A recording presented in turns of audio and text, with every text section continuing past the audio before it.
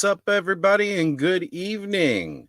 So, you may have had fun playing with your friends and toys growing up. In today's day and age, we have just as much fun talking about them. It'll be a long discussion that often goes into the wee hours of the morning, featuring a charismatic rotating cast of legends from across the awesome verse. This is the clubhouse where friends gather to share their passion, insights, and even some critique. So grab your favorite drink and let's get into it. Enjoy. Joining us tonight, we have Bud from My Buddy's Customs. We have Aaron, Payne's Toy Samples.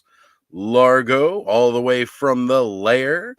We have the Thanos Copter in the house. We got a punk with toys. Larry is joining us. And now given a newly revised full-time spot on Let's Go Off-World, Joe Gonzalez in the house joining us. We have Tony Romo, not the football douche. We got the good one. The good one, yeah. We've got our man Hyperdelic here hanging out with us. And first time to the clubhouse tonight. If you guys are on Instagram and you follow some toy photography, you probably follow this guy. We've got Skydro Walker joining us live. What's up? What's going on? How are we all doing tonight? Groovy. Fantastic. Awesome. Breathing, woke up on the right Pretty side good. of the cooker. Take your pick. Yeah, exactly. No mark on my face, but I'm rested. We've all survived another week of adulting to make it to the wonderful weekend where we can relax, chill, kid alt for a while, have fun with shit. And man, we've had some serious news drops like in the last 2 weeks from just about everybody. The news WonderCon today from Hasbro, friggin' nuts. And then, we had all that crap drop from Mattel last week. It's been huge. It's been huge. That's what they said. Yeah, exactly. Yeah. He set y'all up, and nobody said it. I was just like, I've never heard it. Look, give me the secondary prompt, and then catch us on. Were we supposed to say semen? semen all over the place for at least another 24 hours. Yeah, it seems like there was kind of a news drought there for January and February, and now we're kind of getting some goodies. It's nice. Yeah. Right? Oh man, it feels good to have like Goodies. big toy news again. It's like they've been piecemealing us with like little bits of info here and there, and now it's like bam, we're hitting you with everything. Look at that. There we go. We got some of that Mermania. Mermen all over the place. I actually just got a very, very awesome Merman this week. If you guys hadn't had a chance to see it, check out The Frenzy from this past Thursday, where I showed off a Grail piece to the collection. I'm not going to break it out again right now, but maybe, who knows, maybe later I'll pull it out again. All right, let's jump into the chat real quick and say hello to everybody who's here tonight. Thank you all for hanging out. We got started a little bit late, but that's because we were all talking about the news so much in the back that it was like, all right, guys, we got to go live. And then it's like, we go live sometime tonight. Yeah. You're supposed to, but whoever pays attention. Yeah, fun bunch in the chat tonight. I agree. Well, to start things off, we had Largo himself pulling double duty, joining the chat and being live with us. We got Frankie Rivera saying, "What's up, fellas? Let's go." That's it. Fandom with Reploid Bill here saying, "Interesting." That's right, because we're going to dive into whether it's curation or whether it's world building. I think it's all about how you feel about it, but we'll get into that. We got Anryu here hanging out with us. We are officially a toy stream as we have Nolan hanging out in the chat. Crusty Old Crow, good to see you, brother. Thank you for being here. Kenny, what's going on, brother? And Joe also pulling the double duty here. We've got Fat Red Foo hanging out with us. Skydro Walker was in the chat, but now he's pulling the double duty, joining us live, man. It is great to have you here with us, man. Thank you for having me. Hey, it's always an open invite to you, brother. I know I've been trying to get you to come on with us for a while, and I'm glad tonight you were able to make it. Catering life keeps me busy on the weekends. Right. Totally get it, brother. Totally get it. Death for life. We've got Terrence St. John. Thank you for being here, brother. He's actually helped out with quite a bit that's going to be on next week's episode from doing some good hauls in Toylanta and helping out. I'll announce that a little bit later. Speaking moist, that other cringy name in the Toy Tube verse. Yeah, if Bud had to comment on my photo the other day, looking moist. It just was like, oh, really, really. A Yep. little moist. Highly articulated joining us this evening. He'll probably be jumping online with us a little bit later. Oh, crusty old crow was saying, chat's going to just run the show for now. What was the best release in March? Go. What is that, news release or actual toy release? Because it's been a pretty damn awesome March. Yeah. We got Chris, Shiny Plastic People here joining us as well. All About the Villains is hanging out. And I'm sure there's like 1,000 more now that I had to go to that screen. Because anybody who hosts a StreamYard, when you star, it puts it in a separate chat. But that's so I don't have to keep looking through the actual chat to find everybody. But then I can't see the regular chat. So we've got, figuratively speaking, with us here as well, Cobweb Collector. What's going on, brother? Glad to have you here with us. K-Roll in the house joining us. We've got Duchess of Darkness saying, hello, Oz and gentlemen, and the wonderful people in the chat. Thank you for being here, Duchess, who just launched her merch store. So definitely go check that out, folks. You beat me to that by like 3 seconds. Well, we got to give the credit it's due, right? Got to put those announcements out there for people. If you've wanted some Duchess of Darkness merch, she now has a store set up. So definitely go check that out. All Music Fan is here with us. Good to see you, brother. Thank you for being here. And let's Did you get Christoph Scuba? What? There's a new Scuba? name, Christoph Scuba. Christoph Scuba. No, we got Christoph Scuba saying, what's up, guys? What is going on, Christoph? Good to have you here, brother. And we've also got... chat just jumped on me again. All right, we've got the Collecting Brothers in the house. Well, at least one of them. We've got John with us. Good to have you, brother. Thank you for being here. Man, it is nuts. Glad to see everybody. All right, we've got some shout outs here, making sure everybody back the AWA Kickstarter. Guys, if you hadn't seen it somewhere in ToyTube in the last week, back the Kickstarter. Great new body styles they're working on. Oh my god, those reptile figures! Yes. I gotta have that. I gotta have that chameleon. That chameleon. I gotta have it. It's the eyes are cool. articulated. The eyes are articulated. It's something that only like Hot Toy quality does, right? Yeah, I'm sorry, but that would still disturb me because you'd end up putting him on the shelf and his eyes would go different directions and then just be like, That's it for sure. My OCD would kick in and then we'd have a problem. But it's okay because his eyes can go different directions. I know. But I don't like it. All right. Up here. I just put something in the private chat.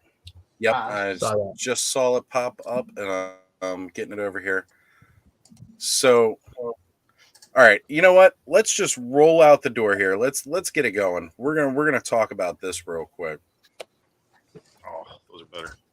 All right, All right, guys. Hopefully, trying to share screen. I had technical difficulties on Thursday, and I might. I'm hoping we got a thunderstorm going outside. And I'm going to try this, but I did run a diagnostic on my computer and cleared up some stuff. So hopefully this won't be too bad. You want me to try Fingers to crossed. do it out? You ran a diagnostic? I had to. The computer wasn't connecting at all. So then I had to switch to my cell phone for the rest of the evening on Thursday until my friggin' phone died.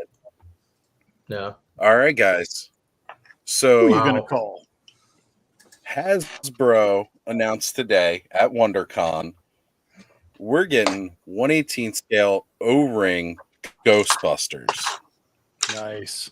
So Skydraw Walker had sent me the pics. Larry found the link for the news here. These are the actual figures. That's right. That's right. I got that Slimer too.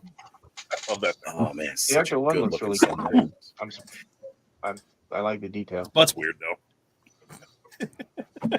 It's such a weird What? butt. I'm glad they Yeah, kicked yeah, it's off got with the Ecto one The too, because cheeks the on that Ecto one friggin' Slimer. is The the cheeks Ecto on that one is Slimer. definitely Right. yeah. He's a character. You know, the vehicle's a character. It should be included. Yeah. You know, Plasma Series dropped the ball by not giving us the Ecto one. These guys, it looks like this time around they got the memo. Right? Yeah. They wouldn't have, I mean, they definitely wouldn't Yes. have, I don't think they would have sold as So- many of the Plasma Series ones, but yeah. I mean, 1/18 is a better scale for vehicles. It just is. yeah. Yep, But it is. Do you have the vamp? Don't tell me that. Yeah, you get a lot. You get a lot more variation with the vehicles. You get a lot of the Don't have to have it's right here in front of me. vamp is outstanding. I'm playing with I it. have not Wait a picked minute. up a vamp yet, but if I Tony- do, I'm going to pimp it He's out with working some of on a those vamp. gridiron. And you know what? goodies. Are there any 1/18 scale grocery getters out there? Any No. soccer mom vans? No. But you can With, get that in the 1/12 scale. With coffee holders. I know I'm gonna Lock piss some makeup? people off by saying that. I know. I love it. I love it. You said it, and I didn't have to. Changing them too. Hey, there's I nothing just- wrong you know, with I wish I representing had the that. soccer moms, you know? Hey, listen, I'm 48 years old. I'm looking for a soccer mom. All right.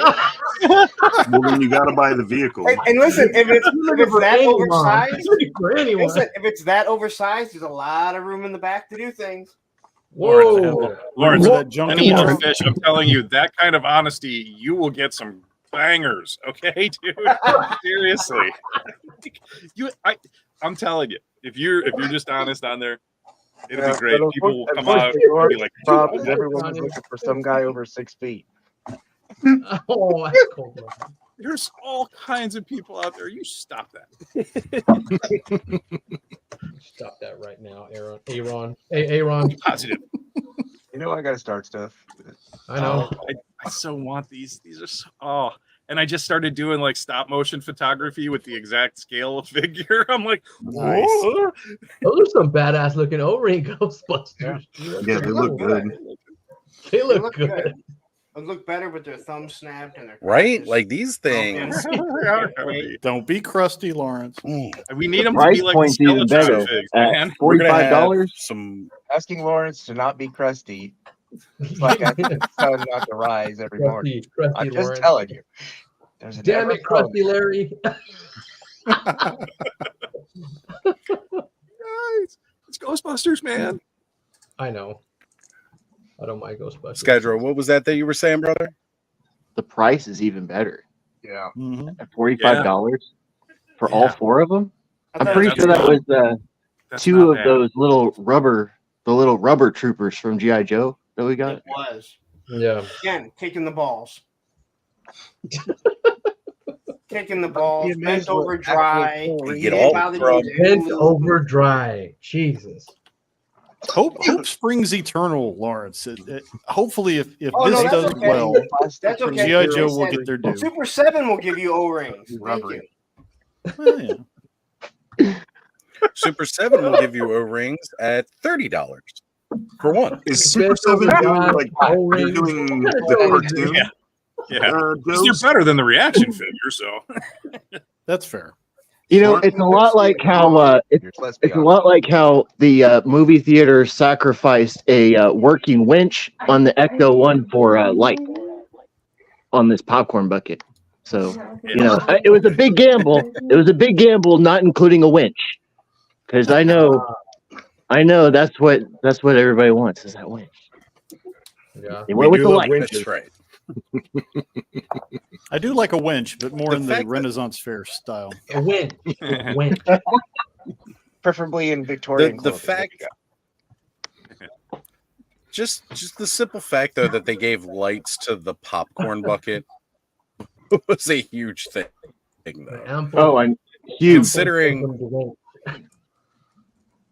my Ecto one that's sitting off screen all the way over there for the toys does not have lights. I got the Playmobil one. I've got that one, and that one has lights and sounds. Nice. See Yes, what but it has that Playmobil price tag too. I know, right? Yeah, I know. They've This, been doing this popcorn Actually, bucket was that stuff was going on $45. clearance for a while. Like, This popcorn bucket was 45 with tax, so it was 40 before tax. See, Right. I got the other Did one you too. pick up the Hey. Ghost Trap popcorn bucket was as well, or badass. just the Ecto? No, just the Ecto. But I've been using this with my Mezco Ghostbusters for shots, Nice. and I've been seeing those. Yeah. Good stuff, man. I always appreciate your photographs. thank you, Aaron. Thank you. But I don't understand how you can charge $100 for the vamp or $185 for a soccer mom van and not include lights. How do you do that? How do you do that? You put a Hasbro sticker on. Well, they thought about it and they realized people would pay it. It has So road. they're like, nah, fuck the lights. look, you know, I will say And you don't want to this, screw up the right? secondary market. You know, people out there make light kits, so you know you're helping the economy. $100 a pop. Brilliant. All right, so I am highlighting some more chats here, trying to. We're gonna bring them up here in a second and say hey to everybody that has joined in a little bit late. We've got some other news we're gonna drop. Well, that was a short movie. Can I say I something think really I've quick? highlighted just about the new people. Of Can I course say you something can. really quick? So anyone that is watching on my channel, I'm not ignoring you. I cannot highlight yours. So understand this is Oz's show. I'm just rebroadcasting it. So no one think that I'm ignoring you. I can't highlight if you say hi to me or whatever. Just so you know. Just say hi, everybody, from Lawrence on the chat. Hi everybody. Yep, I was Well, gonna. come say hi. I'm here. Don't worry. Well, I was gonna bring I'm that here up as well. I'm sure I'll get here. angry at some point during this stream. So, I hope not. oh, you will. The rage is coming. It's coming. All right. So we've had Bobby dangerously jump in with us, pumping out the new Decker Northcutt Case Files #2 again. Go subscribe to his channel if you have not already. Every Friday he is putting out a new segment to the new case #2 of Decker Northcutt Case Files, and it's awesome, especially if you like old time noir-esque detective stuff. And he's got the whole supernatural twist in it too. We've got vampires, we've got werewolves, we've got mobster werewolves, which is actually even scarier. So they're organized. Yeah, those stories are fun. Definitely. Coming over from Larry's chat, we've got Rhino BMW. We also have Hustle SM. See, I wasn't forgetting about your chat, my brother. I was getting them too. And we have the dawning of a decade. So some of that news that I wanted to bring up, Dawn has posted over on her Facebook page a little bit about what's been going on with her. And I'm going to get that link and try and drop it here, folks. She posted earlier.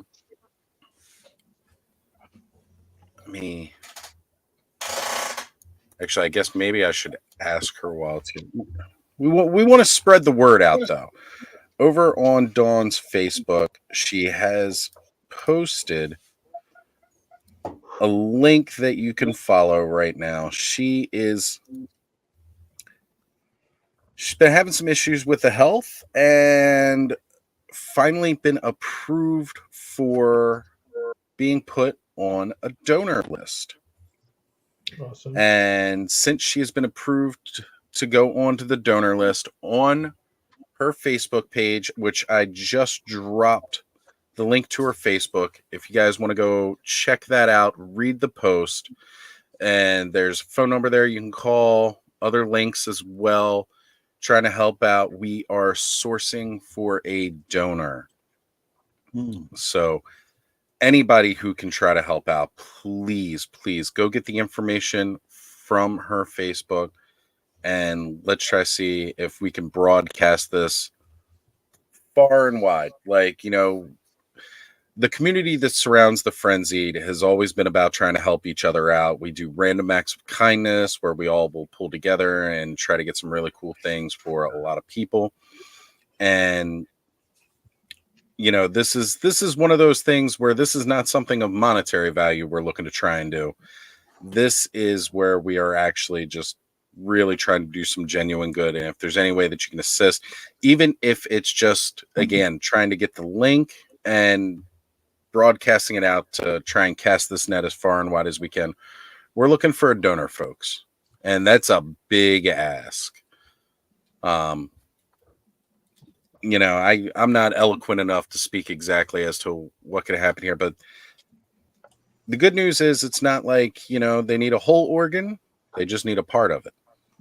Wow. So this is, we need a liver donor, and we just need a part of your liver. I mean, I'll come over and cut it out myself, but this will go through medical professionals where they know a little bit better of how to preserve the organ, not just destroy it. Yeah. I was going to say, I've thoroughly pickled mine over the years. I don't think it would be viable. Unfortunately, right? I'm the same. I cannot really donate myself because of alcoholism. So, yeah, really sucks. But we want to cast that net as far and as wide as we can, just to try to get her some help. All right. So we did have a couple more people popping in here. I think we got some more comments coming in. I know Dawn really appreciated seeing that Ecto 1. She said, love that Ecto 1. It's great. 1/18 scale Ghostbusters is genius, right? Because that Firehouse playset for the old toys was massive. This is a great way to get, it doesn't have to be nearly as big, but think of how much more you could do with the 1/18 scale in that Firehouse. Like, that is cool playset. So, all music fans asking if that was for plasma series size figures. No, that Ecto 1 is not for plasma size. These are new 1/18 scale O-ring plasma, or I don't even know what series they're called. Yeah, we're going 3 3/4. G.I. Joe scale. That's what size it is. Right. That doesn't help. Classifieds. Not classified scale. The old Ghostbusters. So, Hylian saying the worst Ecto 1 was the Afterlife Pulse one that couldn't fit the figures. That's kind of the one that's sitting over there, and then they basically just re-released it for the new movie, but now they've got that drone trap that can plug in the top, and it came with the Slimer. I still need to pick that up. So, Hylian Dread, thank you for being here tonight, brother. Good to see you. We've got TJC popping in saying, good morning, legends, and happy Easter to you all. Happy Easter to you too, brother. Thank you for being here. Crusty old crow said, not worried about Punk ignoring me. I'm worried about him paying attention for the wrong reasons. So, is it better to be feared or loved, Lawrence? I don't know. I don't think I'm either. He's neither. No, I'm not. He's neither, except by Roman. Oh, that's true. And big shout out to Heavy Metal Toy Box saying, what's going on, everybody? Good to see you. And he also said cross subscribe to everybody that's here. Oh, did he? Where did I miss that Yeah. part? Well, thank you. I mean, that's definitely one of the best things about, doing these big streams. Tries to cast that net as far as we can, just on pulling as many resources as we can together and get people to see all around ToyTube or all around the awesome verse, for us at least here. There is a tremendous amount of good content out there. Having the connections that you do, it really helps to see what people have put out there, see new content, because otherwise it's hard to keep track. It's tough, man. It is tough because there is so many people doing content. It's hard to keep up with everybody. But the best part about YouTube is, like, even if it's not a live, you can always go back and watch a replay. There's no shortage. And if you get tired of good content, come over and check out Offworld on Friday nights. I was going to say the same about my channel, Joe. Oh, Thanos, your Or you can Wednesday. come I'm waiting for Wednesday. whenever I get back to doing that Thanos' ice sometime in April. Hey, Oz, can I ask you a serious question? Always. Has the collapsed bridge affected anything that you or Ziggy have to do? So right And now, wait, better question is, did I cross over that bridge at any time while I was there? not before you saw me. Where did you head after me? I went right back the same way. You went right back the same way. So you would have probably went north, not south. The bridge is south of me that collapsed. Yeah, I went because I went right back through the tunnel. Okay. Well, Yeah, so I yeah, went if you under were the going through tunnel. the tunnel, you probably shouldn't have gone over that bridge. Well, I no, don't you remember guys- going over Yeah. the bridge, but Do you guys No, you would recall? remember because it's a huge bridge. I think it was 2009, the bridge in Minnesota that collapsed. Yeah. I-35. I crossed that bridge 3 hours before Damn. it collapsed. Yeah, so close. So close. we were. right. So close. God damn it. So- 3 hours. Fun. Fucking 3 hours. Fortunately, the bridge collapse had not affected my family or Ziggy's family. There was no loss of life from that. It is a major thoroughfare for a lot of shipping because that bridge is directly over the Chesapeake, which deals with the Port of Baltimore, which is huge for distribution, not only to us here locally, but all up and down the East Coast. There is a lot of stock and inventory that is supposed to be getting shipped out through the Port of Baltimore from the United States to go out. And that's not going anywhere for a long time right now. Nope. It's going to be quite a long time that they have to remove all the metal and debris from that area of the bay. But Yeah, again, man. fortunately, none of our families were affected personally by anything that happened with the bridge collapse. So Yeah. far as I know, none of my friends at large had anything, to deal as far as their families were affected by that. But it is going to seriously reroute a lot of not just shipping through the water. That bridge is also a major thoroughfare for trucks because they cannot go through the tunnels. Yeah. And Makes so, you wonder if this speaks to our lack of, maintaining infrastructure for our highways and bridges and whatnot, or if this was just a fluke occurrence. Well, it was that, that was tanker gonna had take any- issues, kept smoking, and then it just ran right into it. So obviously, Yeah. he wasn't doing maintenance. well, they lost power, regained power, and then lost power again. Managed to avoid the pylons that are in the water there to prevent such things from happening with it colliding. And still managed to smash into it. And the way the bridge is supposed to break apart, it should have only broken apart a small section. So that one section would have been out, but the rest of the bridge at large should have remained whole. But the whole thing came down. And it is a huge tragedy, massive loss of life from that. And speaking of Ziggy, I do want to take a moment to send a lot of positive thoughts and prayers out to him and his family who are suffering a tragedy right now that is not bridge related. Ziggy, as some of you may know, and several of you have met either when we all were at PowerCon. Larry's had the pleasure of getting to hang out with him a bit more than everybody else, having come down and visited both of us while he was here. But unfortunately, Ziggy's family, his uncle Wade died, who I was very, very close to. We worked for a number of years together with the moving company. I've traveled quite a bit with him. We spent a lot of time together. The man, I looked up to him. He was a bit of a father figure to me. And he has passed away this morning. And so for him, just a moment of silence and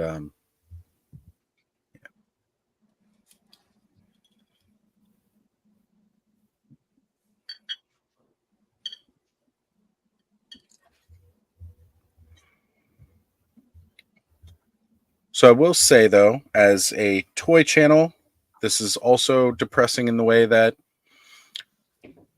Ziggy's Uncle Wade looked like Santa. And we used to jokingly say that we were Santa's elves because we'd wrap and load the truck. So we'd wrap all furniture and load the trucks. It's like wrapping presents and loading the sleigh.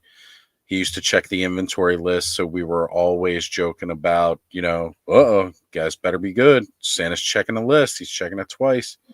We had a lot of fun with that. And the man did. He looked just like Santa Claus. So it's a little bit like I've lost to Santa Claus today, which you guys know I love Santa, and it's a big bummer. But I'm definitely always going to remember him and all the fun we had and the crazy adventures we went on and crazy adventures in moving. Because anybody who's had to move, you do it for yourself. It's always a pain in the butt, and it's never fun. And now imagine doing it for everybody else for 8, 12,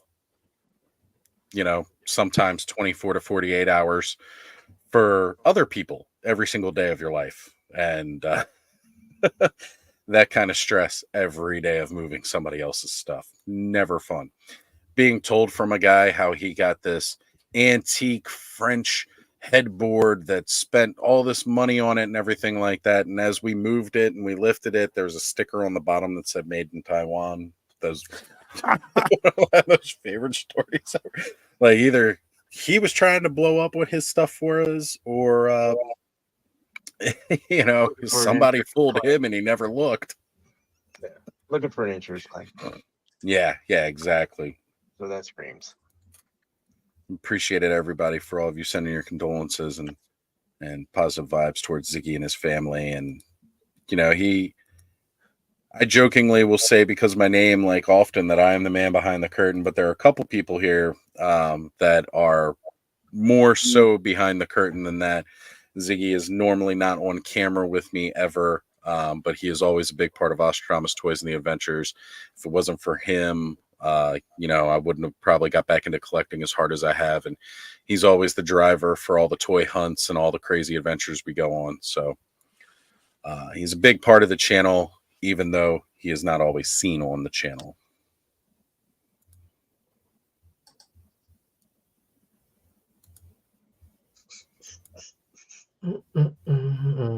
So now that we've gotten past the more depressing news there and some of the good news, again, Dawn is on the donors list, and that's great. We're going to get that information out to everybody. Posted her link in the chat to her Facebook. People go check that out, and please try to help out in any way you can. Click on the links, get the information. I know someone is trying to jump in right now. Unfortunately, we are full at the moment. So whoever it is trying to jump in, will definitely, as the show goes on, we will have, You'll have more it open room. in about 20 minutes. Oh, see, there we go. There we go. God damn, your bedtime gets earlier and earlier every time. Structure and discipline, Lawrence. Structure and discipline. That is a sweet setup. I was going to say, just wanted to pop up what Skydro is working on here. I love catching Skydro's lives whenever he's setting up shots and stuff on IG. It's fun to pop in and check it out, and love that motto. Let's wake, bake, and create. Mhm. Yep. Great use of lighting too. Nice. His shots are phenomenal, and all the extras in the Dio building ties right into tonight's topic of world building, right? So for some of us, right, as we collect, we display on shelves. Some people are mint on card collectors, and other people, they display more in a world. So are you, or there's a mix, or a mix, because I kind of like to do the mix, right? How is it that you feel about your collections? Are you curating a collection, or are you building a world? I prefer to build a world, and that's just because I started building dioramas. So I can do both, but I mean, I don't like stale, stagnant, everybody standing in the same position with their arms at their sides and they all look like they're, it's dull. That's not interesting. So you're saying my setup sucks? Thanks, man. Yeah, Oh. he's saying my setup is shit. I know, bud. Specifically. Put some He's pose- saying my vanilla posing is for shit, Tony.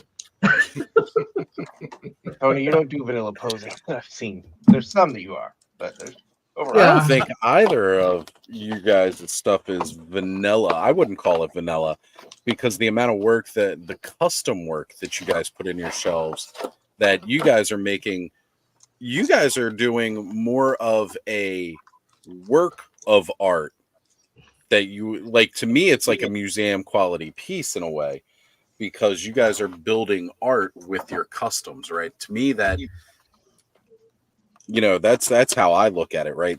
On the Frenzy, a lot of times we discuss about how artistic the community is, right? This community is one of the most artistic communities I've ever seen, whether it's doing shots like what Skydrow's working on right now, or painting things like Bud has at his desk right now. Painting in these little details and everything else. Like some figures are like a work of art right out the package, but then others are enhanced. Aaron the Toy Enhancer, big time supporter of the show, love watching his work and what he's doing. And he's not the only Aaron around that's doing that kind of great custom work. This guy right here next to me, this other beautiful bald lad, is another great customizer and things that he works on. He recently built a custom Emerald Knight to go to our buddy John Emerald Knight, who had joined the chat a little bit earlier. And it's like, that is just phenomenal. I definitely enjoy watching Aaron create because you can see when he's really into it. You pick up that energy. It's like he's really having fun seeing how it's going to go as he's doing this organic landscape or diorama thing. It's cool to watch. Yes, it is. Right. And again, that comes to what Bud's doing. To me, like kind of like what Bud does is like he's curating that collection, right? He gets in this piece. He does his thing with it. He customizes it and he displays it in a way that maybe would be seen in a museum, right? Damn, Bud, that is looking good. Those little details really help. Again, there's a lot of sculpted detail in Masters of the Universe that they're less than stellar paint apps. I shouldn't say less than stellar. They've got good paint apps. Time with that paint, yeah. Right? The detail there is just phenomenal. But then for me, I like to build out a world. Like I've been talking about my graveyard scene with the Ghostbusters and Boo Berry and that whole glow in the dark scenario. Like I want to build a world, because I do enjoy playing with the toys and having fun adventures with the toys. And when Connor comes over, we have a blast building a world and having fun with the toys. Yeah, If I had more room, I would like to collection. build more. Yeah, when you have a large collection and you put everything you have on a shelf, it's kind of like you can't see the trees for the forest kind of thing. When I started curating more, where you take a shelf and you build a scene, you don't have as much space for all your stuff. Some things end up in tubs, but what you end up with is a much more enjoyable, tangible thing that you can, manipulate and change the scene around a little bit. And I rotate things because, shelf space is at a premium, but I definitely enjoy the idea of each shelf has a scene. It's kind of a theme thing. It's eclectic, but it works. Right. And I know Ed, who I think it might be Ed trying to jump in. Ed, don't worry, buddy.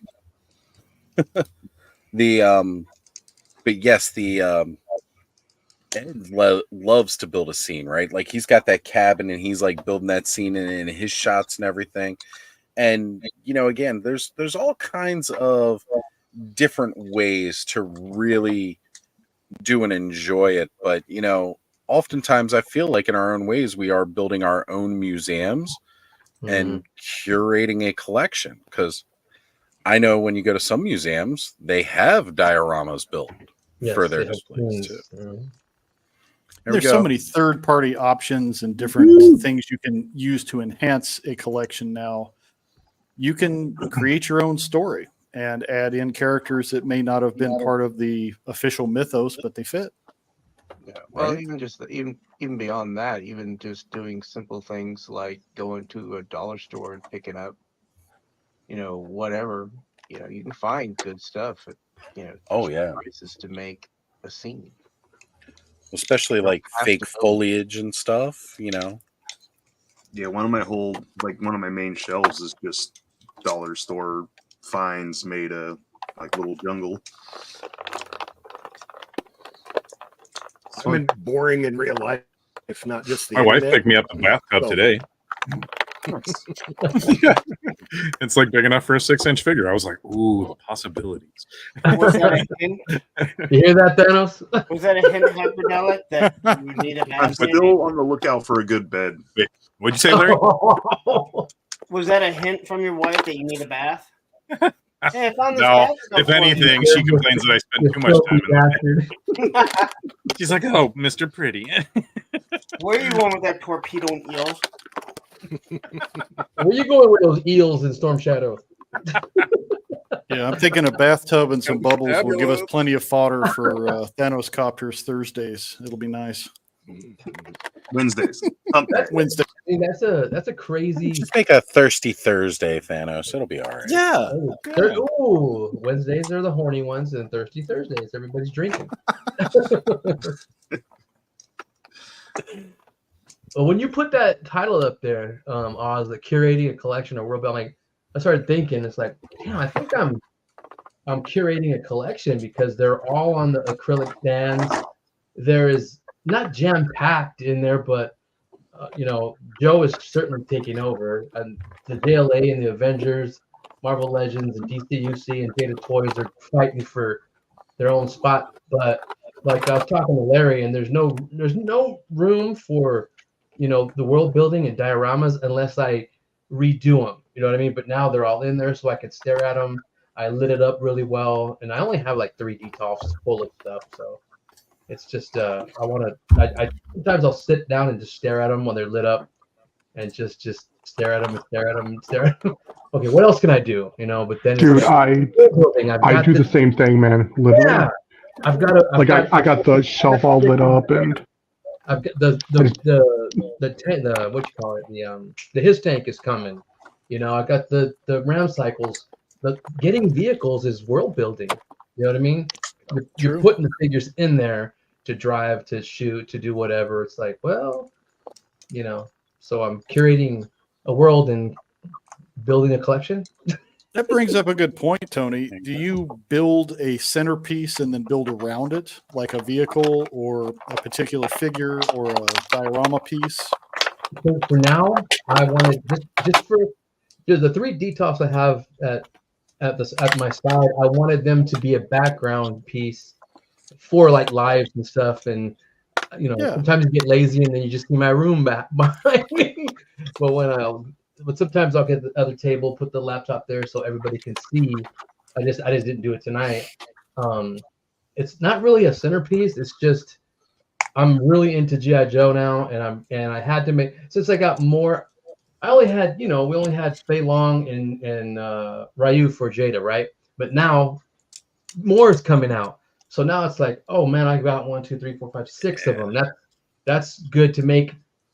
There's my first start in action poses, and I mean the ability to have them on display in action, other than just lining them up to where you're just showcasing how they look. These ones, Ryu and Ken are throwing the fireballs at each other.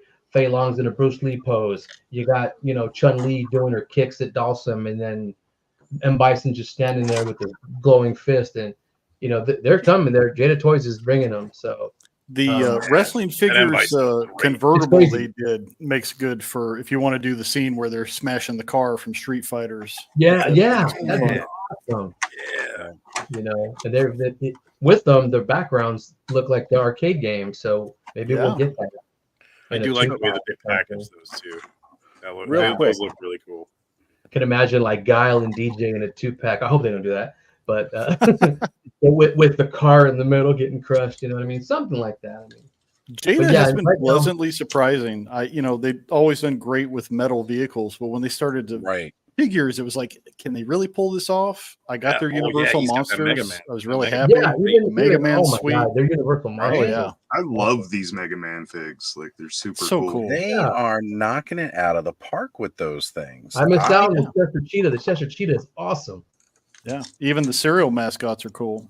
Yeah. Count You just Chocula go and to all the that. Tiger, I'm all over that. Like I passed on I'm Chester holding the out Cheetah for a few Twinkie the times Kid now, now. and it's There like you go. so hard. Count It's Chocula. so They hard haven't to walk done away. Count Chocula or anything, haven't you? Yeah. They've done Count Chocula, Count Blueberry, Chocula, and Frankenberry, and Boo. They got to do Blueberry. Snap Crackle Pop. They did something else. Chester Cheetah. Chester Right? Cheetah was awesome. Yeah, I love Yeah. the fact it's that they all such a cool come looking figure. and world building, right? Because now I've got a freaking Nice. box of cereal. Yeah. Did you that's go for the awesome. glow in the dark version, or did you go with the standard?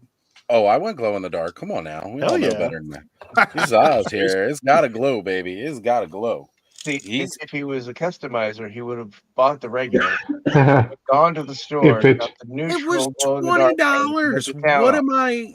I've got no complaints. Yeah. Right, Full Lauren? screening course How for much did you Valentine's. spend for your Blueberry while you were here? It was $20. I got quiet. That's what I'm saying. Like $20 for a glow Blueberry? Well, it's not. They have good It- pricing. He's killing it, right? That's not Like bad. that's amazing. No, and it glows. It doesn't glow great, but Not as good. it glows good. But the Mhm. box, the cereal box, and the box that it comes in glows Right. amazing. Yeah. So I have no complaints with it, especially for $20. All right. Yeah. Like you Check can out kind that of get Joe. a hint of that glow just from holding it up to my Yeah. ring light right here for a second and bringing it back down. The figure itself, it's almost not like it's infused plastic. It's almost like they kind of powder coated it with a Yeah. glow dust. But it looks like that's how it's supposed to be, if that makes sense. Right. Like how Yeah. he is actually supposed to glow in real life. Right. You know, it's not like a scare glow or, you know, one of those guys. It's a different kind of glow. But like think- I just can't wait to have him on the shelf with my glow in the dark plasma series Ghostbusters fighting it out. Like that's gonna look incredible. Yeah. Yeah, I Yep. think Jada Yeah. Toys is absolutely. I mean, they're knocking out of the They're- park. They have they're no just business killing doing this it, stuff right man. now. You know, it's like I kind of want to give them a shout out. Like I want to do it the other year, like right after they released the Street Fighter figs, and they'd already kind of put out the Chester Cheetah and the Count Chocula and the Frankenberry. It was before Blueberry was even out. They had announced it, but it wasn't out yet. Like I kind of want to call them like Rookie of the Year, but the thing is, they've been making toys for years because they've always done the cars. Yeah. Yep. But it's like, yeah, but they've never entered this action figure world, and they're hitting it, you know, full force like a storm. They're pumping out Street Fighter after Street Fighter. That Dhalsim is amazing.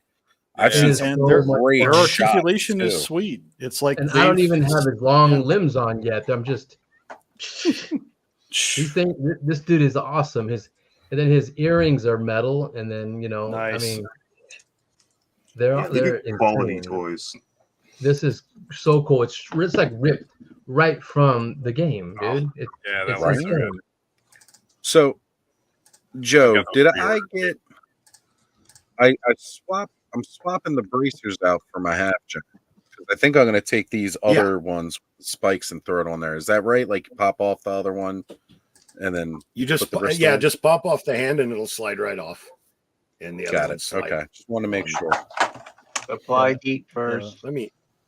The Yeah, the I'm M Bison's good one with of my that. favorites. You know, It's- even the Raul Julia version was fun, but he's just a Yeah. great character. Yeah, I mean, the movie Raul was, Julia was a great M Bison. but it was good. Yeah, he was. Yeah.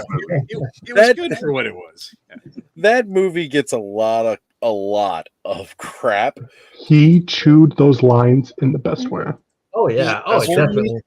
The only thing about that movie that made it better for me afterwards was once I learned how much cocaine Jean-Claude Van Damme had been doing. I was like, oh, that makes everything make so much more sense. And we got to see Kylie Minogue. Hey, you know blood, him. so. You know him and Kylie Minogue messed around in there too. Hell yeah. Look, They both Ming-Na admitted Wen it, yeah. as Chun-Li was friggin' awesome. So too. Ming-Na Wen, right? Ming-Na Wen. Yeah, Yeah, yep. Ming-Na Wen, Long yeah. before That's when she I was first like started having really a big crush here in the States. She is still beautiful. Oh Yeah. my god. True. She almost doesn't look like she's aged at all. Oh, it looks so good. I can't wait to get mine all done up. Nice. So Jean-Claude Van Damme's line of "Now who wants to go home and who wants to go with me" became a phrase and a line for myself and all of my friends for many, many years. It was Because so it was horrible. so bad that it was good. Yes, that's fair. I just like it when he said the line that the game hasn't written in words. It says, "Are you man enough to fight with me?" That's what Guile said. I'm loving that Warhammer on that, Joe. That's cool. Ooh, Thanos got the Oh, yeah. Optimus. We're about to get into that. The goat Warhammer. Sorry, guys. Pretty That's slick. cool. Actual goat heads. So this set Finally was got 'em designed by together. Nate Barch. He actually does a lot of the art for Masters of the Universe, the yellow box part. art and stuff. Freaking And he designed the Optimus extra looks so pieces good. that goes on. So Yeah, The only he, thing that could make those look better is if it transformed. That's the Right. only thing. Like those yellow part things are so good. Like Megatron is fantastic looking. Yeah, Brick was showing off the Megatron not too long ago, and now we've got the Optimus. Hold on, there we go. I found it. Sorry, I got so many little screens at the bottom there. That Optimus does look good. I like the colors. They did a good job on that. Yeah, he's a lot more assembly than the Megatron was. The Megatron was like just a couple of parts. He was like literally every piece had to be assembled. But he looks good. Yeah, it's a loose model, as we would like to call it. Yeah. Can't call it an action figure because then they wouldn't give you the license. But you can call it a model. Right. You got to put it together, right? Brilliant. See, that's what McFarlane should have done for World of Warcraft, right? You know, speaking of that, I might as well just bring it up now. Like, I've been kind of getting into a Warcraft kick lately. No, I'm not. Anybody who's watching that maybe used to play World of Warcraft with me, I'm not getting back into World of Warcraft. That is not happening. New expansion will start Never again. Never again. Yeah, we'll just start the war crack all over again. No. It is a time suck, that's for sure. Oh my god, yeah. I spent like over a week and a half hunting freaking whelpling drops because I'm an idiot. Hey man, they sold high on the auction house. I was trying to get gold for my guild. Get it. You can't go wrong with orcs, man. Orcs are always awesome. Well, you know what? I was an orc and I love the orcs. Thanos and Brick have been like taunting me nonstop with those amazing freaking 5K orcs. And they're really good pricey. one coming. I gotta say, I prefer 40K orcs just because they're so fucking cool. But orcs are Well, orcs are fun. I've decided, and really part of what really made me go over the edge on this decision was definitely the fact that they've got that new brute scale coming out, which is a little bit more the scale for what I think an orc should be compared to like a normal human. Yeah. Now with Poxus, they've got the brute scale Tharnog, I think the name is. So you can correct me on that. So. Yeah, Tharnog is the brute scale. Shaman. Yeah, so he's out now, and I've been looking at him, and I really kind of want him. He's like that full shaman, which I feel like orcs should be. And it ties in with the lore from. Hold that back up again, Thanos. Oh, it just comes with a That's little Megatron. Sweet. That's great. Now, when they come out with a Soundwave or Starscream, then they can hold Megatron. Yeah, I'm just Optimus and Megatron. I'm not going like crazy on those, but those two are like really cool. So Yeah, Megatron Inception. Megatron holding Megatron.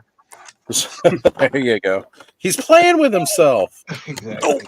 One thing I've really enjoyed about what Mythic Legions has done is the fact that with each of the different factions they've put out, they've created different characters with the different body styles that all, what you want vampires that are, big brute size or normal size, you got it. You want orcs that are giant, you got it. So Right. that's cool. Well, because I knew I was going to take some of these parts and swap them on Desabolus. Nice. He's sitting here with me. Now, like the vampire style armor that he's got on, like, because his gauntlets, I kind of want him to have the spiky ones. That's why I actually took them off. But you know what? Now that I'm looking at them, yeah, I might put those on him. And I was just going to use those leather bracers that you just saw me put on my half giant, but I might actually just swap them out for these ones because I think these ones look pretty nice. Yeah. But I don't know. Maybe I'll just keep one on like that because that's the ones I swapped them out with. But he got the big spiky ones. Now they both had the same boots, so I don't have to do anything with that. But now I'm cracking open this beast of an accessory pack, as Joe was talking about earlier, from Nate Barch designing all these. Nate Barch, I'm a huge fan of. As Joe was saying, he's done art for Masters of the Universe, and he also is now under contract with the Four Horsemen and Mythic Legions. He's been doing all their card art and all the boxes the whole time, and I mean, his artwork is just phenomenal. Even on like simple stuff. Definitely partial to the skeletons, but all their stuff is sweet. These are awesome. They're just so much fun, and they fit with so many different characters. I can put them on the shelf with Conan or anybody else. It doesn't matter. Motu. Yeah, they're fun. Yeah. Okay, I am going to go to bed. I will see you next week. Aaron, thank you for joining us, brother. Always Aaron. good to see you. Later, Aaron. Bye, Aaron. Happy Easter, bro. There's a Walter the Mad. Again, if people are not familiar, Walter Hagen, the guy who started the Cabal, which is like the huge official, group on Facebook for Mythic Legions.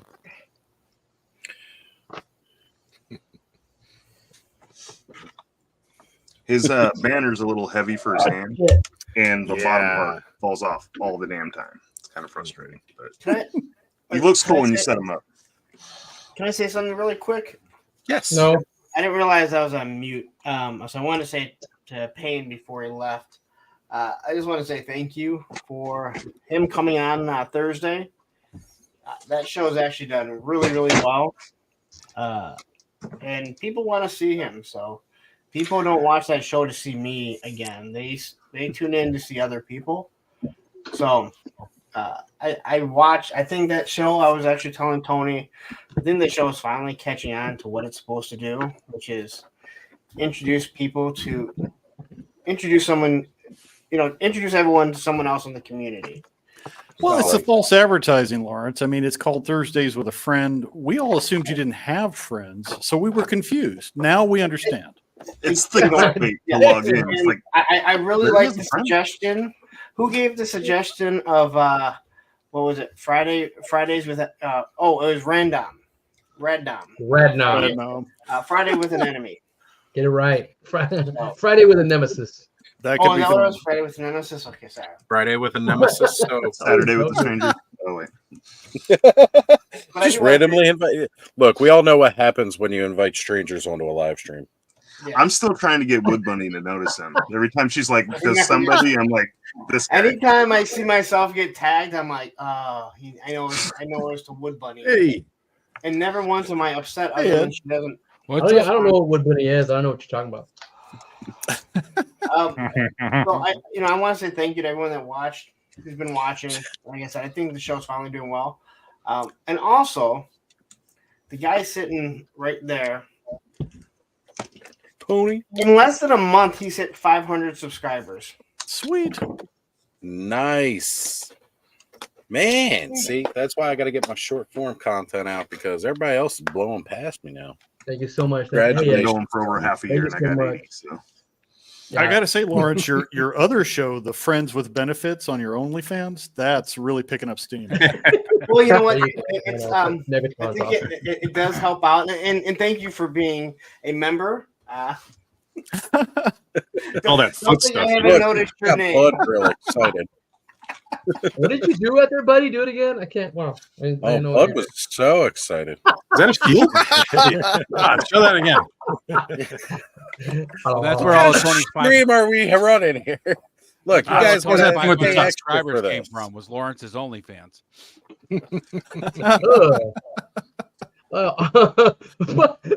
Butt naked on a skateboard.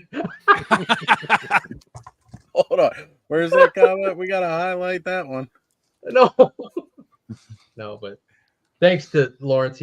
I'm listening to him a lot and what I need to do with the channel and stuff, and I'm having fun doing it. I'm like, well, Lawrence said to do this. Let me type. No, I'm having fun. It's really fun getting in there and putting content together and all that stuff. It's pretty crazy. Listening to Lawrence makes one person that listens to Lawrence. So, Well, and kudos to Lawrence too for teaming up with Matthew. Matthew really, he really makes the show a lot of fun when you guys, hang out together and you bounce off each other. It's good to have a co-host that really gets you.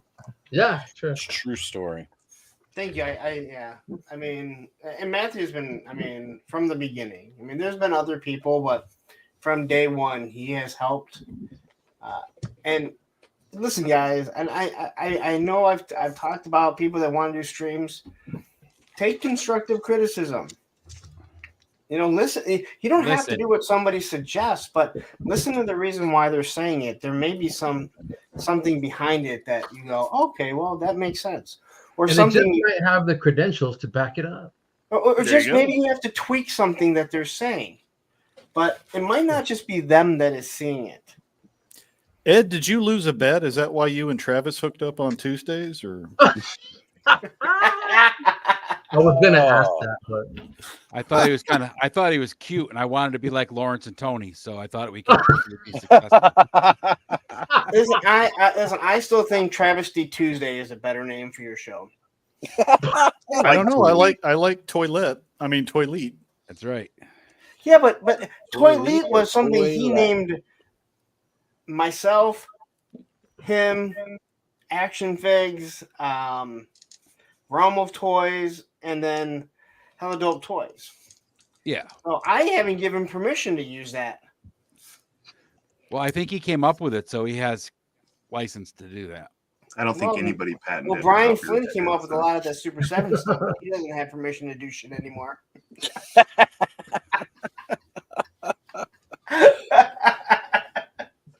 He's got permission to find a job. He's been promoted to customer.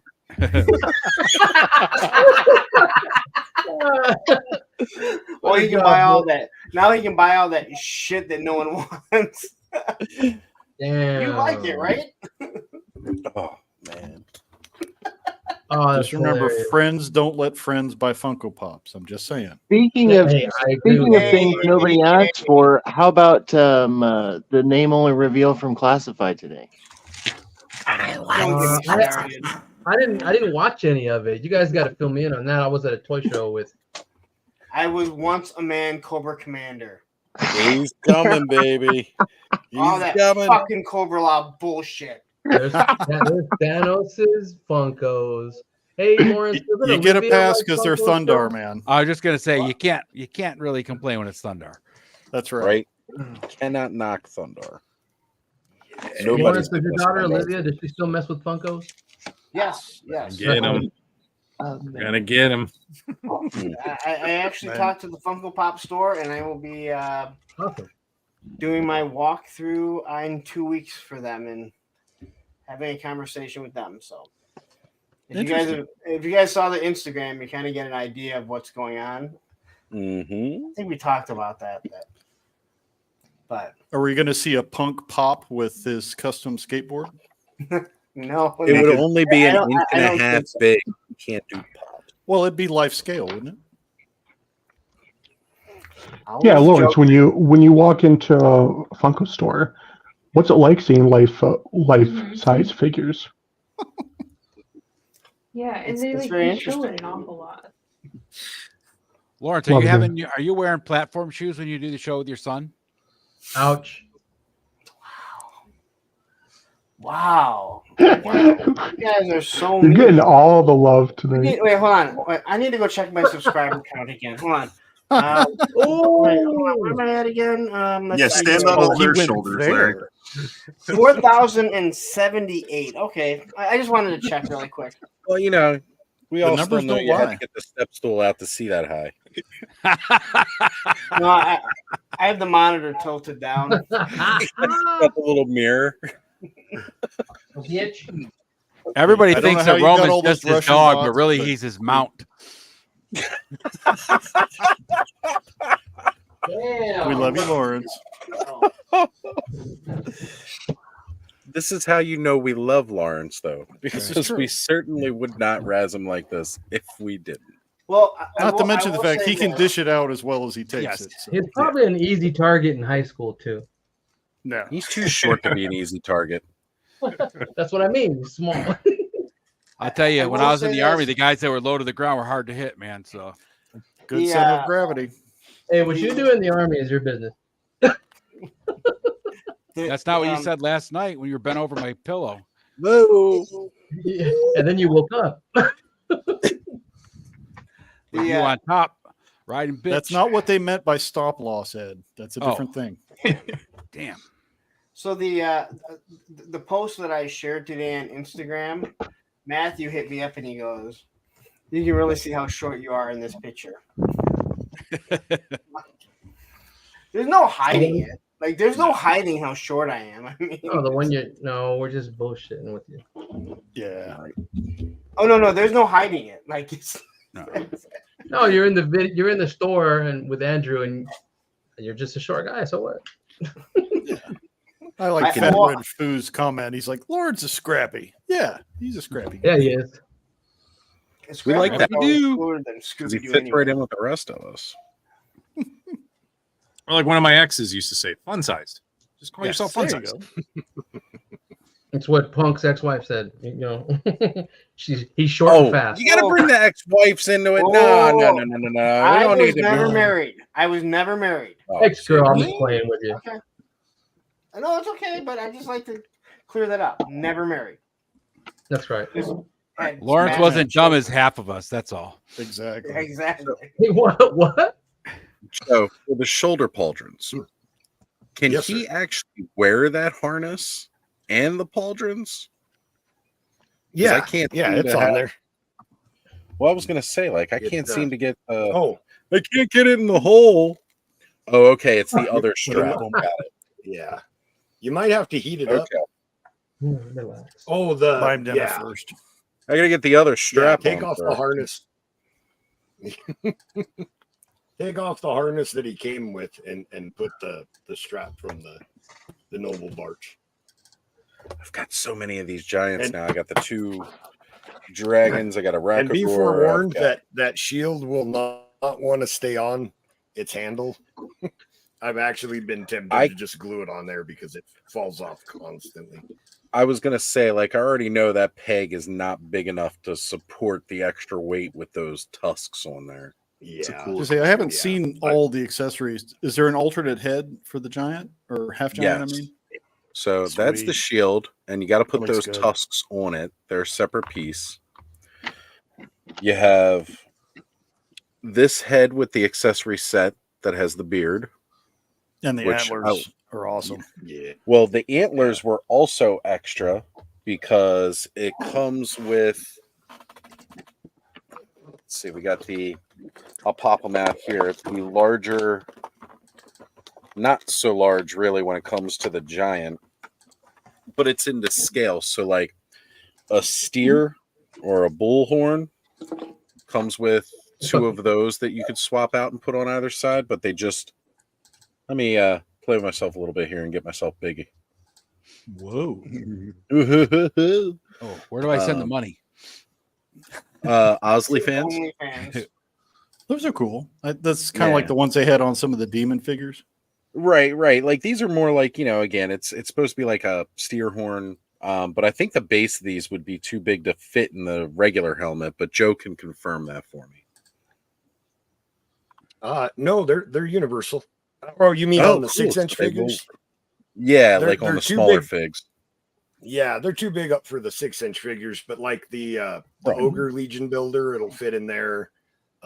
Yeah. The I Half pop Orc Legion this builder head. will fit in there. Both are the tower. All of those head Yeah. ports on the Ogre scale figures. Well, the ogres are all the same universal. size. Right. Yeah. So yeah, I can definitely I've got some options here for mixing and matching now between the different ones. Like I'm thinking that harness might go on to Sabalest because I do want to do. So here's that strap that Joe had. It's just a very large version of the belt. Because I want the shoulder pauldrons on this hat, on my half giant. Like he's gonna be. Is there a massive. spot on the harnesses, Oz, to slide a weapon in the back or no? Yes, and it is big for this one because their weapons are big. Oh, look, Hyperdelic's got a co-pilot. Maximus Prime. Maximus Prime. Look at how tiny Maximus Prime is. Just chilling. Wait, We used to have a little spiked collar for him, but he hated the damn thing. No deaf boy. You can't hear a single thing. It's so funny. You can put Aw. a vacuum right next to his head running. He won't budge. He's like, what's going he's like, hey, hit that massage chair in this part. on? And he cleans up his own messes too. It's always nice. It's great. Those are the kind of pets you want. Eating his poop. Oh, Lawrence has a new friend. See? No, he's actually a mount for one of my, Dungeons and Dragons figures. Good scale, yeah. So Ed, is that a Batman you were holding up there? Oh yeah, yeah. That is a good Meshco one. Nice. Oh, that explains the good soft goods. I was gonna say, is that the stock cape or did you get a custom? No, this is a stock one. Ooh, that looks good. When it's Mezco, yeah, that's stock. It came with a draped cape and then this wired one. But of course, you got to have the wired one. Got to do the wired for the dynamic shot. Yeah. Yep. So is that like a Keaton head? No, But like, okay, it almost kind of looks like it. Keaton though. But this one is the It's like the older bat. Supreme Knight one. So Okay. this is a gift from my buddy Rob Teflon 3. Does he have like clawed feet? They're like boots that are kind of I like see. Got it. they do kind of look like they're clawed, but they're I more- think it was just the angle that I saw it at. I like Gorgeous the two-tone on the cape where you've got the blue on the back and then Yeah. black on the Mhm. inside. It's nice. yeah. That really grabbed my attention as he was moving it around. I was like, "Ooh, that is really nice soft goods." Because we don't always get that. Oh, you No, don't want it's to get true. caught on camera, huh? We got to outsource it. Yeah. Yeah, you got to Like, buy I it. really like what Mofex did with their Hush Batman, but the cape was it was good, but it was too big. It Yeah, really that big. cape was way oversized. Yes, sir. yeah. But wasn't the Mofex supposed to be like the Nightfall where he does have the oversized cape? It Not is. that big, I think. I mean, But Yeah, it was still way over big for that one though. yeah. All right, so I'm probably gonna have to heat these up a little bit before they will permanently stay in there. They're just a little There too you go. large. Yeah, I got the Batman and I got I'll hold that for you. Hold on. Sorry. this came in the mail finally. The vamps. Yeah. All right, so Yeah. everybody who's got one, hold up your vamps. Let's do a vamp tour here because I opened up all my vamps the other week. They weren't these vamps. They were the 118. They turned out really good. They That's a really nice are looking vehicle. man. amazing. Tony, hold yours up because yours is going to be unique. Oh, Let's you see. put the doors in the roof on there? That looks awesome. Nice. Yeah, don't tell nobody. You know, there's Pixis Designs, doors and roof. I want to KJ get that roll bar from Gridiron. That's And on then the there's back. That looks great. and then there's Gridiron's roll bar Yeah, with that the thing is feed awesome. with the feed chutes. I put Very nice. I put Mutt's goggles on Clutch. It looks awesome. Oh yeah, I had put. Check this out if you can see it. You see where they Nice. put the what do you call it? The fire extinguisher thing. Yeah. Holder back here. I took the tools off of Clutch's leg and Yeah. just hung them on there, so he's got easy access to his tools. That makes sense. That works. And then there's Larry, the roll cage. you got yours? Of course, I have mine. Now, did they fix the height on the roll bar? Because like on the old, 118 scale, the roll bar was always too low where you'd be banging your guy's forehead on it. Did they raise it Oh up no, a bit? it's really nice. You can see on Larry's. Yeah. That's better. Yeah, it's still having the same concept, but yeah. I mean, it's So- so when Snake Eyes has Scarlet in it, she bangs her head on the roll bar. Well, she's got to have something to hold on to. And Duke is watching in tears. Yeah. Hey, in some circles, No, that this could be thing is- foreplay. I don't know. Yeah. I think they. But hey- I think they did a great job, and It's an That iconic thing- vehicle. They did, they did roll well with it. They did a good job with it. Yeah. I was actually and the fact that really surprised. yeah, we already know that a Stinger's coming out, so the Mark II is going to come out. So Yeah. it's I mean, only it just a matter of- guarantees more down the line, which is always a good thing, right? We're never mad when we know there's more coming until something gets canceled early. Hey, Oz, Like can you blow Brian's this point. up big so Tony can see it? Yeah. Hold on. There it goes. Yeah. Nice. There we go. Ed, why didn't you just show him that yesterday when you were banging him? I did, but his eyes were closed because it hurt so bad. Okay. He was I don't facing know up. what the hell they're talking about, but okay. Yeah. Oh, is that the little the neckerchief from Action Force Big or something? Yeah. One of them. I think it's blowbacks, maybe. Yes. All right. So now I'm finally assembling the last part to the accessory pack, Nice. which is that friggin' Warhammer head Oh, that's two goat heads. That thing's cool. So Nice. I had to have it. Hold on, Thanos. I got you, buddy. Oh, Hey, that's Gordon. Look at that. I've come close to getting those figures so many times. Those are some badass sculpts. Yeah, they look really nice. I really like the Phantom from that line too. Yeah. I want the Phantom that has the blue and black stripes on the trunks. Yes. Yeah, that's the OG. Yeah. Yeah. There you go. I think that one's only in a 3-pack. All right. So next week's episode is going to be all about the orcs. We're gonna be praising the All horde about the orcs, about the orcs. because Thanos and Brick been teasing me with their orcs, and they fit look right in good. with all my mythic legions. So I am Teasing. like in a matter of a week, I've put together a small orc horde. I'm hoping everything shows up by next week's show because now that I've said this, they won't. Right. You just So Oz has Tusk Envy.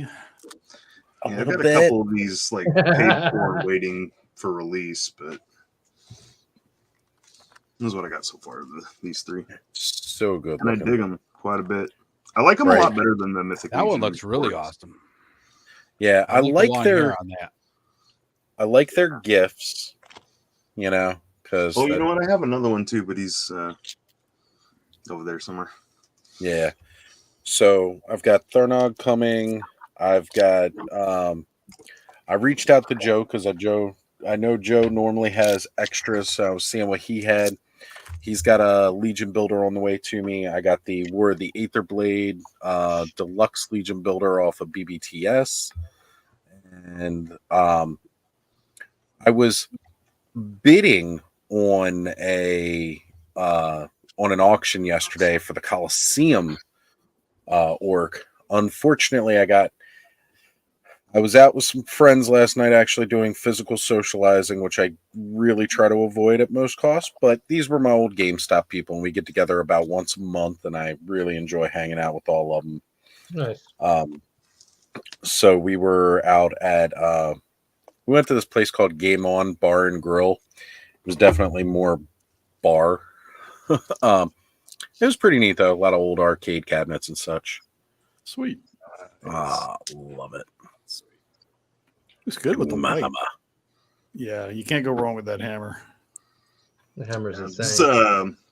the one from the games, like a custom one I got. I've actually been Yeah. buying like a few of the custom Warcraft weapons, like The they're Doom hammer. actually- Yeah, the Doom I love hammer. it. Like So So here's what I've been working on. hold on, bud. I got you. Looks really good with the detail on there. Wait. Is that a custom hammer? Yes, this is one of the hammers Kenzo sent me. Yay, Hammer's so Kenny. cool. Hammer time. Man, that Yep, looks so he's got good. his hammer, and then of course The gun. Oh yeah. the gun. But You're feeling independent. went in and detailed that up a bit. The arm I did a lot of work on. Really Right. I got to go in there with a It's- toothpick and my kind vibes are of going scrape up. out Like, where some of the paint bled, but Yeah, That'll I come have a feeling afterwards. that he wants. so yeah. Roboto is one of my favorites. Yeah, Yeah. like I like them too. And if the I character do doesn't kind of react, wish the what if gears were like properly colored Yeah. because I think Custom the middle one's open. supposed to be yellow. paint them up, reseal it. Oh, A lot of but work. with Them the up. transparent plastic, I don't know if I want to crack them open or not. Yeah, I get you. Yeah, you I probably like the definitely see stress Masterverse marks. version. I'm disappointed it didn't have more, like the working gears inside and stuff, but they did a pretty decent job on that one. I'm a sucker for robots in any form. What do you got Joe. down there, Joe? Oh, nice. Well, Who's- this is the vampire head from the Heads pack. I don't know if I can get my camera to focus, but I got love my that one. in stock sale orders in from Four Horsemen, so I got the vampire phalanx. Yeah. I ordered a few of those, so I Nice. was able to finally Yeah. throw the Heads pack vampire head on there. So I Have it, do yeah. want to Some fun get with some that. more of the vampire. I want to get a couple of the vampire phalanx to go with my vamps now. Their vampire head sculpts are sweet. Yeah. Yeah. I like Oh, that they're monstrous and ugly. Not the romanticized, Not the sparkly vampires. type. Well, not even just the sparkly type, right? Like even like with Anne Rice and her Right. pretty vamps. I prefer the Nosferatu versions, and that's kind of what Mythic Legions reminds me of. right. yeah, like 30 Days of Night. Yes. Yeah. Yeah. I like, love those vampires. Yeah. they're freaking scary. Mhm. Yeah. So All this right, guys, freaking I am gonna head out early. I've been rearranging my garage, and I have like half my living room is covered in stuff. I need to actually go take care of it before somebody gets mad at me. You making your photo shoot? I'm studio area? setting up a crafting area, and then I'm gonna do like a big area where I have more room to set up photos too. So I'll have like a nice Cool. crafting area and a nice photography area. Nice. Sweet. I'm excited for all that, brother. Have fun. But Love I it. will be listening. I'll see you guys later. All Later, right, Dano. Dano. Have a good one. Thanos. So, Lawrence, the Yes. show with Payne went a lot smoother than I was thinking it might. I think Tony was you that I said that to. Yeah. I can't believe Tony remembers anything. That's amazing. I said the same thing to Tony. I thought it was going to be way more emotional. Yeah. He got to say a lot of what he wanted to. Yep, for sure. So I'm happy about it, but I'm with you. I thought it was going to be way more of an emotional one. But I tell you, man, people seem to really be happy with it. I think people like seeing him back. Yeah, Yeah. for sure. I mean, I know Well, he's been on he's here, an but awesome dude, man. he really is one of. I think I told him afterwards. I said, "Listen, I either after before I said, listen, I know that, you know, we say, you know, we always we might have said it actually last week about how, you know, you're one of the good ones, but it kind of sucks because like Ed, you're going to hell with me. Tony's going. I'm driving the fucking bus, man. You know, Ryan's going to hell. Matthew's on his way to hell. He doesn't even realize it half the time. But well, it's like Grandpappy used to say, sincerity is really important. Once you can fake that, you can do anything. But you know, exactly. Aaron's the real deal. He's very genuine, and that's part of why people enjoy him. No, and like I said, I'm really happy with how the show has gone. We're not having nearly as many people anymore just coming in and they want to talk toys, and it's like, just, you know, that's not what the show is about. Right. It's if you want to hear my opinion, again, Monday nights you can hear it. I'm here most Saturdays. You can hear it. You can hear it from 2 counties over sometimes. Monday night is Uncle Larry Thrantham reviews. I mean, Ramblings and reviews. And I hate making that show. And again, I don't like making that show about me. And of course, like when you're telling stories back and forth, you do have to, you know, insert yourself into it. But I always wanted the focus to be on that. But again, well, you gotta have the conversation, right? I mean, you can't just sit there and have it one side because then it just gets boring. Then it gets old. It's boring. Monologuing is a challenge. That's why I always prefer to have a co-host like Wilhelm, somebody to bounce off of. Yeah, again, Monday, not everyone can do a show by themselves. I know that. And again, I said it before. I'm not doing a show by myself. It isn't for all of you guys in the chat and the community that, you know, we've helped create. But on that Thursday, always having someone different and finding out about them. We know a lot about these people. And I told Aaron one of the reasons why I didn't have him on right away was because when I started the show, he had started his show around the same time. And his first show, he let everything out about him. And I'm like, I don't really want to have him on right now because he just kind of told his whole life story. And that is why I thought it was going to be way more emotional. But we really didn't get into, you know, his father, obviously what's going on now. And again, everyone has figured out what's going on, and he knows that. But he can carry a conversation really well. So, but he asked me. He was already scheduled to do it when everything went down, and he said, "I don't know what's going to happen." I'm like, and I told him, I'm like, I was just going to have someone on standby in case you're like, I can't do it. But when you reached out to me and you said, I can't sit here and be a hermit my whole life. I have to get out, and so he started popping up back here again, and it was refreshing to have him back because Aaron brings something to the community that not a lot of people do. Even if you can't quite put your finger on exactly what it is, I mean, it's beyond just being genuine and generous, right? Like there's just something about him that, you know, it draws you to him, and he's a great guy. The word that comes to mind is sage. He's kind of got that sage vibe. You know what I mean? Yeah, right.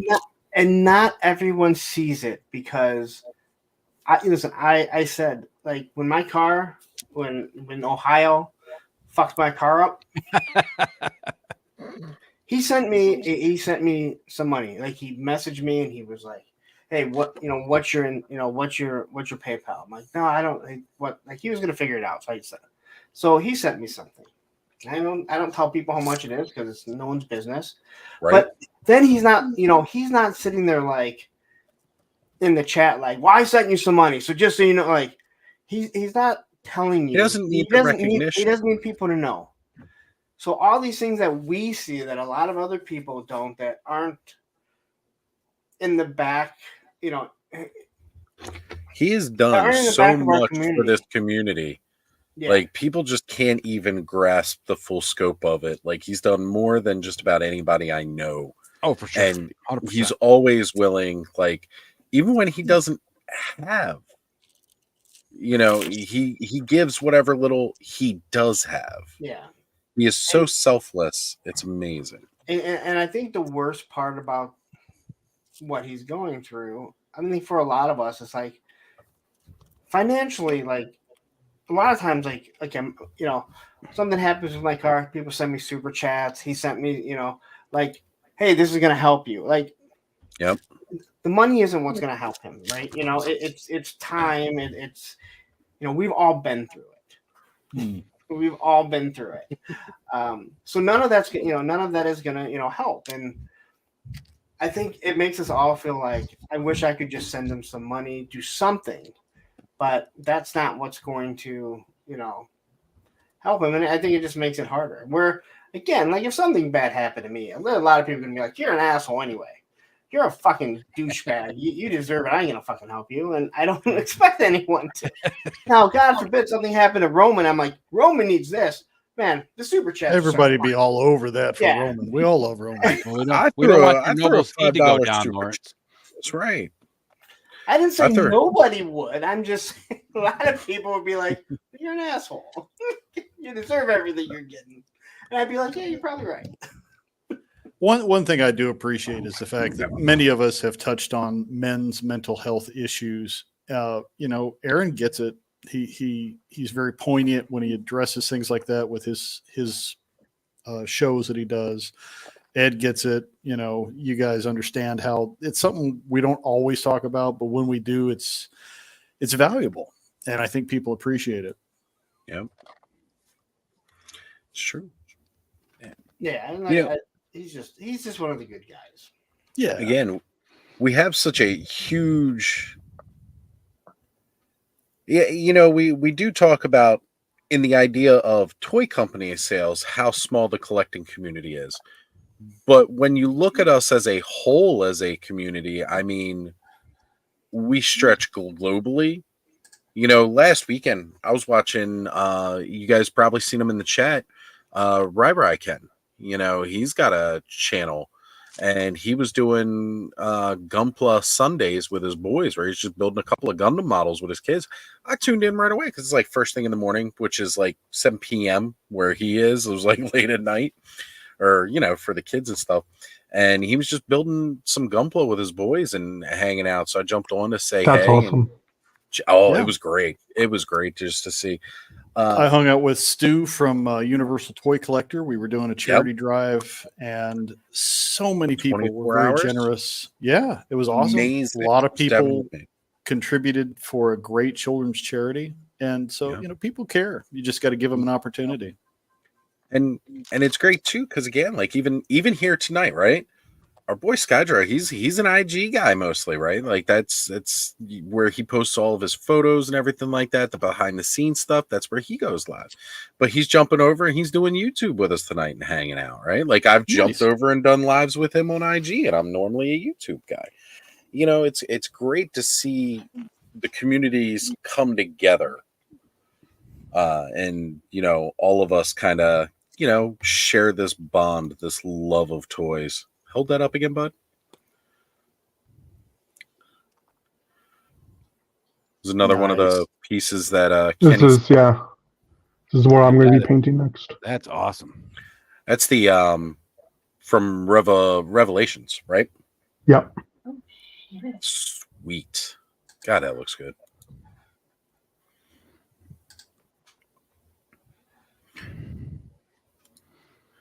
We appreciate you, Zazel. Thank you, brother. Says he's one leaving thing a like about across all streams. Oh, go ahead, Scott. one thing about social media is and I used to play HeroClix, and there's a community there, right?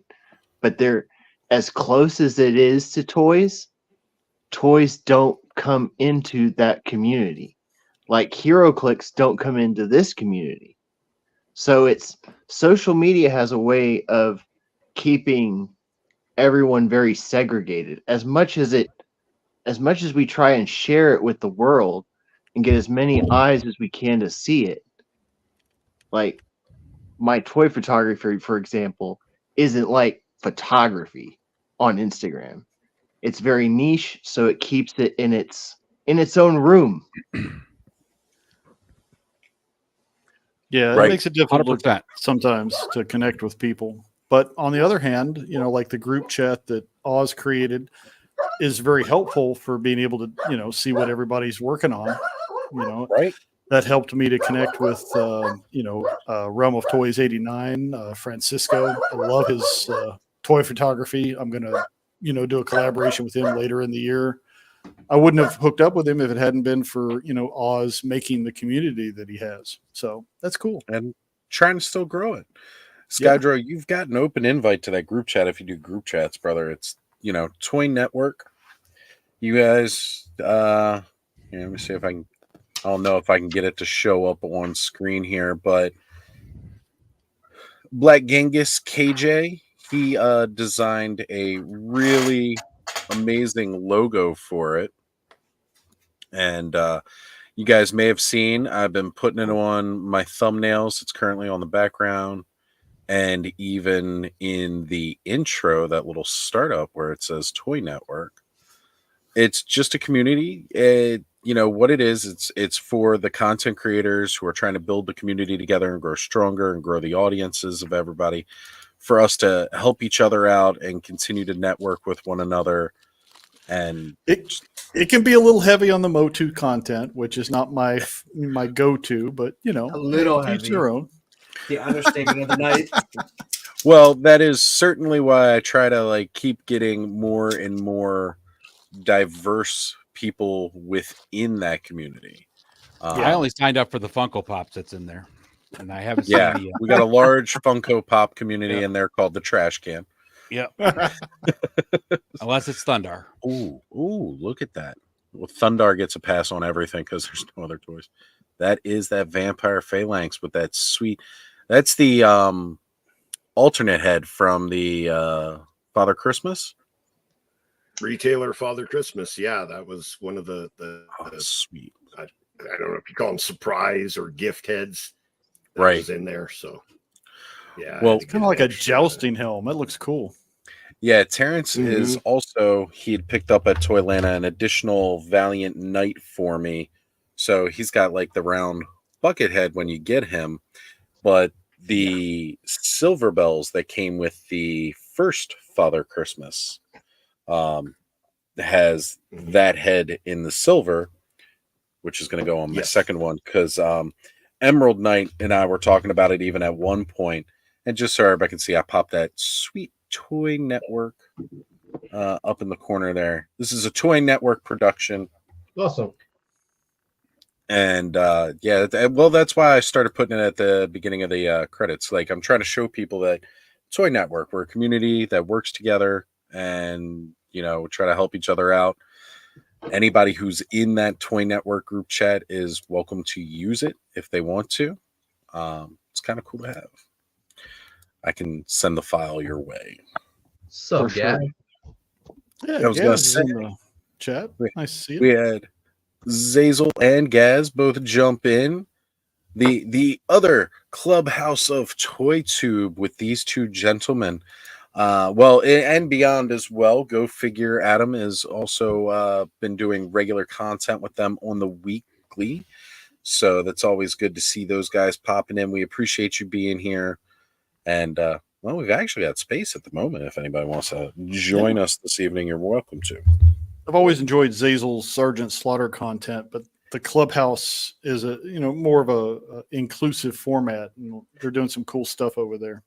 Well, it's funny too, because when I was doing these as the weekend hangouts and all like that, it was when did I approach the idea, Ed? When I started calling it the clubhouse, can't remember. It was this, a few weeks after I started, so it's been almost a year since almost PowerCon, right? Yeah, a little bit before PowerCon, I think.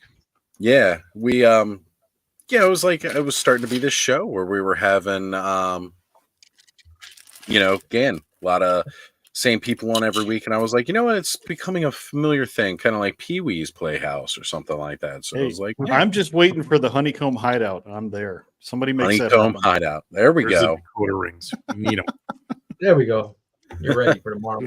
I gotta go hide these, but but I'll try and stop back in later if you guys are still going. Come on, the clubhouse doesn't end until wee hours. Yeah, like I'll come mess on with this kid this year. She's 9 now. I got to step it up. Oh yeah, you definitely got hear to ya, hide them hard Connor's now. 9. Been there, done that. Yeah. All right, guys. I'll see you in a little bit.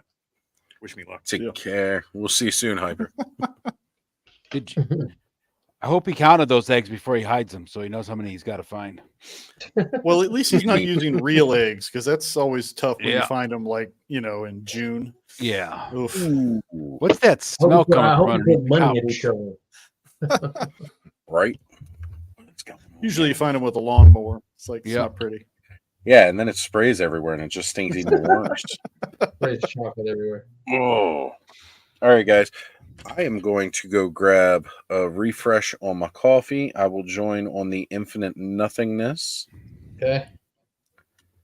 That is not a bad idea. I'm gonna get a beverage too. It's the greatest part, man. Grab your beverage. It's one of the taglines of the show. Larry, carry the show for me. Larry, carry the show. Larry. Damn it, Larry. Damn it, Larry. So, A needle pulling thread. All right. So, Listen. can I tell you about my new project that I'm working on? Yes. All right. So, if you're following me on Instagram, I'm almost at 1,000 followers on Instagram. I'm the one that I didn't have for like 3 months. Amazing. I discussed this with some of you guys that I wanted to do a toy show where I walk through different toy stores in the area. I have 4 in mind that I was going to start with here. I did one today. One is going to have to come later on. So I'm going to try and reach out to someone else. I'm trying to get 3 done. And I want it to be, if you've seen like a toy store near you on Amazon, I don't want that exact same thing, but it's going to be a walkthrough of the toy stores and then get to talk to the people. So if you saw on Instagram, they posted a picture of me doing it. And I guess it shows how short I am. But I was telling Tony earlier today, I was really happy with how it went because it was the first one that we did. And even though obviously I talk a lot, this was my son. He does all the camera work. He's going to be doing all the editing, which might be good and bad, to be honest. But he knows how to edit. It's what he wants to do. And I think it's really good for him to have a portfolio to do stuff like this. So he's kind of directing it. He's like, this is your vision and everything. But more than anything, it was that nervousness because we hadn't done it yet. Doing the walkthrough was one thing, but it was sitting down to do the interview. And I was so happy with how it went. Now we have to go back and do the interviews again, I think, because to say that the owner, John, as him and his wife, you think that I am bad where you can't shut me up. He is one of those guys, and there were some times, I mean, he's hilarious. But we were doing the interviews at the point where they were getting ready to open. And so he walked away while his wife was telling a story, which was fine. And it was like the last question. And that's when it dawned on me when she finished. I looked at my son. I go, he's mic'd up. It's not like he walked away from like a boom mic and I wasn't going to catch it. His conversation on the phone is all there. And I'm like, son of a bitch. But I'm really excited because it's not going to be the very low grade videos that I do. And I do want to make it like an actual series like they do on, YouTube, not on YouTube, but Netflix and stuff like that. It's just going to be on, YouTube. So If anyone saw that, that's exactly what we've been working on. We've talked about it a little bit. It will be on my channel. Maybe eventually we'll move it to its own channel, but for it to be monetized, you can't just grow a channel unless your name's Tony. So Right on. Sounds cool, Lawrence. Yeah, I'll but check Tony's it not out. just Sure, another pretty whatever. face. He actually has some talent. What? No way. well, I mean, there are other people growing that don't have talent. I resemble that remark. Oh, Well, you have talent, you're just not growing. That's true. I'm a shower, not a grower. Largo, you and I are too old to fucking grow at this point in time. I'm a That's grower, true. not a shower. Look, we don't grow taller, we just grow wider. Yes, it's all about the girth once you get past 50. That's right, baby. Oh, I got an early start on that then. Look at all the You know, medieval action going. I do have to say, like, doing this whole Joe's got the thing. medieval girth. Nice. That is cool, though, Lawrence. I like the fact that you're expanding and looking at some different options and different Well, techniques. one of the whole ideas of it came from when I would talk, like, when people are telling me like they don't have a toy store anywhere near them that's even decent. And I'm like, if I drive 45 minutes, I can hit easily 10 good stores. I don't have any. And we're not even talking about like decent. I'm talking 10 good stores that I could hit. Some of them I shop at, some I don't. And again, 45 minutes to an hour. I mean, that's It's a drive. it is a drive. But again, like Sergeant Red's is 15 minutes from me. There's a toy Right. store literally right next to him. Yep. Again, you guys are ripping on Funko Pops. In 2 weeks, I'm doing the Funko Pop store. There you go. But there's a story to it. There's a total story to it. The reason why I want to do it, and not to mention those guys have been absolutely wonderful with my daughter and everything when we've gone in there. But there's a story why it actually means something to me, which I think I've told before. But and again, if I wanted to you be, got 8 shipwrecks for Christmas and then a flag. And the Funko store. It's not used to that be your story. skateboard shop. That's and we not know that the- story. no, Don't it joke. used to be my skateboard shop that I worked at and spent Right. thousands upon thousands of dollars. Well, But you know, Thousands. Don't you mean you put but on the oth- tab thousands and thousands of dollars? what? I said, don't you mean you put on tab thousands? Yeah, and I put on thousands of tab, and I eventually had to pay it back. that's like- why they closed. And dollars? Yep. Lawrence is the reason they went out of business. It's like, how many sets of trucks do you need? I don't That's know. right. How We many had to boards does this close guy It it. wasn't, go? it Enough. wasn't trucks as much as decks. I was Okay. gonna say it's more so the decks. Everybody Yeah. replaces decks. They get Yeah. spendy. It was one a week, if not more. Yeah, because once I you just start, take it? especially getting into grinding, Hmm. you break a couple of boards. But the other Yeah. thing about like when I thought about the Excuse me, show, and I'm sorry. like, I know my toys, a toy channel. People want to see toy stores. And the Funko Pop is a collectible store, but I don't want to pigeonhole myself if this is going to be something that I think can be that I have it like a Right. season, multiple seasons. You really have to look at it and go, you have to draw on other people. Yes, Yep. to Or really you- grow. Yeah, I don't have to like Funko Pops to not enjoy, but to be impressed with what a company has done, what a business has done, putting Right. it together. So Right. It's like I'm not a big fan of the Funko Pop format, the creepy little doll and the big head, but they have a huge depth of field of characters that Oh my no other God. company has. yeah, I respect it in the same way that I respect the reaction, right? They've Yeah. got license for just about every property under the sun. And it's Mhm. not like they have to actively seek it. It's because of the popularity of the format, Okay. companies are offering licenses to them. Like, That they did get you want to allowed do a them? line? Okay. Because when they started doing Rick James and Prince and Freddie Mercury, I'm like, I might buy some of these. Right? I'm like, there's at least a series out there that you're kind of like, I'm a little interested in this. yes, I don't that's buy them for myself. I have a small collection of Dragon Ball Z pops.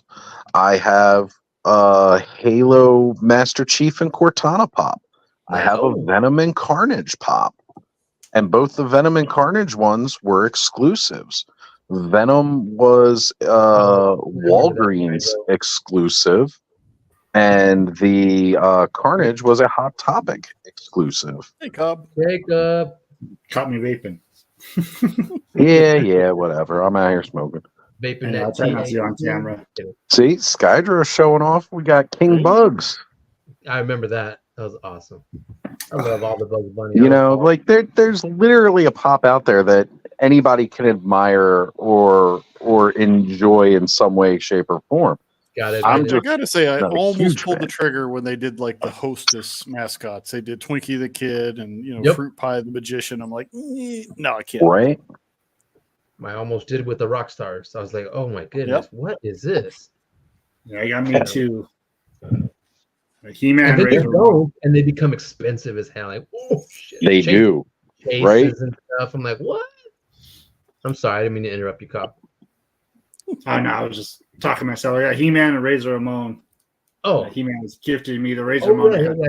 yeah. I'm a huge Razor fan. All the rappers, they got all the rights to. I mean, Yeah. Tupac, Jay Astro Biggie. says it perfectly right here. Funko Pops are an ideal pop culture phenomenon because they can represent just about anyone's interest in a little tchotchke. And That's it true. really is. It's just crazy. Look, Jack Burton. I Nice. mean, the heck, that was probably out before the actual Jack Burton figure came out, right? I'm pretty sure. Funko has a tendency to bring licensing to a toy form that others have not. I just get vexed because they create these in-action figures of cool characters that I want to see in an action figure. It's like, I when know, are you gonna right? give me the one I want? Arr. But Oz, I think you're definitely onto something about how they're a lot like the reaction. Need a little something that spins today. Nice. One of the Little first Cyclone action. live appearances of the new Origin Cyclone. I really had no idea that he was even going to do this. I haven't been keeping up with anything lately. That's freaking That's crazy. Action feature still. Well, he's just not the right fig if he doesn't have the feature. Yeah, Right? I mean, Right. there's a couple more they should have too, but yeah, definitely with him. Yeah. And TJC, reminding everybody, hit that like button. If you can, do it across all streams as we simulcast. Please, if you're not subscribed to any of the channels on the stream, please go subscribe. Yeah, Thanos. He was one of the ones I missed. I gotta find somebody who's got to spare the Cyclone because unfortunately I was at work and just didn't have time to hit anybody up about it, and I was like, oh crap. Oh, I was let gonna me say, know. Gaz I was like, needs to send it bring with rock on. Funko. All right, well, No, I mean, I didn't get a second one. you didn't get a second one of this one. No, That's okay. should've Well, let it me was know, like an though. I'm off always- pay week for me too, so I was like, well, next week when I get paid.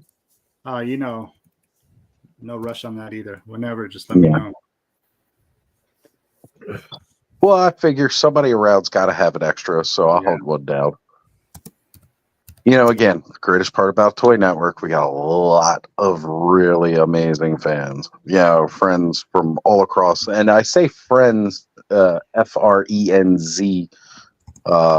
Just because, for me, everything started with me and Skelly doing the Toy Frenzy show, and so friends is just kind of a fun play on that word from that. But the Frenzied in our Patreon, that we built and then extended. And I was like, what? There are so many great content creators because I used to, watch all these different channels and stuff like that. If we had a place where we could work together to keep growing our communities, growing the shows. Yep. Oh, Terrence, I wish I'd known you had extras because you just shipped me the other guys. All right, we'll talk. We'll talk tomorrow after the show tonight or something. Yeah, because of my region, it's very difficult to find a lot of modern toys. So I definitely have to depend on help from international friends. It's like, we got a lot of friends here that'll help you move, but then you got friends like Ed. He'll help you move a body. So That's right. Without asking any questions other than what car we taking. That's it. That's it. Whose car do we got to use? How many shovels should I bring? How many we got coming with us? who's got the biggest trunk? That's the best way to do it.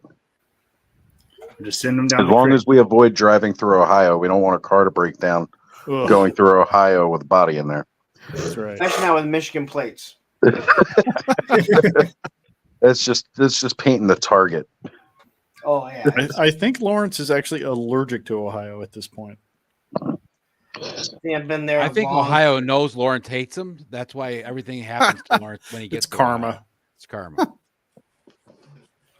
Hey, I will be mapping out to see how long it would take if I went out of my way to avoid Ohio on the way to Joe Fest. Is it really that much longer? All the Might way be around worth the it. border. It is. It really is that far out of the way. Thanos says Eddie's going to have to hit you up later. Apparently, we got some disposal problem. work to handle.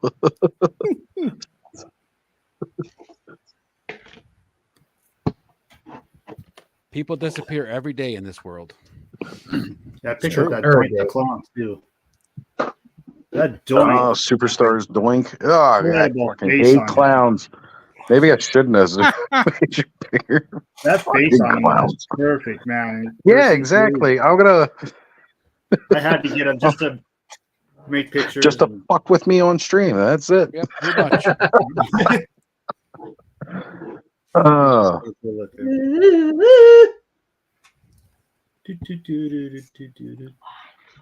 Hey, Ozzy, you want to come and play?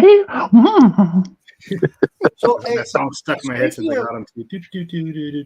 speaking of Jada toys here and the Ken, yeah. Let's show that off. so let's Don't let look me at touch this. the Adult Swim Oh again. man. Yeah, I know that. It looks so similar. Oh wouldn't my I god! wouldn't have caught that if you hadn't pointed it out, but kind of works. It's like Is it a He-Man or Prince Adam or whatever? That was the original He-Man head sculpt for Yeah. Origins. Yeah, he's doing it right now. Look at him. so. Yeah, you can use some sticky tag, but it's perfect, man. Oh my god! I mean, tag, but the neck's not too big. Oh my That's god, awesome. he's gonna make his own He-Man. Lawrence, did you get the extra head from the Battle Armor He-Man? Did you pick that guy up?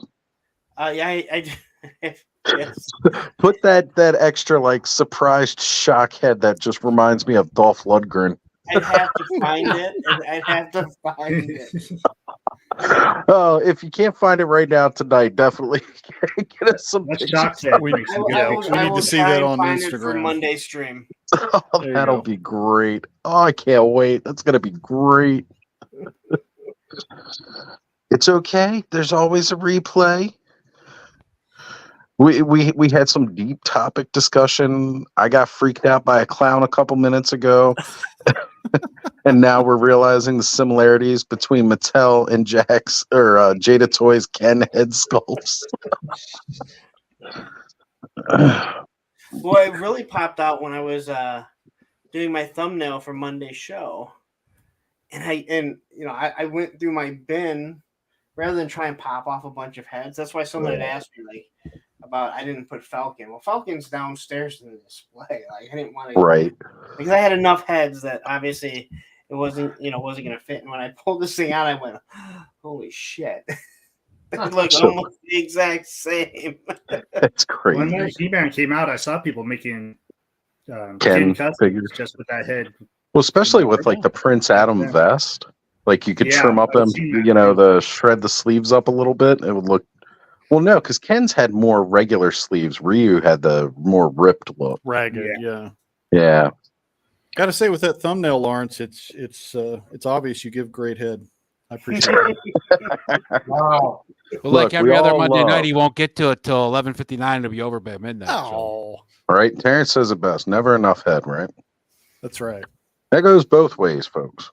Well, I will say this, Ed, with the amount of news that's been dropped, there's a good chance that I won't be getting to it. So. Have a good night, TJC. Listen. Thank you for being here, brother. that whole topic has come because so many people between the Duke head, the Scarlet head, obviously the Quick Kick head, like all of a sudden, even when you get some bad head like Falcon. yeah, Oof. all of a sudden people are like, "Oh, GI Joe can't get head sculpts right. They're all weird. They're all bad." All of a sudden, everyone's like, "That first Scarlet is so much better." Whoa, wait a minute! Everyone hated it. Yep. Everybody was honestly, there was a lot of people that were hating just to hate back then too. Yeah. You know, I this was not isn't a a fan of the ring. Snake Eyes film, but the Snake Eyes Scarlet, I like that head Was sculpt. really good. Yeah, The Snake Eyes yeah. figures were actually pretty good. I don't care what anyone says. The Scarlet figure was way better than the first classified. Yes. I'll be honest. I like fine. The figures just didn't sell because the movie was trash. That's why the figures. right. Like the movie wasn't all that great. I mean, it was good to see. Like, I want them to make more GI Joe movies. I just want them to be better. Yeah, if they had just called that Off the generic source ninja material. and not tried to make it Snake Eyes, it would have been fine. But that was Yes. not Snake Eyes. Right? Like, go back and watch Ninja Assassin, and you have the Snake Eyes movie. Oh Go yeah, back the and Snake read Eyes some movie as a damn standalone Real was American absolutely Hero fine as comic a book. movie, but it's not Snake Eyes. I think we'd all like a real American hero, like an actual movie based off the comic. Believe it? Oh, not that one. The Snake Eyes movie wasn't. I mean, it wasn't bad if it wasn't a GI Joe Snake Eyes movie. Exactly. It would have just been fun. The stupid. They could have called it ending American where Ninja Snake 27. You know, and I think that's what people don't get. You know, but I don't know why. I should not. I love GI Joe. I should not be directing it, just like I shouldn't be in charge of it. But you can't tell me that there's not directors and producers in Hollywood that grew up on GI Joe that loved it. Right? Like, and we're all that age now, right? All of the fans of these old series are now the working age. And I think that's why the nostalgia factor is so great, because these people are working within their passions, right? It almost seems like they go out of their way to find directors that have never heard of whatever franchise they're dealing with. It's like, have you never read a comic book? Do you know who Larry Hama is? Come on. Well, it's because they're going for like big name directors. And Right. Marvel, that's it right there. You want to do a G.I. Joe movie, right? Where should we start? I don't know. Here's a bunch of fucking comic books. Yeah, They give start an with the Marvel outline G.I. for Joe you. comics. The only thing you have to do is take them out of Vietnam, because let's be honest, nobody It's wants no to time see frame. a bunch of Liam Neeson's running around. But there's been conflicts. There's been a lot of conflict since Vietnam. All you have to do is progress it. Or they could put it make in up the, for it. or, you know, if they set it in the 80s, they could still go with that same time frame and make it work. Well, That look looks what they really did with good. the A-Team movie, right? They took the A-Team from Yeah. being in Vietnam to putting them in a different conflict and made it work. They could do And that. All right. And I love that movie. That movie movie was was awesome. really fun. And you know, Let's G.I. give a Joe's not shout real, out. so they could make up a conflict too. That's Exactly. right. Yeah. Right? It's always been about like the shadow war kind of thing. Wait, The Hollywood green can on make up that really something? makes it pop. So let's all just remember a minute ago where this thing was completely matte. And Bud has. I can't believe in the speed But of did you which pull you one of did those? this. You pulled one of those cooking show things where you had the ready made on the side. Yep. Totally. That looks really That was good. about 5 layers of paint. Sweet. And then a wash. That looks great. And then the green. The wash is just really wow, Bud. Like, Where's the body wow. for that thing? Yeah, and the use of the glossy black in I there have no really clue. makes it pop. That is phenomenal work, Bud. Amazing. So, you know, and talking about like doing like that update or even doing it in the time period that it was, right? Like, I mean, let's look at it. Punisher, right? Punisher classically was a Korean War vet, then Vietnam vet.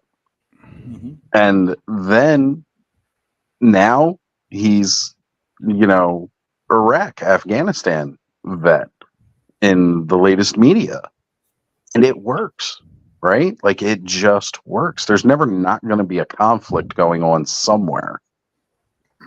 That's true. That is correct there.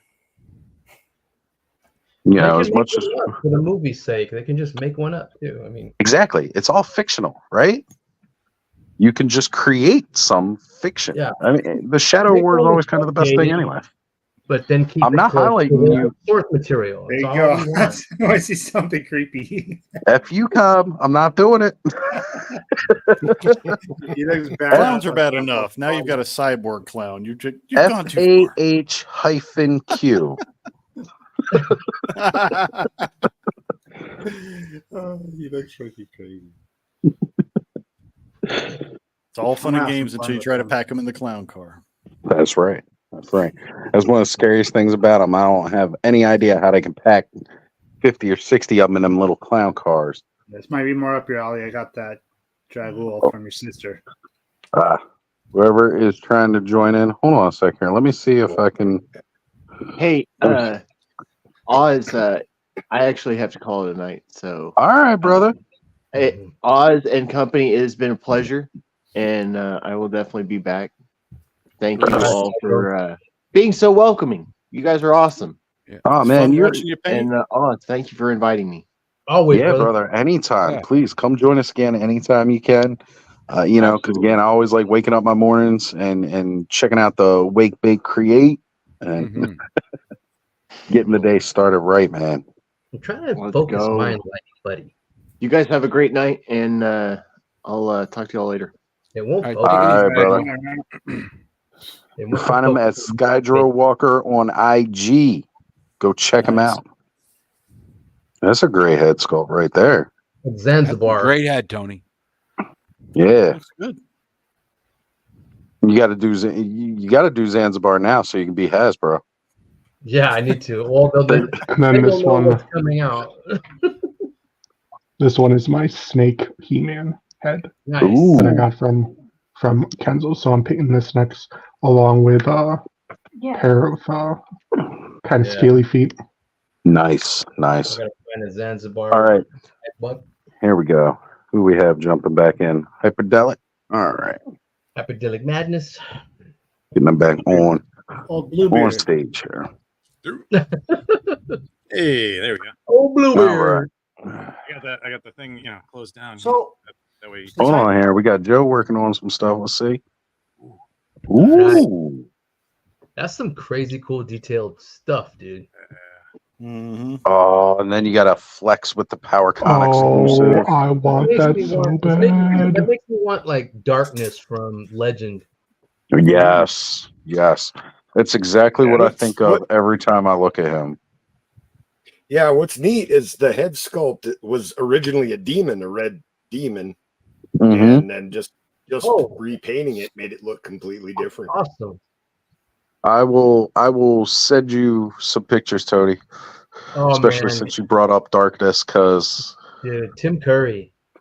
yeah, yeah. right. We just He watched is that one of the movie last most week. It's on YouTube horror- right now.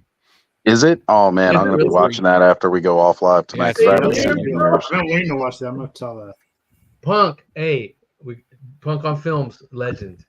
That's right. Lawrence, That's have right. you ever seen Legend? No.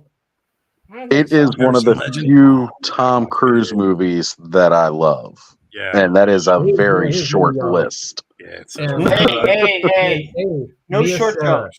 Mia Sarah's hot. Look, you're taller than Tom Cruise, okay? So we'll just put that out there. Is he By a really? quarter No inch. way.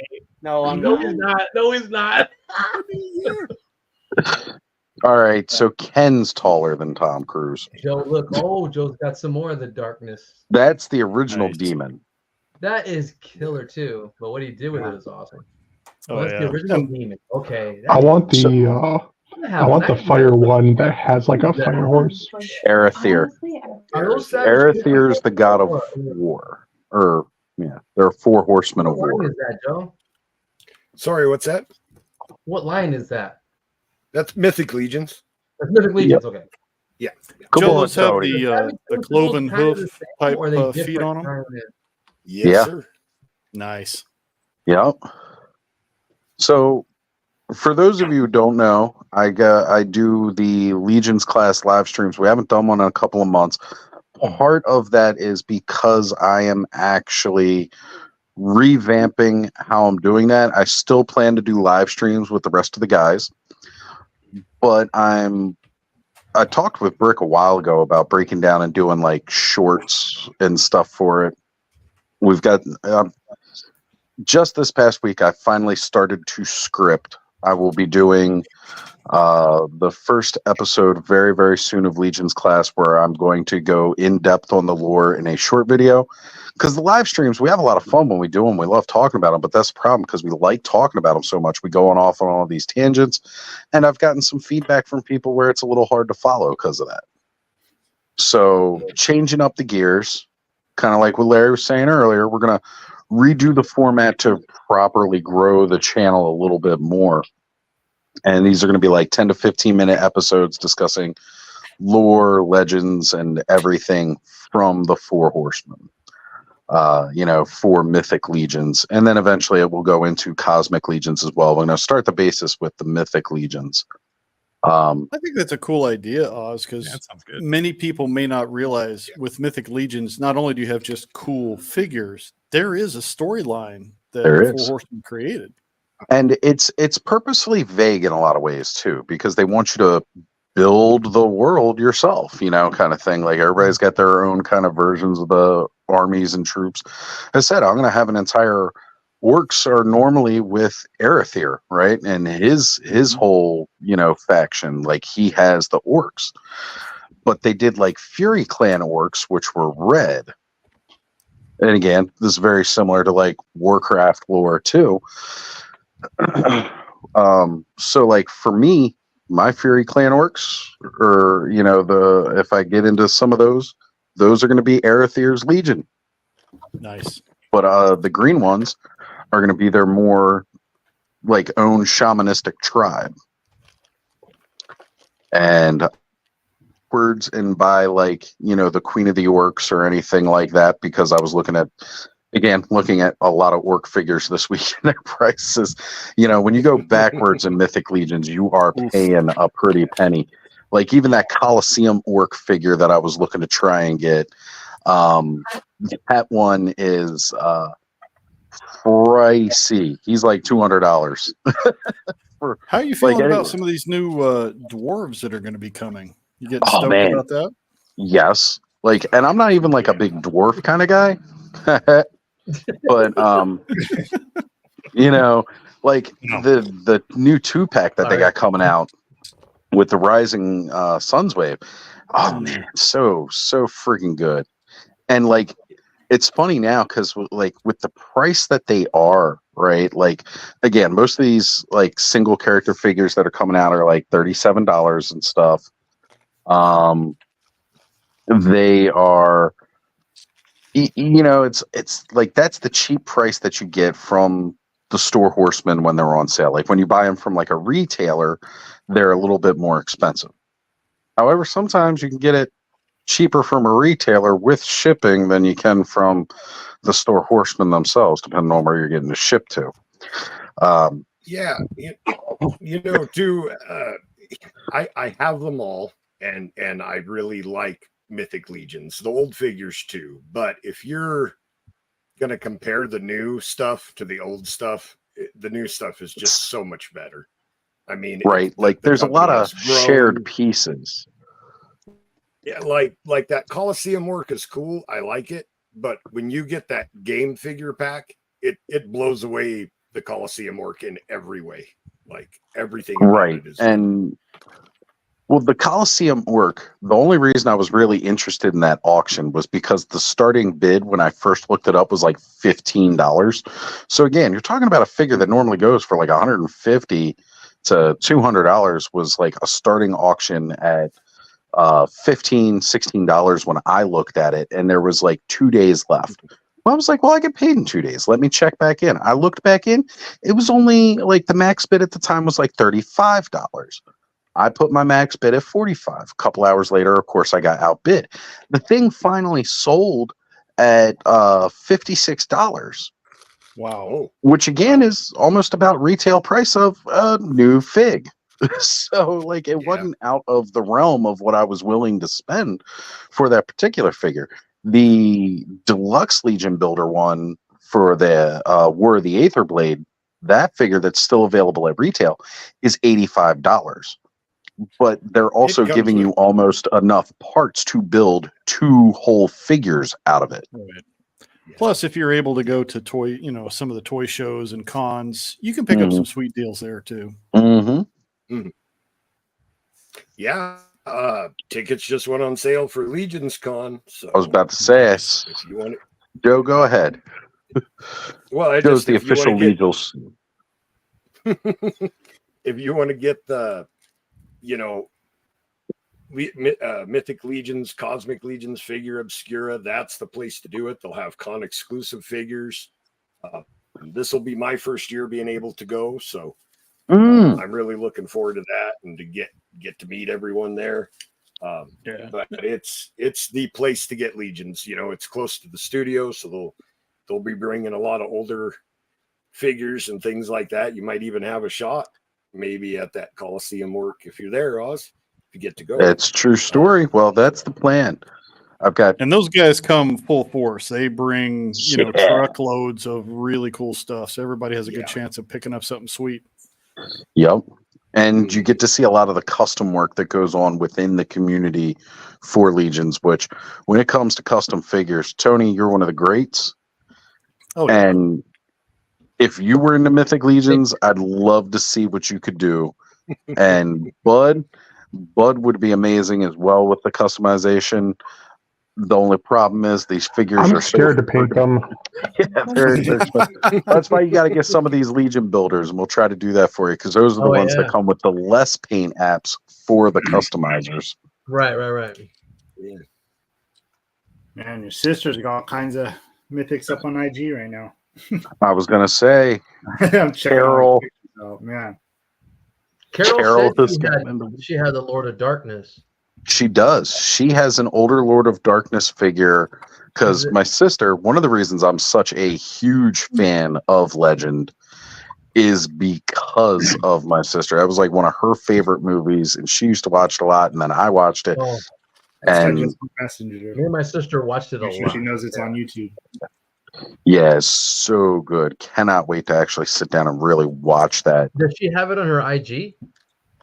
She's got I don't know if she posted no, actually I think she did post Darkness like almost a year ago, maybe a couple of months back. Yeah. Was that NECA that made a figure of that? I don't remember. Actually, I think it might have been McFarlane with Movie Maniacs. Maybe. There you go. Really? Maybe it was. Man, I used to collect that. I have like 6 or 7 of those. Probably. The what is it? I have Michael Myers and Jason and Candyman and Leatherface. Those are awesome. They're just a little bit articulated statues. So Kenzo giving the big shout out to Cobb here. Kenzo, we have been looking at your 3D print work with Bud over here. Yes. Friggin' killing it. This head that you sent, Bud, for the demon Skeletor minions. Friggin' look at that. That's awesome. Hey, Oz, is Carol Charm City 64? Yeah, that's her. Okay. Baltimore's known as Charm City. I don't know why the hell ever it got that name. It's probably one of those oxymorons. I call us all Baltimore odds. I actually in the Frenzied group chat, that's for the patron members of the Toy Frenzy hosts. I posted a video this week of one of our watermen who is on IG and YouTube, posts a lot of videos. He goes out and he does crabbing and fishing commercially for the area. He lives on the waterways basically, so he was close to the bridge collapse that we were talking about earlier. As like in his backyard, basically. And the thick, what I call Baltimorean accent that he has. I told everybody in the chat, I was like, you hear me talk, but I'm rather eloquent. But most of you guys around here, they'll talk like this, and this is how everybody, this is what's known as the Baltimorean accent. You know, because like we drink Natty Bow beer while we go down to Camden Yards, hon, and we go watch MOs play that baseball. Wow. That's how most of the people around here talk. Look at that. Speaking of dwarves, look at this one. Man, Sweet. that Stein is amazing. And this is custom. Nice. This is a custom that I did. Just that, but don't be afraid to paint them, man. They're super fun to play with. The Wolf King The fur on the head, feet and that's where is the nice touch. Badass. yeah. Damn. So Oh, that's and, really cool. Yeah. So we just got to get Bud some Legion builders together so he can paint and have some fun. So I'm gonna that's start one of my looking for it. favorites is this. Making what goblin. I did look pretty This weak. is actually but a power. This is a Power Rangers body I repainted. You know. Oh, it was the Finster body? I love It's it. like a, Yes. it's like an orc blacksmith. Goblin engineer. Yeah. Yeah. So It's I that mean, Warcraft the where the Horde customizing- engineers were goblins. yeah. The customizing part of it's pretty fun too. It's great to grab some 3D printed pieces and just Oh, put 'em yeah. down. So and Dude, Instagram is acting weird today. What the hell? Yeah, I can't access There's a the delay. messages and stuff all at all, messed not up. from the computer. I requested Carol right now, and then it went all wonky. I'm like, okay. I'm Yeah. just gonna, oh, my fan was doing that earlier. I thought I'm it was wondering if that's Yeah, what was tying weird, into the man. issues I was having Thursday. Because when I started really having the issues, it was because I started trying to access Instagram. All right, And guys, Facebook. heading back to the inside cam. right on. Well, speaking of All custom right. stuff, Ed, is your flocking station up and running? Because I got a couple of pieces I wanted to send your way for some flock Absolutely. loving. He wants you to flock him, you flocker. That's right. Flock them Absolutely. good. Fucking A. Flock him good. Flock him, eh? Our somebody buddy to Adam paint this sent little, me a GI Joe head that's got the the eagle eye, and he needs some flock loving. Yeah. Fatrid Foo. We'll what- have it what here, you have it, asked- Margo. yeah. I just said Fatrid has a question in the chat. He's asking, what paints do you use for your customs? I think he's talking Right. to Joe. yeah, I was just typing out my response, but it'll be faster to Oh. say it. Sorry. I use mostly Citadel and Army Painter. That's So- right. Citadel, Yes. I hear a lot. Yep. That's I me. like the Citadel, Vallejos. Vallejo's really good. I have Citadel some Vallejo Vallejo, quick and, paint. and Army Painter is what I use. Army. Tamiya for the metallics. So if I'm doing details, I like to use Citadel the most because it's a higher quality. But if you're just Yeah, I love covering Citadel's real surface, good when Army you water. Painters, Yeah, you thin it out and it's Yeah. really good. As I say, do you guys make your own washes, or do you buy the like ready-made wash stuff? I'm gonna start delving into washes. I haven't really done too many washes. I buy washes. Army Painter had a wash pack, so I just bought the whole I heard pack. Army Painter you has know. some badass And washes. what's Ar- yeah, what's the Army cool about Painter, that, especially too, their is you'll- paint sets, are a good deal. Yeah, Yeah, that's what I and- like getting. and like the their- set instead of one or two. They have like a blue wash, for example. Like you paint something blue and then put a blue wash over it, and it just brings out those highlights. It's really nice. So Yeah. I like Army Painter's So washes. Vallejo, Citadel, Army Painter, all acrylic paints. Yeah. Yeah, acrylic. Yeah. That way, if you make a mistake, you can actually get it off. I remember Well, most of the some of enamel my paint my will early not dry on the customs. figure anyway. Yeah, that I was just gonna tell the story. One of my first customs, I tried to use spray paint on it, and wherever it's at, it's still sticky. Yeah, for sure. Yeah. Cages, Johnny from Cages Customs. Sometimes we'll do the rattle can, and I gotta play with it because he'll spray the parts, but then he Krylon acrylic mats it real fast, and then I guess that helps out. But I'm Helps just not seal it. I'm a paintbrush guy. Yeah. Big time. I Well, use an the only thing I airbrush spray is the primer. Right. Primer's great to spray. Yeah. Nice. It's like, Like- as a kid like this- using some of those testers enamels, I just made a hot mess of some models. Yeah, I don't use enamel paint at all. Yeah, it's terrible. Not for these acrylic Wait, you know what? figures. I was going to ask, when you guys seal your figures, like what are you using? Like who uses what? Hold on. Do you seal the paint? I do. Let's see. If it's an action figure that has movement, it's not just a tabletop figure. I'll use my airbrush and I'll use a like a matte finish just to seal it. It makes it where you don't have as much paint rub. The Krylon stuff's great too, just out of the can. I use like a Karma varnish, but I use Mod Podge too, buddy. Yeah. Yeah. Do you mix it in with the paint or do you do it after? What's that?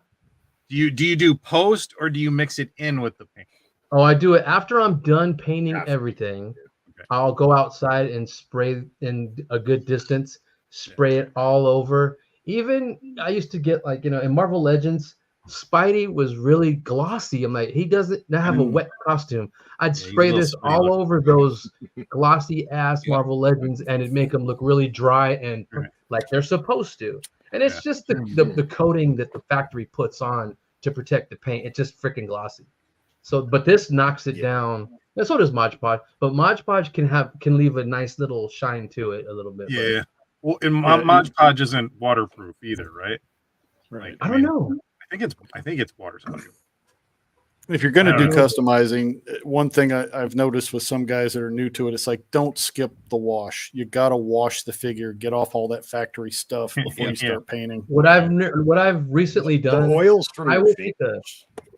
I'll take a toothbrush and some soap, clean them all off, and then Gun Bunny Customs. He said, get the Scotch Brite pad. Gun Bunny, Gun Bunny Customs. Topless, right? He just turned the Vamp into like a Dreadnought vehicle. It's insane. Sweet. And he says get the Scotch Brite, the green Scotch Brite pads and scuff them up a little. I'm like, doesn't that scrape them up and scratch them up? He goes, no, you just do it lightly and then you paint over it. It just accepts the paint more. Oh yeah, you're opening up the figure texture to accept the paint. Yeah. Gotcha. Okay. So you gonna pop open that Dritz there, Oz, or Oh yeah. So, as many people know, other big news this week: Frazetta Girls, dropped the pre-order for. You gotta hop on Tigra. Tigra looks so sexy. She is amazing, and I was like I said, I was just about to do it. I was about to drop that pre-order, and then I noticed her Panther was not articulated. Yeah, and it's just a statue. Speaking of articulated, is it really? We have highly articulated joining us tonight. What's going on, guys? The head moves at the neck, I think, because it has two interchangeable heads and an interchangeable tail, but the body is static.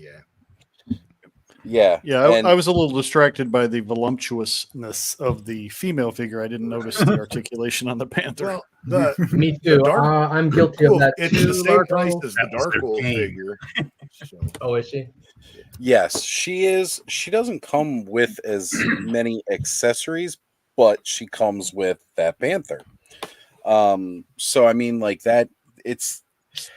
First off, to me, we all know I love my critters because, again, I like to build worlds and stuff. I like animals and critters to flourish around the other guys. And I remembered this guy. So, like, I'm sitting there and I'm like, I could go ahead and get that. But guess what? This guy's available right now on Amazon. I think he was only like, he was 36 right now. Is normally like, I think, a $50 pack. He's got good articulation. Yeah. Well, and he comes with a sweet die too. Yep. Because it's Dungeons and Dragons. You got to have your dice. They had them for a minute. They had them on Hasbro Pulse for like $20.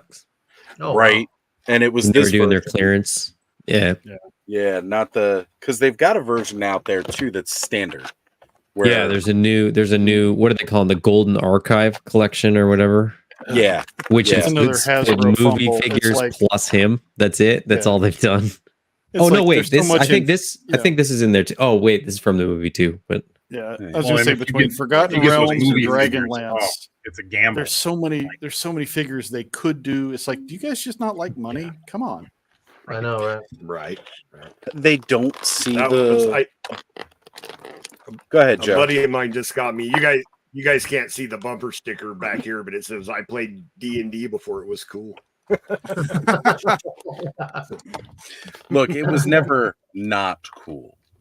It's just popular. I never woke up in time for the cartoon. Which even that's getting a lot of love right now too. The cartoon, we're getting the repaints on the NECA ones. Well, the LJN figure paints on those, which Like are really advanced awesome. D&D. Yeah, those guys are fun. But then had that brief spell with Hasbro doing the toys from the cartoon. Really wish we could have seen more of that. So I'm looking at Carol's Lord of Darkness. It's crazy badass. Yeah. So I did want to go ahead. I want to answer Fat Red Foo's question. Yeah. I was going to say. Get a wet palette. Yes. A wet palette. 100% for mixing paints. Wet pallet's the way to go. You can. They'll stay moist for days. Yep. Yep. Yeah. I keep mine in the fridge in between paint sessions. It keeps it nice and moist. I can use those paints for weeks. Keeps it moistly. It keeps it moistly, indeed. Keeps it moistly. Hey, Brick. I was gonna say we got Brick jumping in the chat. Good to have you, brother.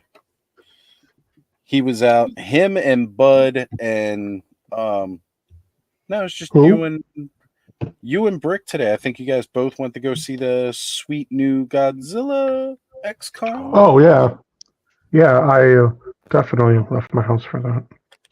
How was that? The single kidneyed ass mofo can't go out to a Target, but he will go out to Kaiju Goodness. Priorities. I may have found alternate means of watching the movie, but nevertheless, it was good. I liked it. He definitely left his house to go do it and watched it in theaters. Made sure that all the production companies got the money. I'm going to mute myself because I got some plastic background going. Did it compare well with like the -0, or is it apples? No. Yeah, that's a definite different ballpark, but it was fun. It was entertaining. Cool. The humans were funny, and the action scenes were good. So that's what you need to know about the film. But definitely worth a watch. I mean, it looks so good. Any movie that's fun, that it doesn't, pound my head with a message, I'm there. I don't need to be preached at. I just want to be entertained. You need at least 3 or 4 brain cells, but shit. So yeah, I'm always a big fan of Kaiju Goodness because I'm sorry, Godzilla has been a fan. I've been a big fan of Godzilla since I was a little kid, and watching the old movies, the cartoon. He's my then best we had buddy. that Matthew Broderick spell. No, that was an iguana. That wasn't Godzilla. Yeah, that was so bad. It was Zilla. It was Zilla. I like that they did that when they showed him off in oh god, which was it? End War that they Final did? Wars. Oh, Final Wars. Yes. Yeah, where they were like, "This is Zilla," and then Godzilla just stomped on him. So satisfying. Highly satisfying. So, Adam, how are you this evening, sir? I am a little bit sick. I'm a lot tired. Been working that press train. Been a long couple of weeks. Yeah, and I was in Atlanta last weekend for Toylanta. But yeah, it's got to meet up with Terrence. I did. Yeah. Shout out to Terrence. He picked me up the Masterverse Snout Spout. Cool. He also got me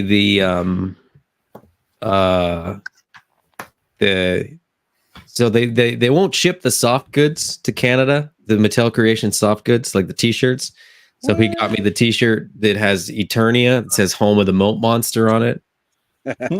And then And then he dropped those off and he goes, "Hey, did you want the rock on as well?" And I was like, no, it was, he goes, "Well, you know what? Just have it." So he also Sweet. gave me rock on, which I'm going to open tonight.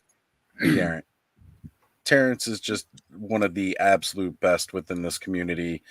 You know, he has that very same, we do better hunting as a group, which that we do. Lawrence, you look like you're about to pass out, brother. I saw that. What? You look like you were about to pass out there. You're just, No, know. I'm working on a thumbnail. I see. Do you need some help with that? No, You know, I'm like a thumbnail expert. I like my basic stuff.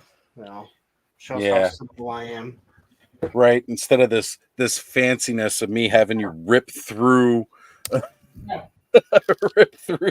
screen. I did say that if I ever need to use it again. So Hey, yeah, absolutely. That's why I still got it saved on my computer too, just for that purpose. Just in case any of you know, whenever you guys send me your logo, I do save them, and that way I have them ready for use for future thumbnails and everything else, because it's just easy. I have a collection of everybody's logo. I recently did some work with Allison on a couple of things and sent over what I made to her. So it's a Wood Bunny thumbnail. Oh my god! I don't know Speaking who of that is. Allison, yeah, I'll be having the pleasure of doing another remix with Allison on the Infinite playlist in the very near future. Nice. We're going for a 70s vibe this time, doing some groovy stuff. Dig it. Our buddy Mr. Wonderful will be joining to talk about some wrestling anthems, and then we'll be maybe seeing Oz make a guest appearance to lay down some groovy tunage. That'll be fun. Right. That's absolutely right. A lot of always good, fun stuff coming up in the works for everybody, which I love. I enjoy doing the collaboration stuff. Man, gotta love a he's bit got spot. lots of head over there. You guys need some head.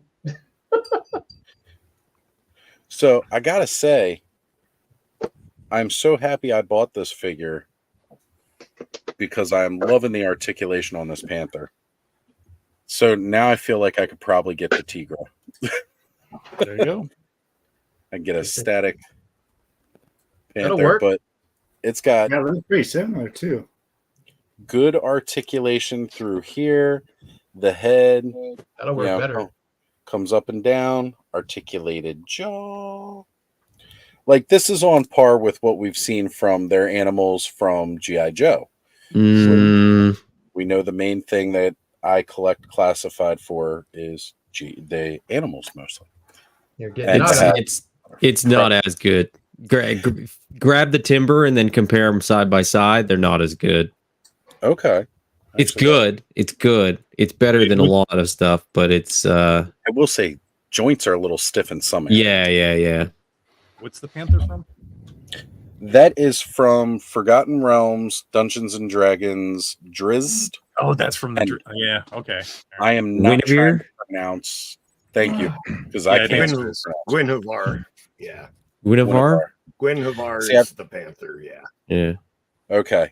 Like I know the lore, but I'm just not always good with the pronunciation because I read a lot of the stuff, but I don't necessarily hear it said because I've never found a good group to RP, which I'm going to put it out there now. For those of you who are interested, I have a group chat set up. We are going to get the game launched. It's still going to be, we got to work out some stuff. We're trying to get meetings set up. And that's the problem when you have these collaborations sometimes with this is just getting everybody on the same page on a certain day. But time zones don't help either. yeah, it gets difficult. So tomorrow we're going to have a quick meeting, or at least try to, not necessarily a quick meeting. It'll be quick compared to one of these streams, but we're going to try to sit down and hammer out some more stuff. But anybody who wants to join, it's going to be basically like a the indie session that we're going to start streaming at least probably once a month, maybe more if we can fit it in. But there will be, we're making sure we can make this for the ability of drop in, drop out. So like you don't have to be there each and every week, that we do one to continue the story. We want to make it interactive with the chat so you guys can, you know, jump in and be able to join us as well as we play. I've got the material, I've got some of the materials, and Hyperdelic hooked us up with his DM. Had a good idea on how we can get this thing rolling. So if you guys want in on that group chat, message me so that way we can try to get more on the same page with everything. For those of you that are going to join us live on screen. And then again, we will submit and try to get the rules out for the chat as well, for you guys to be able to play along and interact within the game itself. It's going to be like Critical Role, but probably on crack. So is this a long-term campaign, or is it going to be like Monster of the Week kind of stuff?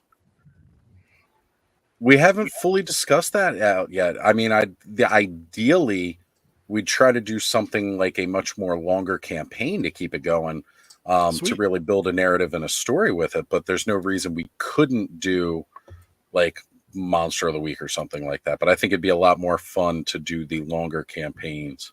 Oh, damn, bud, that's quick. So, like, Bud's knocked it out of the park again. We saw this thing go from blank to painted. The eyes I might work a little bit more on. Like it's kind of a weird angle. Yeah. Oh, if you get a toothpick in there like, and maybe put some red around this eye is good. This eye is a little bit crooked. You have magnifiers. I need them. But yeah. That is awesome. Cool. And it's based off of, again, the Snake He-Man that was in the, was that World Eater mini comic that came out? And that was from the Keldor, or Keldor Man, whatever they were calling that one. He Skeletor. He Skeletor. He Skeletor. It just sounds weird because he's not a skeleton at all. So sounds dumb. Never really became Skeletor in that timeline. But whatevs, it's cool. Whatevs. There you go. That one. Yeah. Oh, so the snake, the He-Man snake head, Kenzo actually did that himself. Nice. Which is awesome because, again, Kenzo himself is quite the artist. He does a lot of 3D printing and customs, as well as if you've ever even seen the mural that's in his background, he painted that too by hand on that wall. Castle Grayskull worked shelving into it for posing. Kenzo, my brother, you are an artist. And Mr. Home Arcade is joining us. What's going on, Mr. Home Arcade? What's going on, brother? Good to see you. That is definitely one thing about Motu, especially with their card art and their box art. They really pull out all the stops. They do some great artwork. Yeah. Eldor. Yeah. Eldor. Speaking of other artists. Eldorian. That's right. See, again, like the community behind everything is just so creative. There are many wonderful artists. Like, again, Mr. Home Arcade does a lot of custom work and everything like that. That's what I love about this. And again, it builds on that world. We curate personal collections. We build worlds of our own. And, like, I don't know. It's just the fun of this community, right? We're still all just playing with toys. Mm-hmm.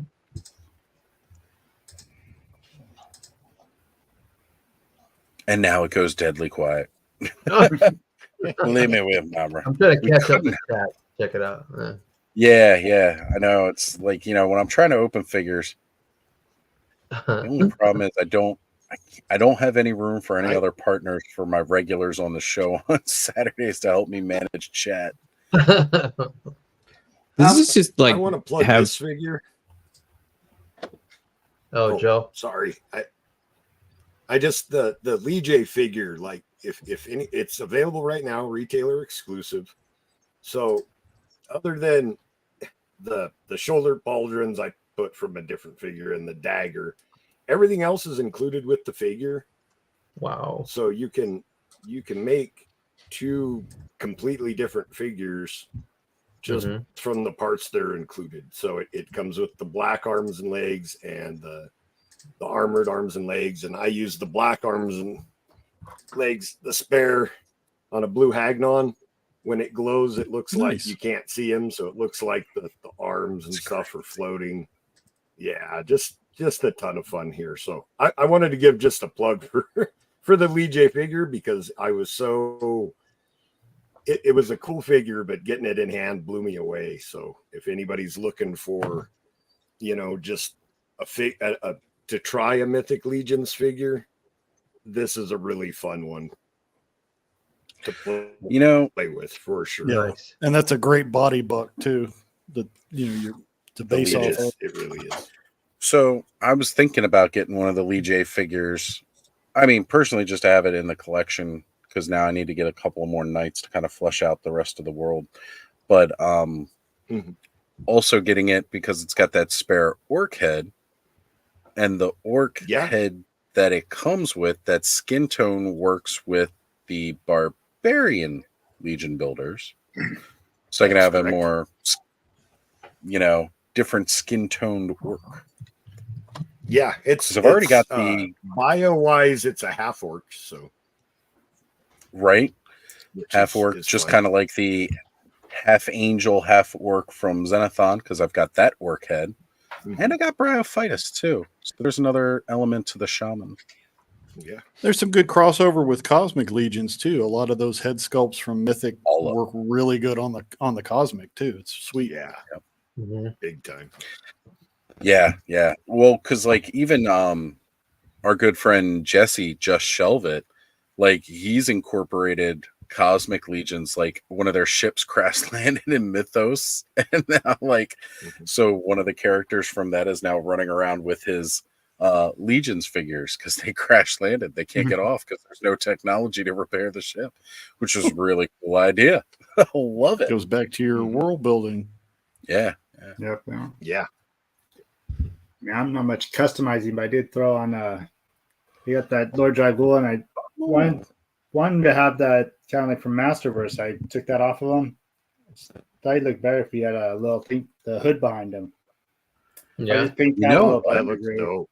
Yeah, that does look really good. Yeah, I'm liking that a lot better. So I think might have to dip my hand in painting a little bit, just get a little darker gray, and it'll look great on him. Nice.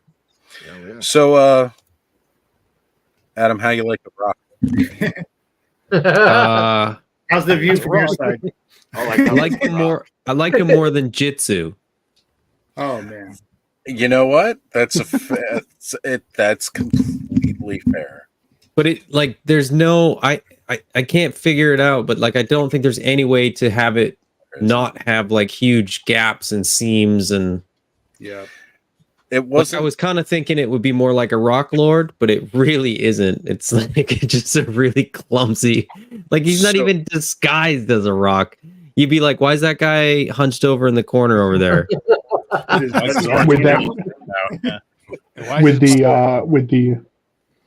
with the new Cyclone figure and that kind of ring piece that he has, I was thinking of doing a picture where Cyclone's holding up his big ring and someone's throwing a rock on through it, kind of like a basketball hoop.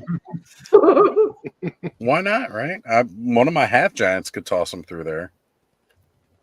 Yeah, it's a weird figure, but so as a kid, there's Rocklon and Stondar from the vintage line were the two rock characters that they had, and they really didn't share much of the same tooling. They were actually both pretty unique, except for their chest pieces. But the outside rocks were completely different. Rock on there is pretty smooth rock texture, and then Stondar looked like the moon, basically had a lot of pits and craters.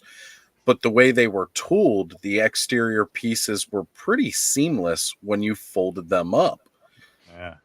But for the new figures, because they wanted them to have the articulation of Origins, they you saw it there. Rocco's got some major thigh gap that I think we all appreciate. And it looks like he's wearing some short shorts and his cheeks are hanging out the bottom. But we don't judge here. All right. If that's how he wants to go out looking, he's allowed to go out looking like that. But I don't know who he thinks he's fooling.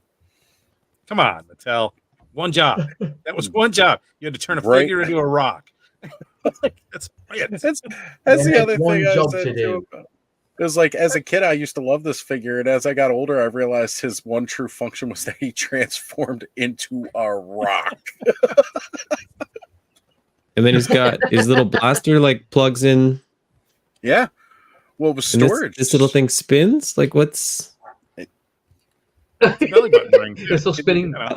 I don't know. I don't get it. I don't get it. What am I missing here? This is ridiculous. Says he was happier with the rock on shirt better than the figure. Right. But I gotta agree here. Our another good friend, Eternium Royalty, Mike had said at best, Rockholm was not over or underwhelming. It was just quite whelming. Which, yeah, that's wow. Yeah. You're not wrong. I gotta go, guys. I gotta dip out. All right, Tony. Well, Hey, thank Tony. you for being here, brother. You guys, it's been a heck of a lot of fun. You guys have a happy Easter tomorrow, and I You will as see well, you brother. guys later. All right, see you guys later, bro.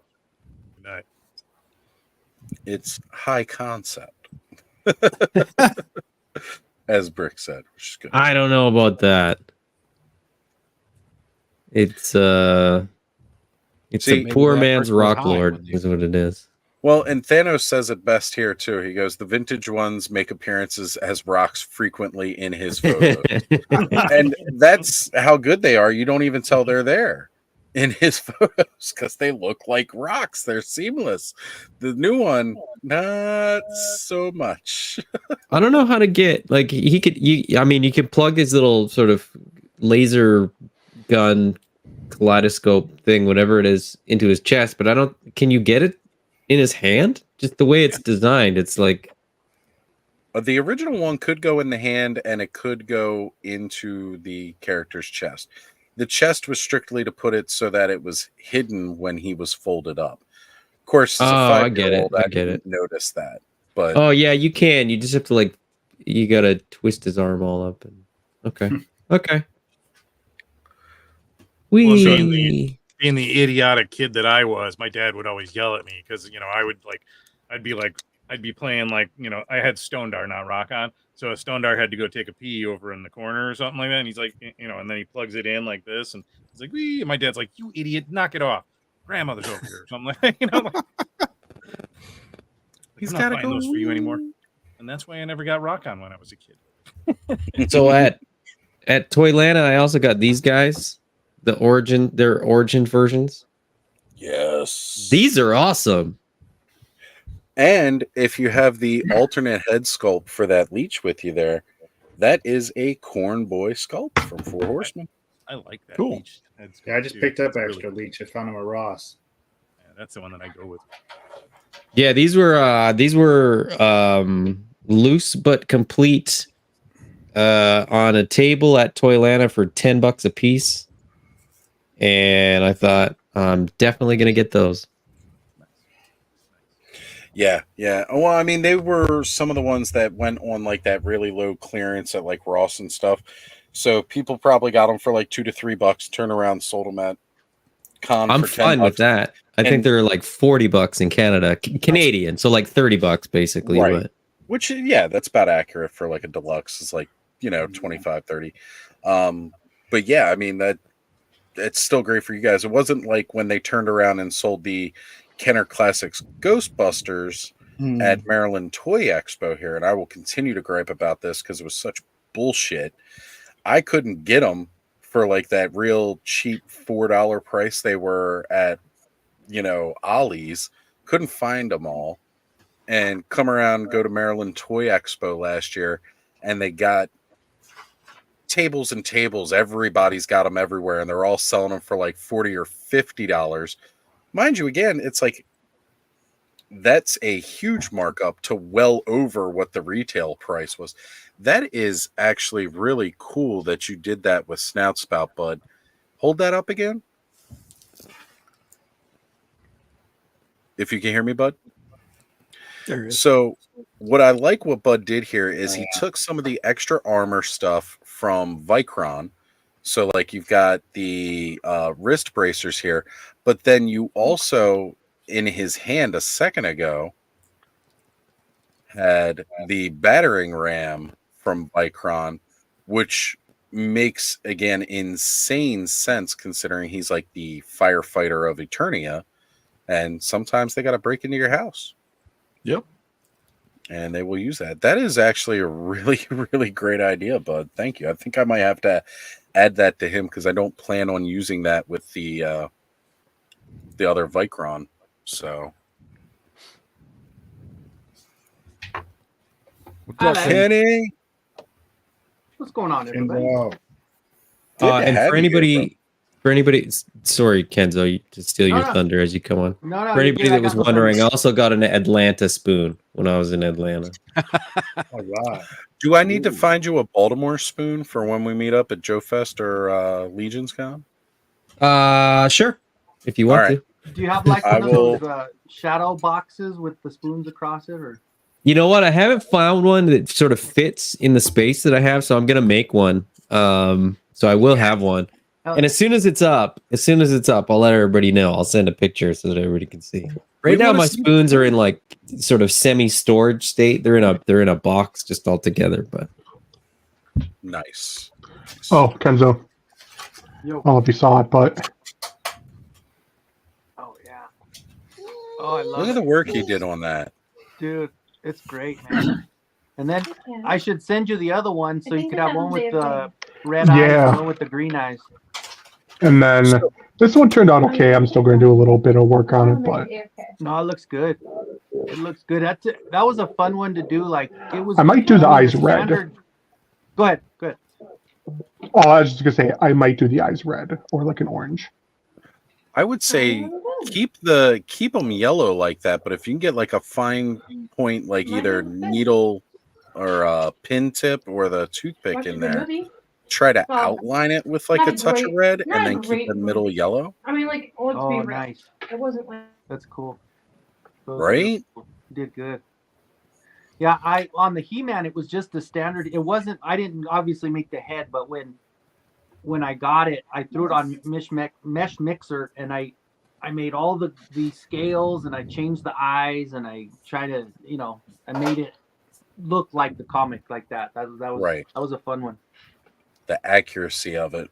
Yeah. Friggin' Yeah, I'm just trying to I do like to do a lot of the comic thing, but also I'm trying to lean more into maybe doing my own thing instead of just exactly copying the comic. Because once I painted this head, and I painted it differently where I laid down a darker blue and then I did highlights with a lighter one, and it just looks very shadowed, and I love the look of it. And I was like, maybe I should just start doing this. So that's what I'm trying to do now. Yep, you get to that next Yep. level of, I've been doing this now. Now I'm gonna upgrade. I'm gonna start doing that. That's cool. And the thing with me is, I'm just not going to do it with figures going forward. I'm going back. So I have 100 figures now to paint. Yeah, yeah. There you go. That's a fun thing about Motu also is you've got so many different flavors of continuity. If you want to go with the comic book continuity, that's one thing. You can go with the cartoon. You can mix and match, or like you say, create your own, head canon. So that's always fun. Very cool. Very cool. Oh yeah. So I'm adding up some armor to Desabolus here now, since I got these extra pieces from my half giant. Now I will say this that kind of bummed me out there real quick. When I was popping off the other bracers, the ones that came with him, man, that white paint flecked off real quick. It's got a couple of paint flecks from that. That's all right, though. I could probably touch it up. I do have some Army Builder paints hanging around here, and I need to start doing customs because I've wanted to do it for a while. A lot of folks, fun. I'm going to dip out. My doggos are giving me the eye. They want to go walkies. So it's All that time. right. Thanks for the invite, Oz. It's great to see everybody. Love hanging with you guys. Good to see you, Jim. Yeah, Jim, we'll see good you to around. have you here, brother. Yeah. Thank you. Yep, have a good one. I too am gonna bounce. All right. But before I do, Hyperdelic, why don't you tell them what you have going on tomorrow? You have something going on, and I haven't seen you promote it or anything. Maybe I'm missing it. Like I'm terrible at advertising stuff, but yeah, tomorrow I'm gonna drop in I think it's 8 a.m. my time. It's an interview with Lawrence. We're gonna get to know Lawrence and know a little bit more about Lawrence's favorite toy lines and why they're his favorites. And get to know. Is there a story about 8 shipwrecks and a U.S. flag in that? You know what? You're gonna have to tune in. That's right. You got to find out, or check any other dozen older streams. No, I feel like we had a really good conversation, and it's like the doing what I'm doing. It's kind of it's practice for me. Like I'm trying to become a better listener, become a better conversationalist. So like what I want to do with it. Sorry, it's jelly bean season. I got like I got a rocks glass filled with jelly beans sitting here. They are crack. It's ridiculous. But yeah, I wanted to do something where I could grow just as somebody producing stuff for YouTube. But I also wanted to put something together that kind of archived like some of the characters in our community. Because I mean, part of the whole toy collecting thing that really, like, I think really kind of catches some people nowadays is there is a community around it, and you can finally talk to somebody about the stupid nerdy things that you want to talk, that I'll start talking about, and my wife is just like, do we have to talk about this right now? so it's nice to be able to have like a nice good conversation with somebody about it. And I think in the toy community, we've got a lot of it. We do. It's just kind of my version of this. And yeah. And I put together a great little AI intro that's insanely stupid. So, I'm excited. And honestly, I thought that Lawrence and I had a really good conversation. We got a little deep, almost cried a few times, no, but it was a good time. It was. And I hope everybody checks it out. Most people don't know that about Lawrence Hyperdelic, that he's a really emotional guy. He cries a lot. Well. Cries about the extremely emotional. He's got a cry closet, and he hides in there frequently. It's got a poster of Steve Eiserman in there. He cries over it. He's a very tough guy on the outside, but Lawrence is soft and warm and cuddly on the inside. Yeah. And I think everybody should find that out. And well, how do you know about Lawrence's insides? Listen. What happens after we stop recording stays off the tapes, Oh, okay. All right.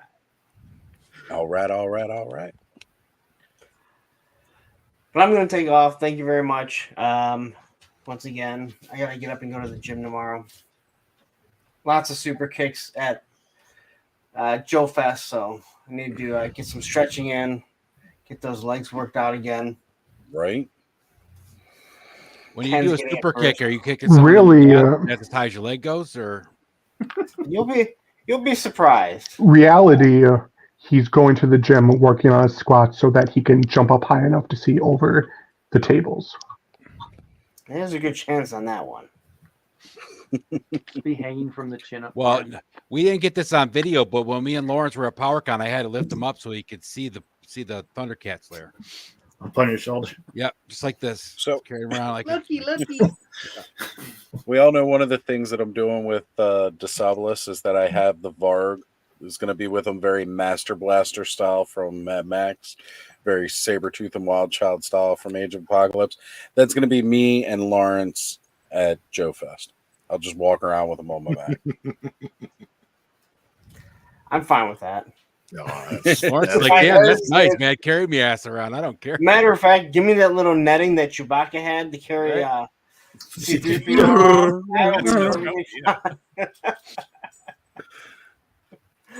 I'll just point where I want to go. Yeah.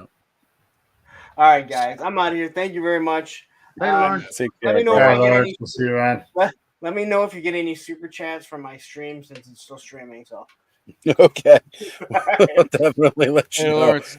If anybody wants to do a super chat for Roman over on. Oh wait, you know what? Roman, come here. Here. That's right. We haven't had Roman on tonight. Come here, buddy. Come on. Only in All chat. right, everyone. All right, I know you want to go outside, right? Oh. Yeah. Go outside. Yeah. Sounds like a yes to me. All right, guys. Take care. Yeah.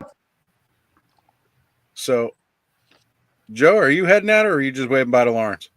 I was waving bye to Lawrence. Okay. We have a thunderstorm here, though, so if I just suddenly disappear, that's what Our happens. thunderstorm Pouring ended rain nice here and today. fall. No thunder though. You mean like your whole thing, or just you out of that picture? Joe? Right. All Either right. or. So, Just see a little puff of smoke come up out of your chair. Right. That's one hell of a storm. So one thing I did here, there's the unknown one, or like the blood armor. They all have this like similar like T visor shaped helmet that I really dig. And I noticed the half giant came with that as like his standard head before I got the accessory pack.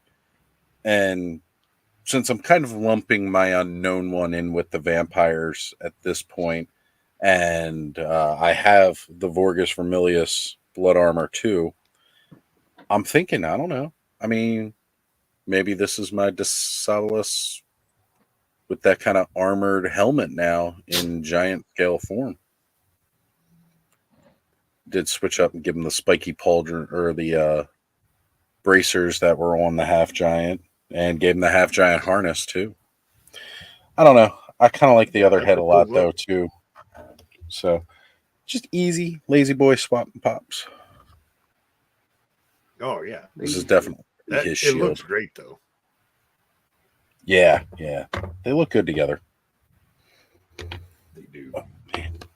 So also the Drizzt figure came with this little mini panther. Oh boy. Little tiny one.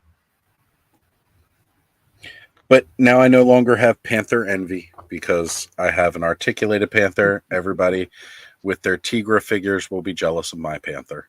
Do you know the lore behind the mini panther thing? Not as much, no, because I didn't read up on that. That's a familiar, right? Because he summons.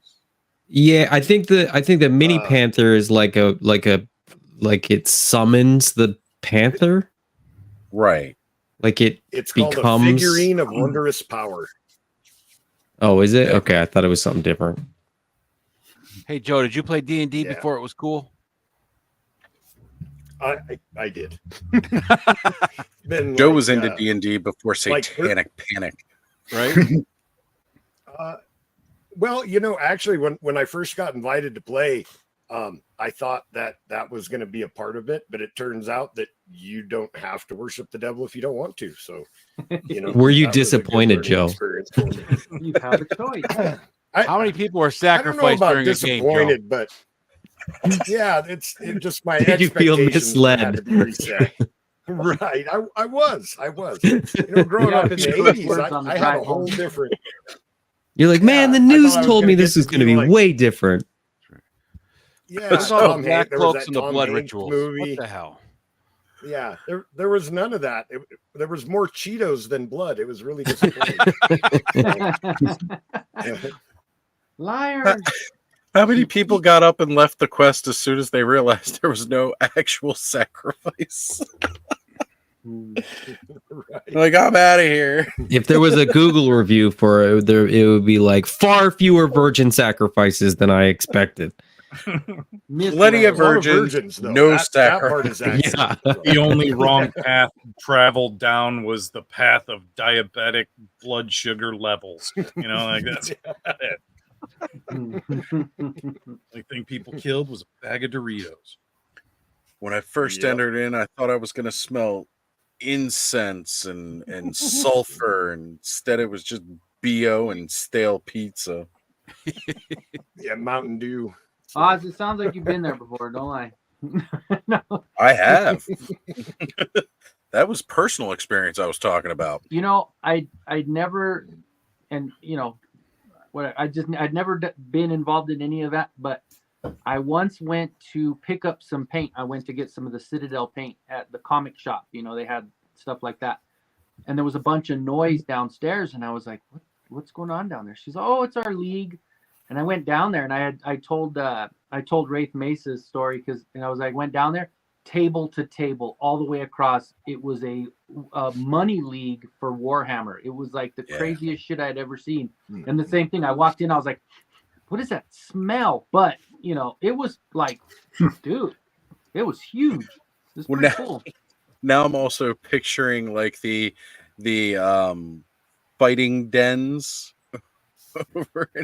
Well, like Kenny lives in Colorado, you know, and he said, "What's that smell?" We all know what that smell was. Yeah, you know what that smell is. Yeah, that's true. That's a much better smell. That's closer to what I would expect at a satanic ritual. Yeah, Bro, so that was pretty cool. Take this. You'll go to a magic realm. You sure will. You know, I grew up like 20 miles away from Gardner, Colorado.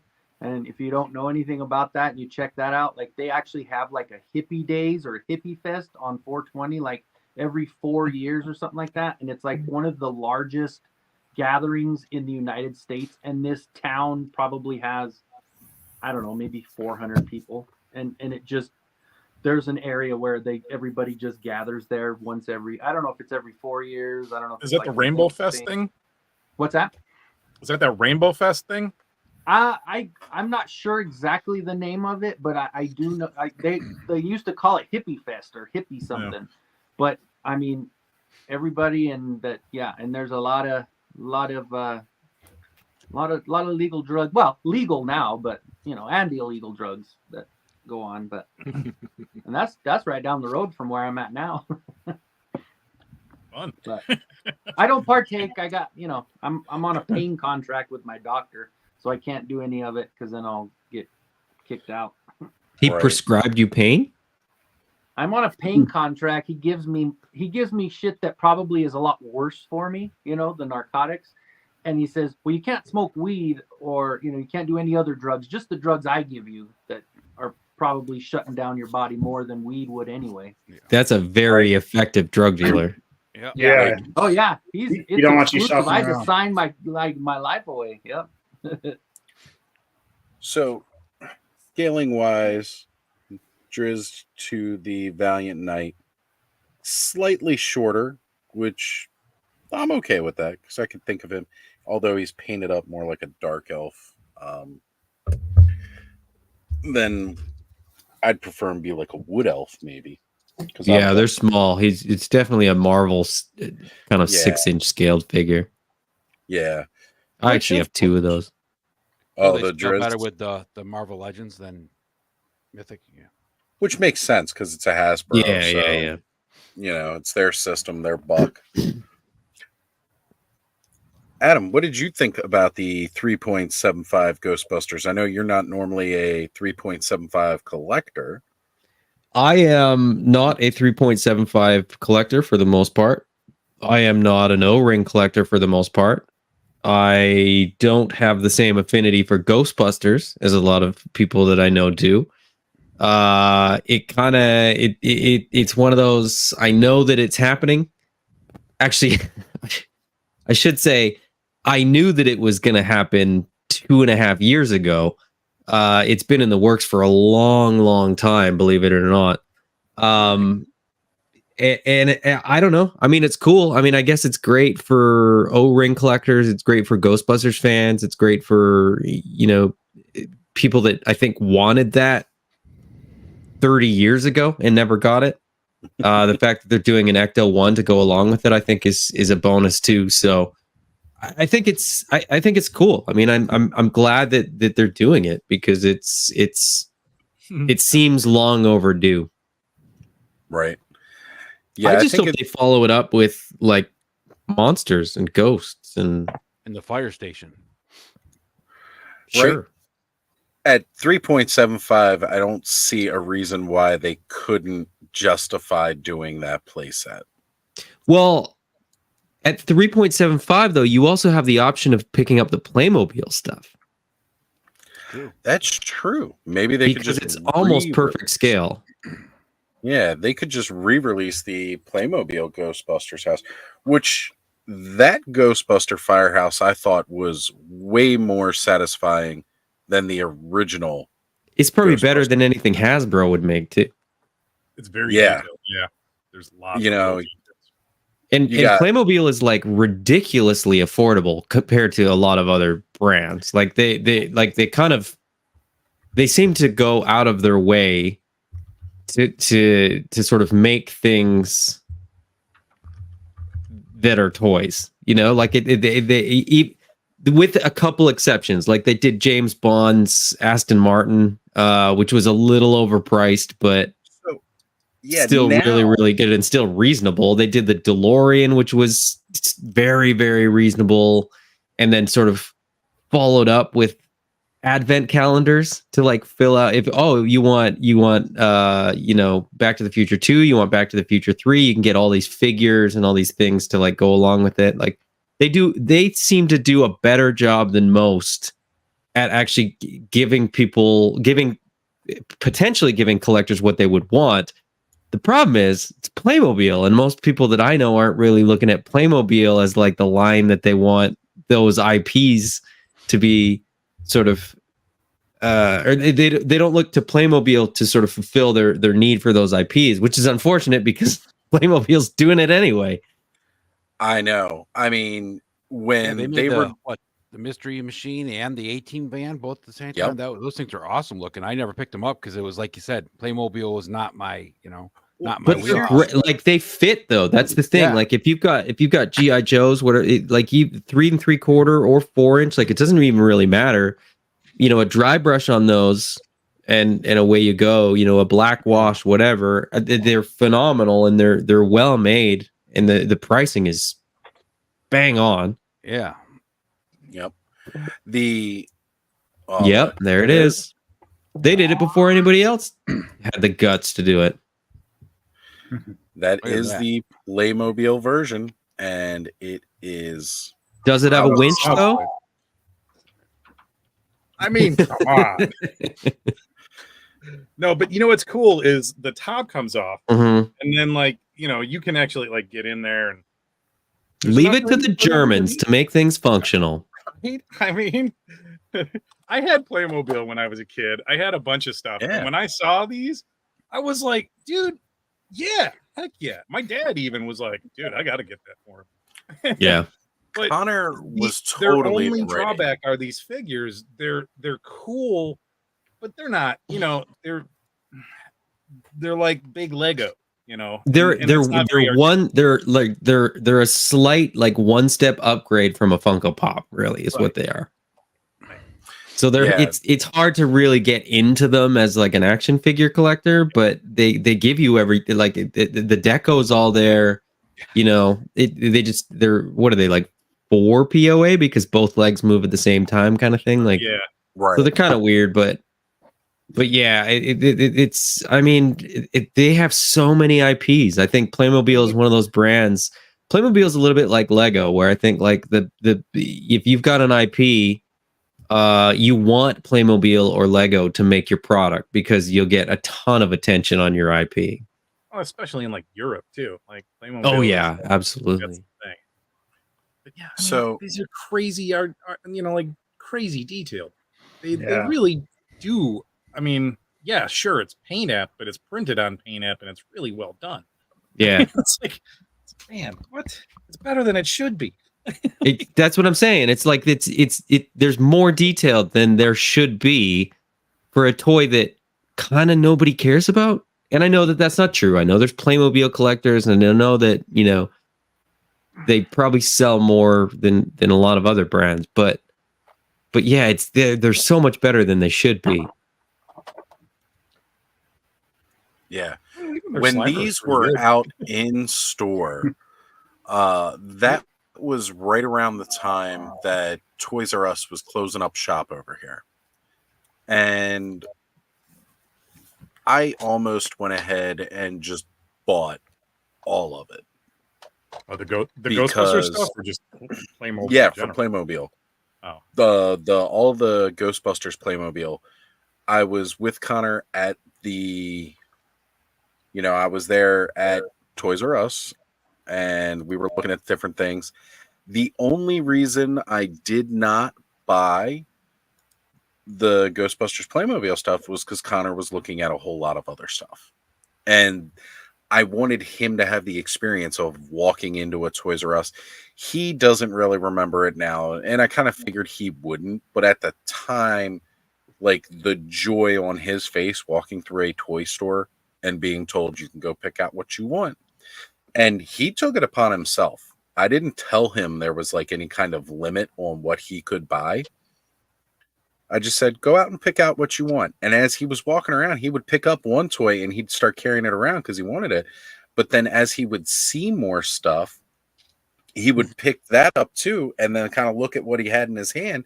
And he would, sometimes he would put what he already had down and then walk around with the new thing. I didn't say he could only pick like one thing. I said, go pick what you want. He took it upon himself to imply that rule, which was great because then I just went later that week and picked up everything else that he was looking at and stowed it in the closet until Christmas time. But that was the only reason I didn't pick up all this Playmobil Ghostbuster stuff, because I was like, these would be so cool to get. And he had actually just had like their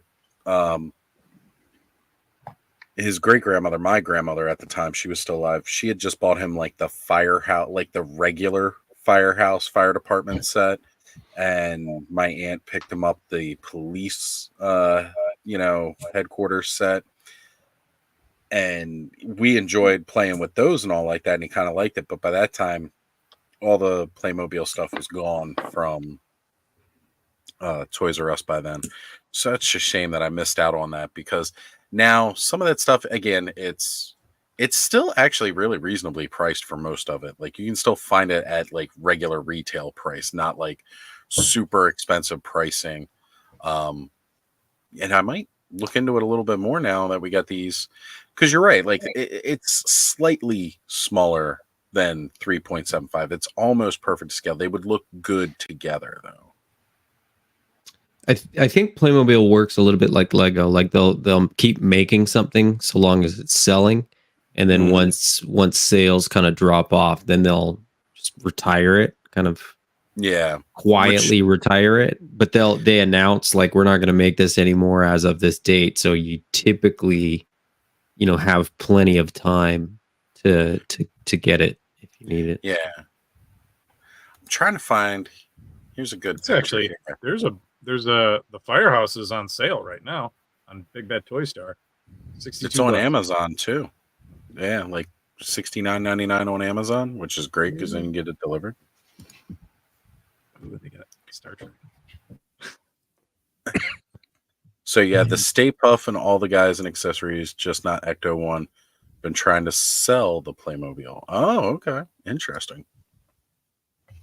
I'm actually looking at some of the stuff right now as a lot, but just to kind of give people an idea what we're talking about. If you have not seen the Playmobil Firehouse, this is it. This is what we're talking about right here. Like anybody who remembers that original toy, like there was a lot of what I felt kind of at the time was like wasted space so that they could do the slime feature, right? From roof to floor. It's not going to let me zoom in. I'm trying to do the Control Plus. Want to zoom in a little bit more here. So this is your firehouse. Like you've got a top floor that's kind of got like, part of the lab, You got a second floor that has, again, quite a bit of the lab. And then you see down here on the ground floor, it's got the room for the garage and everything. These are just some of the extras. Here's a Stay Puft that was being mentioned. Here's Slimer, just regular Slimer, not attached to the cool Ecto-1 like Hyperdelic had. You've got a variety of ghosts. You got the librarian here. This is... Which one is that? Slimer. I think he's Loyal Subject. Yeah. Oh, that's the Loyal Subjects one. Might be right because the splatter underneath there. That's a good point. But yeah, it's just like they work so friggin' well. And I'm trying to not show off the rest of their stuff here. I was actually trying to instead of just using decals and stuff like that, Playmobil will actually like print out, all the parts, all the bookshelves and all the filing cabinets, and like you just get tons of play value with Playmobil. Yeah, like I'm looking at like the accessories for that thing on Big Bad Toys World. Like it's crazy. You get like a pizza, there's a chair, video camera for when they're like shooting Tully with, when he's got the colander on his head. Rick Moranis comes with it as part of the set. What else do they got? They got like a little mini microscope. Yeah. Like it's just all these crazy little like detailed bits that are like, holy cow! Like nobody ever does that kind of stuff. Even Lego doesn't give you that many kinds of things. And they're all just, they're just cast in plastic. They're not painted, but they don't need to be. They do such a good job. They'll cast different colored pieces, and then you have to put them together. So there's always assembly required. My kids are into Playmobil, and I love buying it for them because it's just fun stuff, and it's really well made. Yeah, there's that too. Like all that for $180. Oof. Practically giving it away. I know. I'm kind of I'm thinking about, and like you noticed here too, like you get your, just like you get your variants and figures, right? You've got real Ghostbusters, you've got regular costume, you've got slimed. It's all there. Like people may not recognize this ghost here, but from the second movie when Janosz kidnaps Oscar, that's what that's from. Library ghost, not all crazy scary. I'm not sure who the octopus is, but like the Slimer comes with the hot dog cart, so you can do all the hot dogs in the mouth kind of thing. This is a ghost from the real Ghostbusters. So like, again, pulling from the cartoon, you got Dana Barrett here, all messed up. For the Keymaster. There's that Stay Puft. You got all the other little like Ecto vehicles, because these are both Ghostbusters.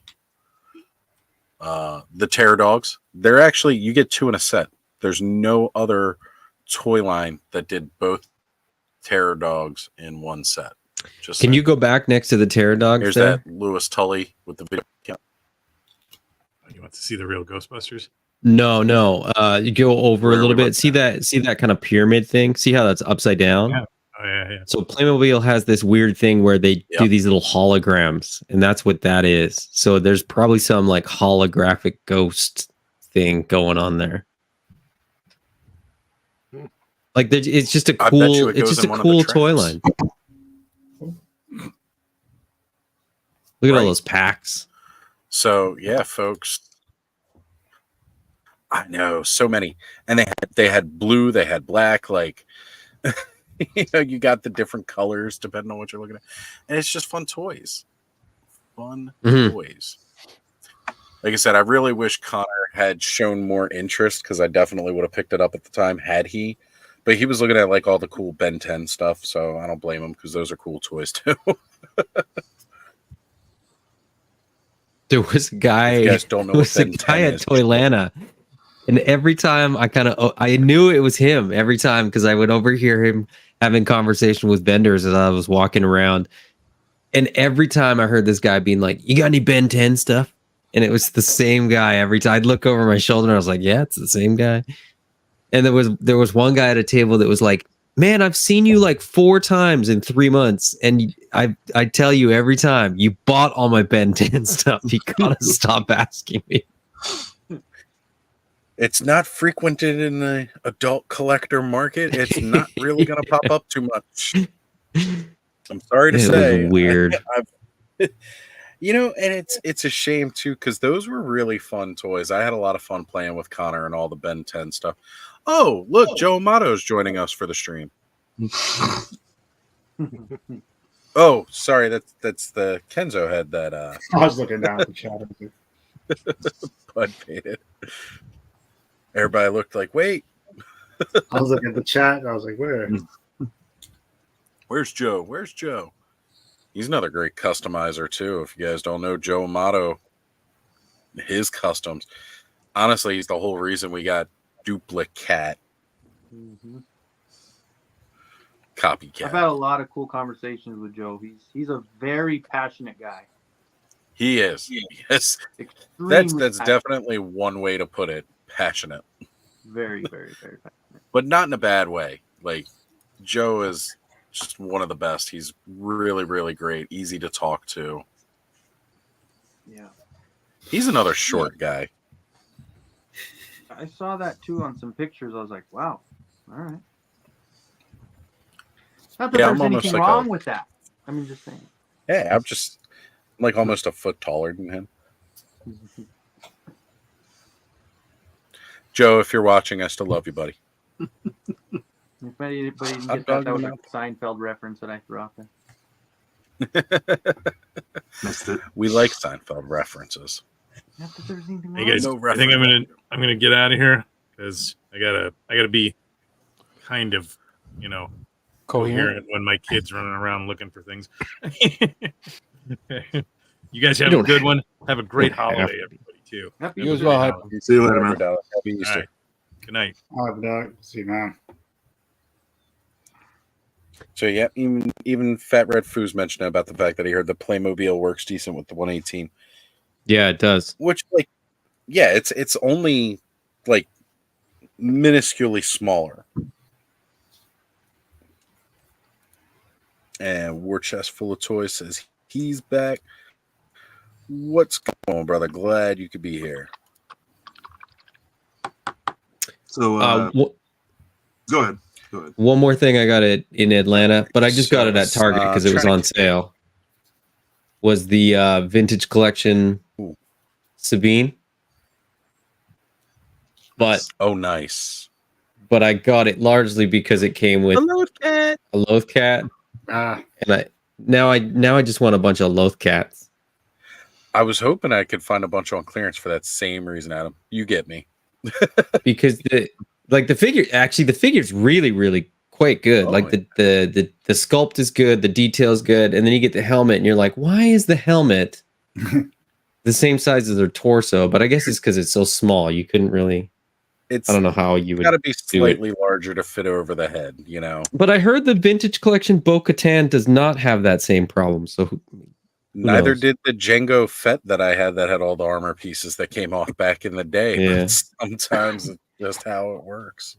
And one more thing that I got, and I'm gonna head in, go to bed soon because my brain's not working very well. The last thing that I got at Toylanta What? Oh, damn. Oh, was this guy.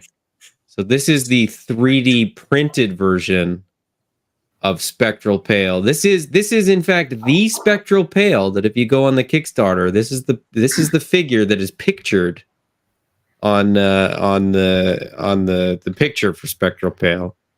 The arm was broken off, and when we were packing, I didn't even know Jason had it with him, and we were packing up all the Paint Masters, and he kind of pulls it out of the box, and he's like, this stupid thing. He's like, it's always broken. I keep gluing it back together.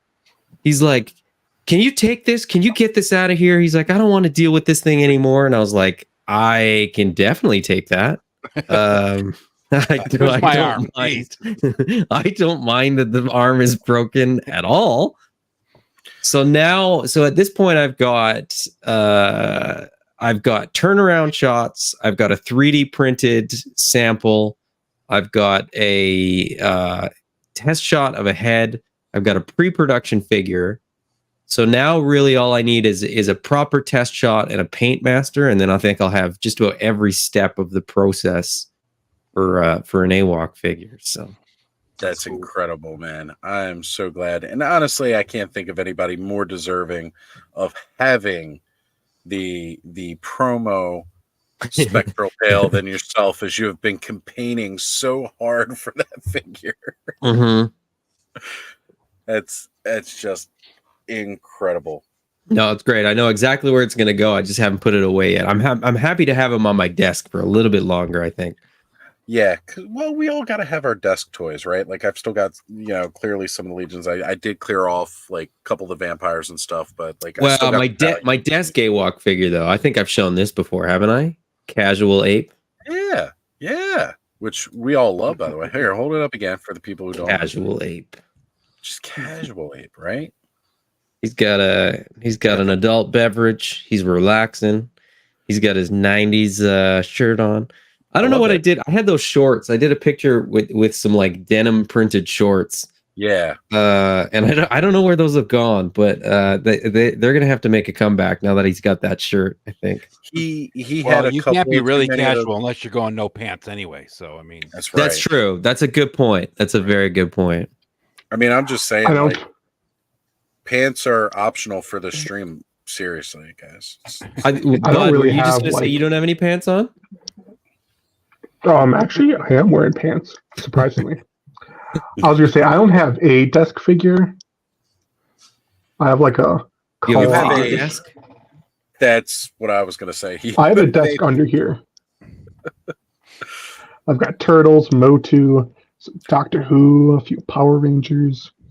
Hold on a second. Yeah, everything. Sorry, but bring it back up. Oh no, I it's had fine. Pale with the power sword on my desk. That's such a good figure. That was my figure of the year for 2023, and I think I might amend my rules and just make it my figure of the year every year, because I still, I mean, I granted it's only March, but I don't have anything yet that's would knock him out of the #1 spot. Well, there you go. Then I think it's worth it again. You got to make him like a little WWE belt now or something. So, Bud, go ahead and give us back that little tour around and show us the figure desk. Oh, do a little twirl, Bud. So I found this really. So I was cleaning out. Well, we had my room and closet cleared out, and found a box full of like figures. And I found this really old Mattel Batman figure I had. Found my Marvel Legends, Netflix Daredevil figure, a couple Power Ranger figures, a couple Doctor Who figures, which these things are tiny. Yeah. The Michael Bay Turtles. And of course I have my usual Turtles. But yeah. So that's currently what I'm kind of looking at. Nice. Just figures everywhere. But you display them so well, Bud. You do a really good job. Yep. With the They're all standing in file, which is so not boring. Ooh, look at that Triclops down there. He's coming. Oh. And favorite version's coming. I was very lucky when I found him on Big Bad. Yeah, they did like a slight restock, and like I was not able to jump in on that, which kind of pissed me off. But I got the mini comic version, so I ain't mad about it. I got that one. Yeah, I'm jelly on that. I definitely. That's the only reason I'm not collecting any of the mini comic figures is because I can't get him the complete set. I've actually got for at least a good price.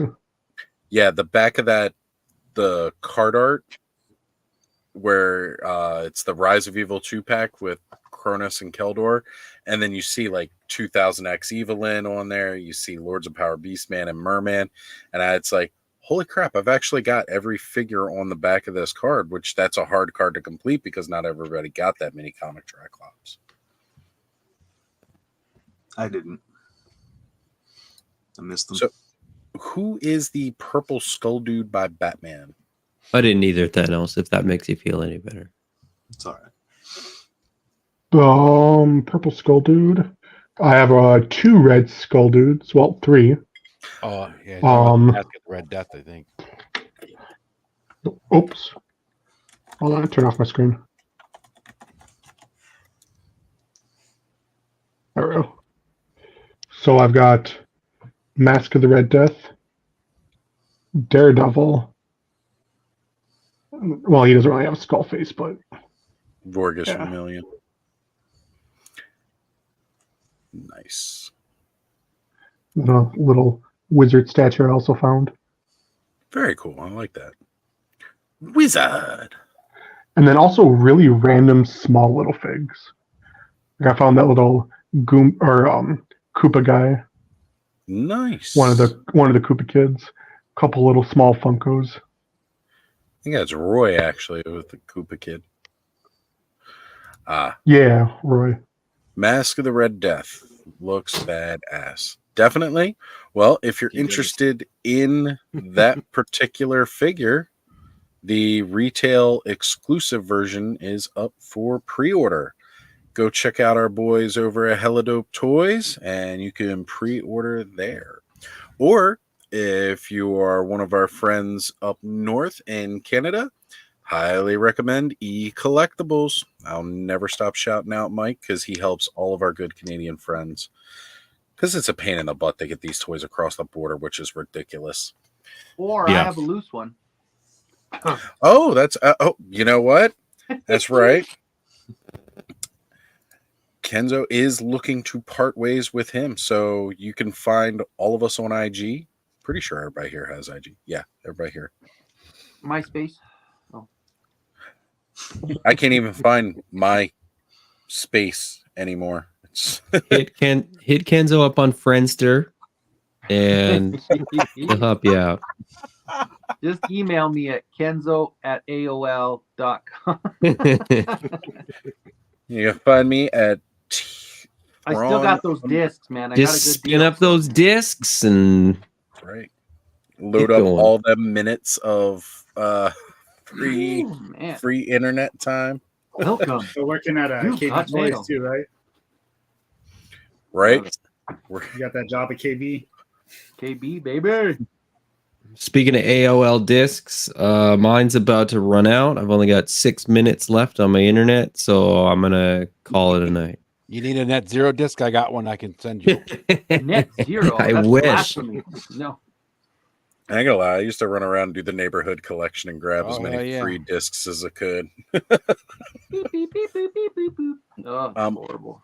Up stealing people's papers, not for their paper, but for their AOL discs. My kid goes, "What was life before the internet?" So much Remember- better. Awesome. We used to have adventures in real time.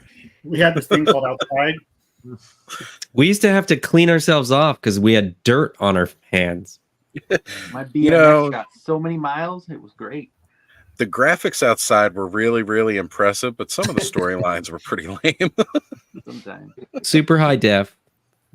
Yes. Ultra. Stories never went anywhere. Never, never. I often got yelled at and harassed by cops. You're doing skateboarding around here. And nothing was recorded. That's great. It's That probably was for the best. Yeah. No, it definitely is. Nothing went live. Yeah. I am. See you guys. All right. Have a good night. Later, Adam. Yeah, Adam. I am so glad that none of that stuff was recorded. Mm-hmm. It's up here where it counts. Not mine. I'm forgetting everything. So. Freaking Thanos making us all jealous with the Jada Mega Man. Ooh, Hey, I have that one. look at that face. It's in a That's box so good. though. I can't wait until they get some more out too. Like I'm waiting until we get the up to Mega Man 3 because I want the I want to have like a good amount of them because I want to set up a Mega Man Soccer shot. I don't know if you guys remember that old game, Mega Man Soccer. yes, That would yes. be super fun. Oh, that would be great. And like I'm not, normally when you get like all the repaints and the variants and stuff like that, like sometimes I can get kind of lame. but I'm kind of excited for them to go through the different, because back with those game days, you had the different colored outfits. Yeah. And I hope they like pack each one with the appropriate accessory. The first Mega Man I played, I rented it a bunch of times, and then I ended up buying the rental copy, but I never had instructions. I didn't even realize you could get the Master's weapons. So I would go through it with just the regular shot. Wow. Yeah. So you played it on epic hard mode. Yeah. That's crazy. And then I paused it one time and accidentally selected it. I was like, "Oh my god!" I can actually use the weapon. And then you found out within there was a 2 specific... hits of that weapon. You kill somebody Right. else. There was an order to beat them in so that it was easier. Yeah. All right. So Fat Red Foo, you missed it earlier. We were talking about this. Hit me up on IG and I will throw you into the group chat for the D&D campaign. Because we are starting to get that organized more now that we have a DM. They have an idea of how to run the campaign so that we do jump in, jump out week per week. So that way, if people don't want to be involved one week or they can't show up, it doesn't hold up us doing any overarching stories throughout as we build our characters. Really excited to do that.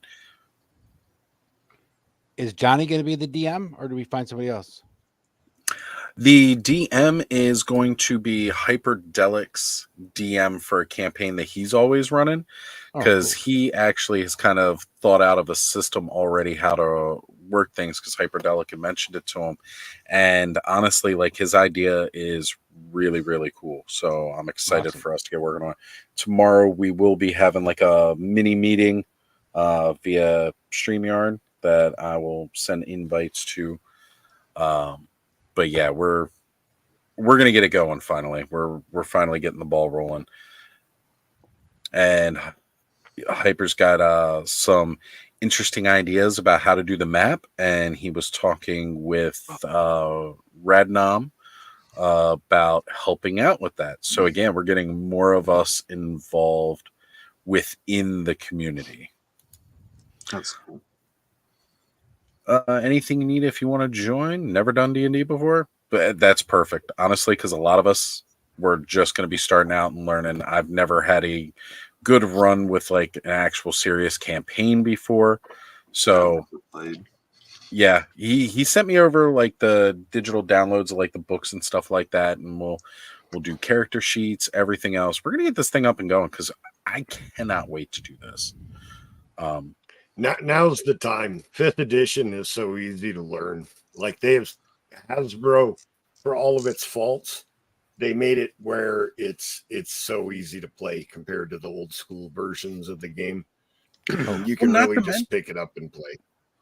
Well, also just the simple fact that they've done the with the digital, it makes it so much easier for us to do a version like this. Right. Because it'll allow us to do it. My biggest worry is we're talking about doing a digital map and everything like that we could share on screen at the time to be able to help give a visual aid and things like that. I'm probably going to have somebody else do the share screen and be able to navigate for that, because I myself will not. Realistically, I'm just not going to be able to do it, because we've all seen what happens when I just try to bring up a little extra. Typically, if I'm sharing from Chrome, the computer doesn't bog down too much. It does a little bit. But if I'm sharing from when I went to go load up Instagram earlier to go try and share from it, and this happened Thursday, it's what kind of killed my computer out, and then the internet wasn't working right. It would not stay connected. So that's when I switched up to doing my phone to finish out the frenzy this past week, because I just don't have enough between the slow internet speed here at my house and the processing power of a very old Surface Pro laptop. It's just not going to happen. But we'll figure that out. Again, we're going to hammer out more of the details. We're going to get it going so that we can actually do this game. I've only played online one time because I'm still old school. Me and my friends play in person, but having the maps, the digital maps online, it's almost essential, to knowing for combat, knowing positioning and where the characters are at, and moving around and how that works with the rules and stuff. It was really cool having the digital map. So I hope you guys can get that working. Yeah, for sure. It's going to be neat. And like I said, we're getting more and more people within the community involved in it to make it a really fun experience. Like I said, we're not going to be as cool as the Critical Role people, but we'll be decently up there. That's a matter of opinion, perspective. I'll just have to. Well, thank you, Joe. I have to speak with maybe Jeremy DeWitt helping us out, or maybe our friends over at Cracktastic Plastic to make us cool theme music. Right on. That'd be cool. Right? The War Chest is saying that he's almost got these snow chains done for this Arctic vamp. Nice. So as we saw the really amazing custom that Tony was working on earlier, now we're already getting the snow variants, which is great because we just saw that retro carded Snow Serpent. Very nice, Kenzo. Is that a print? Yeah, LA Figures. It's another one. I did the He-Man and the Skeletor of LA Figures. Right. They've got a Tila now. They've got a Trapjaw, a Man-at-Arms, and then the She-Ra. So they've got a whole bunch of good statues. So yeah, very nice. Those will be cool. Next. Speaking of Tila, Mondo dropping the teas. Oh yeah, man, and good buddy Tommy. Tommy, that's his sculpt, and man, does she look freaking phenomenal! Wow. Absolutely phenomenal. Yeah, she looks really good. Joe, can I just say, like, between watching you last night on Let's Go Off-World and tonight, it's nice to be able to see more of your background, see what you got going on back there. And, of course, you got to have, like, a mandatory Grayskull and Snake Mountain, except you've got the superior version. That's why different. That's why Sean recommended you, right? That so that the classics Grayskull would still be there. Still the star of the program. So, yeah, the truth of it is that I always had the curtain up because it was a huge mess in my toy room, and but I was a guest on the Legion's Lair in the Cabal on Tuesday, and they wanted, part of being on that show is giving a tour of your collection. So I was forced to actually go in and clean my toy room so that I wasn't embarrassed showing off my toys. So that's why I actually have a real background right now, is because I finally got around to cleaning everything up. It's not just piles of boxes and dust and whatnot in the background. So, that's exactly how my room is. I mean, I got all these up here nice, but everything out here is just a mess. Everything else is a mess. Packages. There's a reason you don't see that, because I'm still working on all of that. Right here. Right. But yeah, it is nice having a real background. We'll see how long it lasts. Hope it lasts a while, Joe. Of course, if you ever go back to the floating head, we'll still keep you around. Yeah. Both versions. The other one wasn't bad. I liked a lot of the comments about people saying, like, is Joe in a cave? And I thought that was fun. I just thought you were still at work. Right. I wish I could log on at work. Make the day go by faster.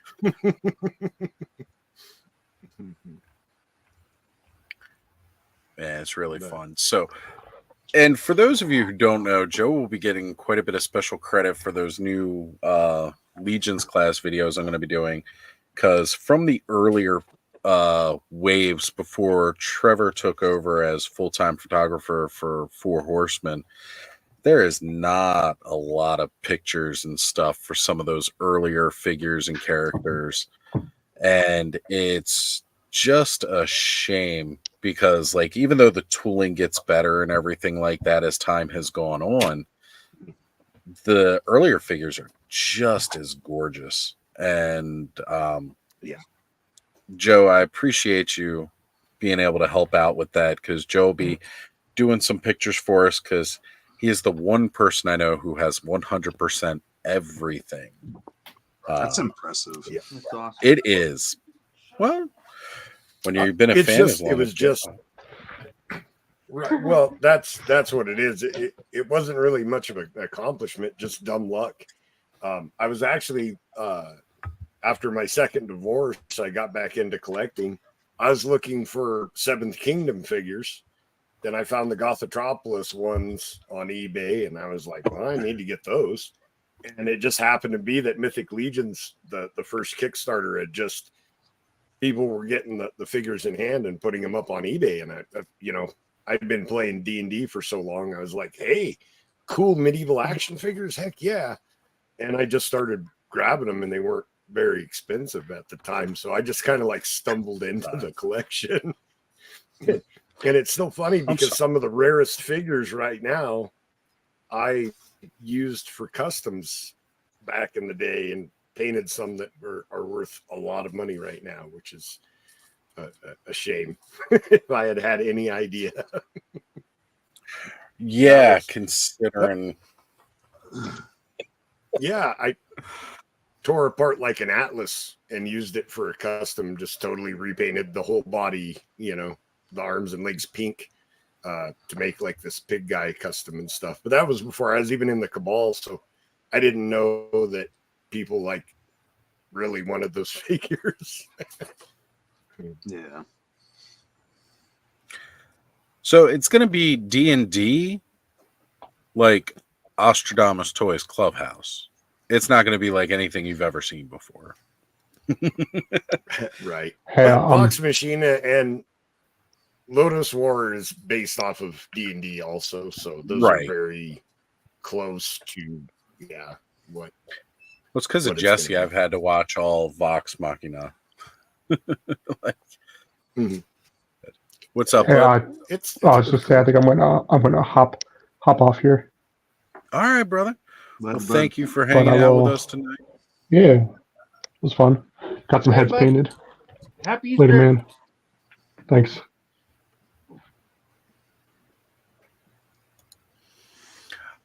Sorry, War Chest. Yeah, when we do the simulcast, it's not always, it doesn't link the chats, and I know both Jim and Lawrence were simulcasting, getting the word out about the stream. The party's over here on Ostradamus Toys. That's where the main chat is. So if anybody's still hanging around in those chats, feel free to join us over here. And make sure, again, give a like and subscribe to everybody who's on. Yeah, Sunny Sundries is here. What's up, brother? Good to see you. Playing D&D since '89. All editions. West Hasbro made more action figures based on the novels like the Drizzt. And if you weren't here earlier, I just opened up that pack. The R.A. Salvatore Drizzt. I wish they'd do more of the creatures. I love that Beholder and like a couple of the other. Yeah. Like even if they just did all the monsters, like go through the whole monsters guide and give it to us. That would be really cool. Like I am super satisfied with this. I no longer have the Tigra envy. If anything, now I'm prepared to buy Tigra again because I have a articulated panther to go with. Tigra looks good though. Oh yes. Oh my god. Fantastic. I like that they've, really easily made it so that you can have her in the scantily clad bikini look, as well as boom, here we actually gave her the clothes, which was just basically a poncho. But again, she only really had 2 looks in the movie, so it wasn't hard to something to give us that. But I was a little worried because early on that was all I saw was the bikini pics, and I'm like, are they not even going to attempt to just put something else with it? And we did. We got both versions of her now, which is great. Sex sells, Oz. You know that. Oh yeah, absolutely. I mean, unless but it's illegal to do so in most states. Not if you have an only. I'm in Nevada. Hey, there you go. Most states. Right. My Osley fans is going to make me fortune. You know what's funny? Of wishes. I posted that video of that robe that I made. Oh yeah. I looked at it and I was looking at my YouTube channel. I was like, wow, I got 1,000 views in like a day on that Rogue. But how many people did you lose? None. I mean, she's clothed. It's just a meme statue. So. That's true, I guess. Because she is clothed. It's just like you said, the meme. I was gonna say Thanos is playing the constant battle with loss versus Just gains. weeding people out is what it is. There you go. It's the best way to look at it, brother. It's like, all right. That was a pretty good print, though, I gotta say. Yeah, definitely. So Kenzo let me know that Toy Stalker is shipping out the Mutant Mossman. Yes. Nice. And I only knew about it because of Thanos, so I ordered it from what he had said. So yeah, I tried to go order hit up. that from there. Did you have Check to have? your- No, Huh? I tried to, and I had my debit card going through. It wasn't saying it was going through. Oh, it sold out quick. It wasn't up for too long. Gotcha. Well, that disheartens me because I do like supporting. Again, I have to go back. our friends, our good peeps. Toy Stalker is one of the good ones. Found him through Hatter, and it's better than going to that big bad guy. But sometimes you just got to. Well, it's a Walmart exclusive. That's Yeah, all I was gonna say that one's the Walmart, It's up right? there. All those Mhm. Walmarts, I'm gonna be screwed out of it. Freaking my Walmarts don't have anything at all. You're not the only one, man. Like, the freaking Merman got announced as a Walmart exclusive, and I'm like, I know. oh great, there goes that one, and that was one of the It main sucks. ones So that I isn't wanted. that Masterverse, that Horde Prime Trooper, Horde Trooper Prime? That's gonna be a Walmart too. Yeah, that one's Walmart exclusive. What was the other one that was? Wasn't there one more Walmart exclusive? Well, that was Origins, not Masterverse, because Yeah, the Masterverse Horde Trooper is going to be Mattel Oh, yeah, Creations that- exclusive. yeah, Yeah, the Origins one, right? They have Origins. Yeah, that comes with the bot. Yep, that's supposed to be Yeah. Walmart. Again, so I much stuff. swear, Oh my god. I need to go back and find that video because I remember in one of the interviews, like last year at San Diego Comic-Con, they were like, "We're gonna stop with the retailer exclusives," and it's like, you haven't slowed down. You guys like doubled down into No, it. You're going harder than you ever like did. one before. here and there, Walmart's okay, but having to try and chase all these down is ridiculous. Well, and the worst part is they were like, "Oh yeah, we're gonna do a Build-A-Figure with Metal Botto." Right. Except we're going to sell it across. Well, I heard that the Target exclusives are going to be Metal Botto. The Walmart exclusives are not. But when they had originally announced it, I really did think that it was going to be split across the two retailers. And I was like, Yeah. that's bullshit. yeah, that would have been bad.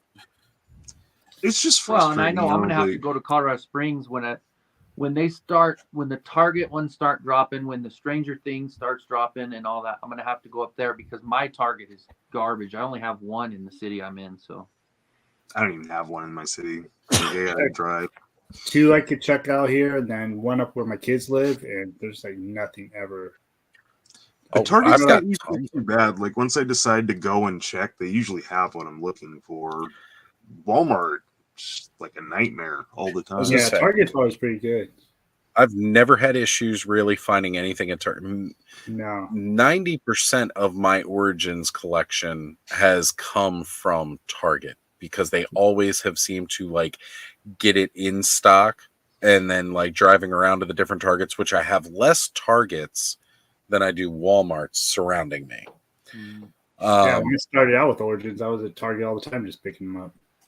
Right, like it really wasn't an issue. Target was a pain in the ass for some of the NECA stuff. Like people people are getting the Kirby. Like I know if I go and drive like a town over and go to the couple of Targets over there, I'm gonna be like, no Kirby. But people are showing them off, and I want that figure. Oh man, right? little Look at baby him. Modi, little baby Modi coming out of the egg. Hatchling Modi. I like that. I really like that. that's awesome. Yeah. I'm in the it's the Mega Custom X. I'm on his Patreon, and that's what he released for Easter. Was the file for that. Nah, in the age. Boojaboo, I guess. Is that- Boojaboo. Yeah.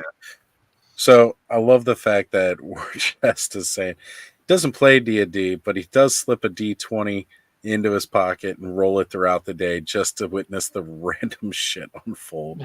Shit gets wild when you bring the Magic 8 Ball into it too, which I've seen people are getting their 8 balls from Mattel Creations too. I haven't opened mine yet.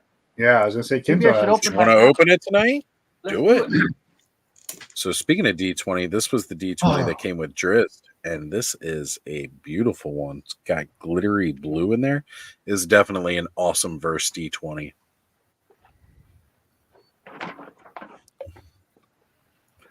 The box And- is really nice. We got Ken joining us. What's up, Ken? What We up, got Ken Ken Dog? and Kenny. Gentlemen, Good to have you, brother. Ooh, you are coming in clear. am I? What did I do Yeah. differently? I don't know. I must have Your done something audio. Showing your face. Not showing your face. That's what it is. Because you're not showing your face, your audio is like above average. Well, you got to make up for it somewhere, right? That's it. So we got the Masters of the Universe. I like that chromed out. Yeah, the whole That box is is that way. Wow. That is really nice. Yeah. All right. Moving on. When I was cleaning out my garage today, I found my TurboGrafx 16. What? Oh damn. No. No. Nice. I was like, oh yeah, that thing. What? Well, now you have something to do next time you get blocked on Instagram. Whoa. Yeah. What is that? Oh.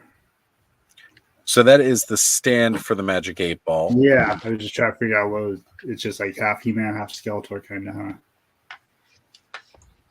It looks like a body, but it's just a stand. Yeah. Okay. That is neat. That is neat. That thing sold out quick. I was surprised. Yeah. I know. I almost was tempted to, but I was like, oh, I got so much I'm spending lately. Oh man. So I got 393 subscribers. Are there 7 people watching right now that are not subscribed to my channel? Give me that push to 400 tonight. Let's go for it, people. Let's go. Hold on. We'll check the Magic 8 Ball, see if we can get is Oz going to get to 400 tonight? Without a doubt. There it Well, is, folks. There it is. How many more? But it's floating on the Skeletor side, so it might be a lie. That's true. You know what's funny is that it's crazy. Oh, look, the arms move. It's articulated. Ooh. Interesting. Wait, what? It's 2 POA. It's like a the head, I guess. 2.5. Three if you count the head. I was gonna say it's got really nice articulation on the head. Head and neck articulation is great. He can look down, up, do a Linda Blair. Yep. And what's crazy is that you saw like the Rock'em Sock'em came with the 2 and a few other ones, but this, why would you go half and half? Like they would make money if they sold them both. I just Right. weird. It would be great, like if you had like a He-Man one that was all positive answers, and then a Skeletor one that That's was what I all was thinking. I was negative. like, because there's like Yeah. yes and no, No, you boob. good and bad. Yeah, if No, they would have you done them with fool. actual like Motu stuff, like phrases, I think people would have That been would all be about cool. it. Until we meet again, losers. Sorry, Kenny, I'm pulling you off here. I just Yeah. went through the chat. Awkward. I'm so awkward. Ah, come on, everybody explain. Oh, look at that, Ken. Did you see this? All right. How about that? Look- But because of who's holding it, I'm trying to think of the photos that are going to show up on Instagram. I Well, I'll tell actually you- have done an Optimus one, and it was Donatello humping his leg, and it had the Donatello does machines. So appropriate. So appropriate. He's also got an alternate translucent orange axe that is more phallic shaped. Oh, I'm sure I could fit some other attachments in there if I really tried. Oh, you could. You could. With enough lube, you could definitely fit it in there. This guy's really cool, though. They look great. He was a lot more assembly than the Megatron, though, because the Megatron was like almost all put together, and you just kind of pop, pop, pop. This one was like every little piece put together. Is this the YOLO Park one?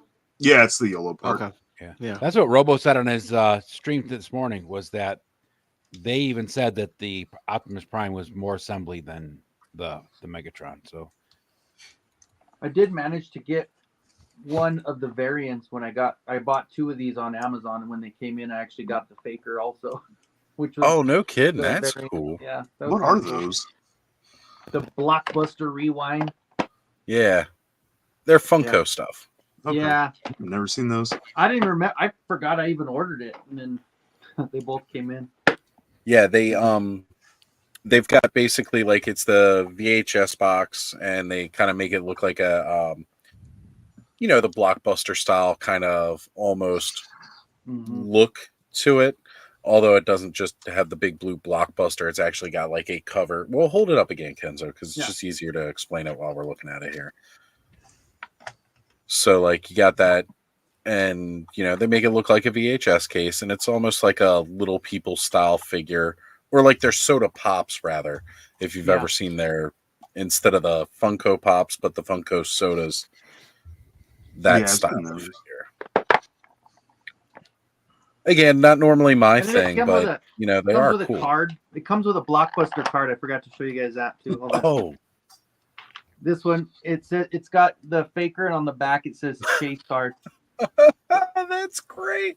So underneath the He-Man, what does that one say? Just like a normal member? Yeah, let's check. I didn't even realize it said the Chase on it. That's great. That is great. Yeah, character card. Oh, that's so cool. I kind of like That's the awesome. card more than I like the figure. Yeah, and, I saw them at. They had a bunch of them at GameStop.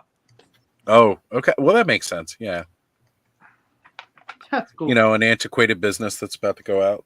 It fits, right? It's at Radio Shack. I mean, wait. No. I hope that they stay in business long enough for me to get my Hal Jordan from them. After that, they can go. Right. That was Hey, like the look. only place I could get an order for that in. Yeah, Ed, how'd your buddy surprised by your Green Lantern you gave him? haven't given it to him yet. He's still in Africa, so he doesn't come home till May. Oh, No, just ship it to Africa. That'll be fine. As long as it doesn't come out of the port of Baltimore, you'll make it. Yeah. I'd wait. Definitely wait. It'll just be easier. So, Ken, what did you think about the Rock in the parking lot? I only saw photos of that. I didn't see the whole sequence, but they're clearly trying to build some sympathy for Cody, aren't they? I haven't kept up. I saw it on X. They had the whole scene where he's all like, "F this guy," and it's all like cussing him out, and yeah, he rubbed his blood all over his belt, and yeah. Oh, hey, Sonny. Looked good. Looked cool. Yeah. I think it might be Extendar, Sonny. I think you might be right there because they've got packaging and all kind of done for them. So I believe we the would. figure's out there. I've Yeah, seen Mr. two Home videos. Arcade got it. Yeah. And, Well, he's got the prototype, right? No, No, he's got people have regular the one. actual figure. Yeah, Manchild has the actual figure. Oh yeah, the people that Mattel's sent them to for reviewers. No. Oh no. I don't know. Somehow some got out and people are paying outrageous prices for them, basically. Yeah, the Kind of like Wondar. Got it. When the Wondar figures came out. It makes me a little nervous though, because not like our remember KB how Toy quick Store Wondar went out, like all the stuff was like out there. I checked that right away. Yeah. I got, you know what? And Yurko made those extension pieces that I'm going to print a bunch of those out too. The ones that Mr. Home Arcade was using. Yeah, where you because can those actually look make him neat. as tall as Castle Grayskull. That's cool. So Yurko, you know what? It's so cool. Like I've been chatting with him a lot. Like him and I have actually become good friends. He actually jumped in a Nice. live on mine the other day, which was really cool. It was like, he was like, I was so nervous. And I was like, no, you're cool. But he sends me like a lot of the renders right away. Like when he's halfway, and it's so cool, man. He's so talented. It's just awesome. Well, like he definitely had that cooler, the collector than what Mattel's given us. Oh yeah. I ain't mad about it. I think it's great. We're getting a collector in Origins. Would you guys say it was like a little bath toy? Is that Bobby said that? I don't think it's actually that bad because, like, honestly, the Filmation one's not super detailed either. Like, it's Right, a little yeah. cramped, like where they're at, and like the back doesn't look quite like the Filmation. But Right. Yeah, like it's a little like again underscaled, but then again, so were most of the vehicles that we got, right? Like look at the attack track. Everybody wants a filmation style attack track, and they showed off what that would be in those designs for the fan vote. Where yeah, you could fit the original toy attack track in the back of the filmation style attack track, and I think that's just what it is. Like we kind of wanted something like maybe not quite that scale, but something bigger. And At then least this to is fit like what two we're in the getting. front, and then you fit two in the front and one in the back, and Cringer I in the mean, back. hey, we all know what that's like. Two in the front, one in the back. That's a bowling ball, right? That's what you're talking about, Oz? Yeah. Yep. For Ed's virgin ears. Yeah. That's the first image that popped in my mind, the bowling ball. So you're not alone, Ed. Can you picture that because you're Canadian? That comment about the Eternos, I've been clamoring for that for like 2 years. Whenever people are like, what do you think the next Mattel Creations exclusive is going to be? I'm like, Eternos. Every time I answer the same question. I was surprised it wasn't on Why the not? voting list. Like, that's probably everybody's number one. You know why it probably wasn't on there? Or as far as like looking at it went, because I've said it several times and I'm just going to put it out here again. When we all tag, like when a fan creates something, right? Like with the Eternos Palace based off of those old fan drawings and stuff, when we tag Mattel and everything else in that, they legally cannot make something that looks like that based off of a fan's design, because then the fan can sue Mattel. And I don't care how many of us will say, oh, well, I would never do that. They have my permission to use it, blah, blah, blah. It doesn't matter to them. They're not going to chance it because, I mean, Mattel is definitely, they know lawsuits. They've been in And enough of them. reach out to the people who are making it and making it look kick-ass and be like, Well, hey, we'd like to get your They don't design." want to pay them money for something that they technically own. Well, what about Why Joe should Amato? they pay? I mean, didn't we go through this with the It's whole true. duplicate copycat thing? Joe Or is Amato. it just okay? Yeah. They And- They did get a lot basically of have flack had for that, to though. deny that they ever saw, even though we all know they saw copycat and then did duplicate. Even What one if- of the reps called The him irony But they of were being calling it copycat. on accident. Yep. Well, again, because they know they've seen it, they know it, but they have to. They would have to deny that basically they were on social media, because we all know with as many people tagged them in it, there's no way they didn't see it. I don't know. But Until like this last set of drops, I thought their social media was completely like dead and under like not That's staffed. the way it always feels. Because I always make the joke. It's like I don't know if they need to fire or hire their social media team, but it's one or the other. The AI running it's just gotten better. It's learning. Because I'm sorry, the crap they've done for their social media is like awful. It's honestly not just them though. It's like most of the companies, their like Oh, yeah. social medias don't like drop the news. It's like you have to go to Yeah, they YouTube drop and it watch out to somebody people like, like us. hey, this stuff. And it's like, oh, okay, like doesn't make sense. Not You can't quite just go to the company website and look at it. Yeah, they got to be Let's get the shady cute about girl it. in the for little marketing. leather dress and leather skirt, and let's But it's just one of those things where they got to play their legalese and all that crap. And that's why we don't get things like to us, we feel like it should just be so simple, right? Like reach out, ask permission, pay the guy, whatever. They don't. And how? I mean, but how could, dude? And if they had somebody that was smart, how hard would it be? Because, like, reach out. He's already well known. He already has his own reputation for doing customs. Why not say we've collaborated with your, like that? Well, again, that just 'cause shows we're a company of the people and all that. It's I don't know.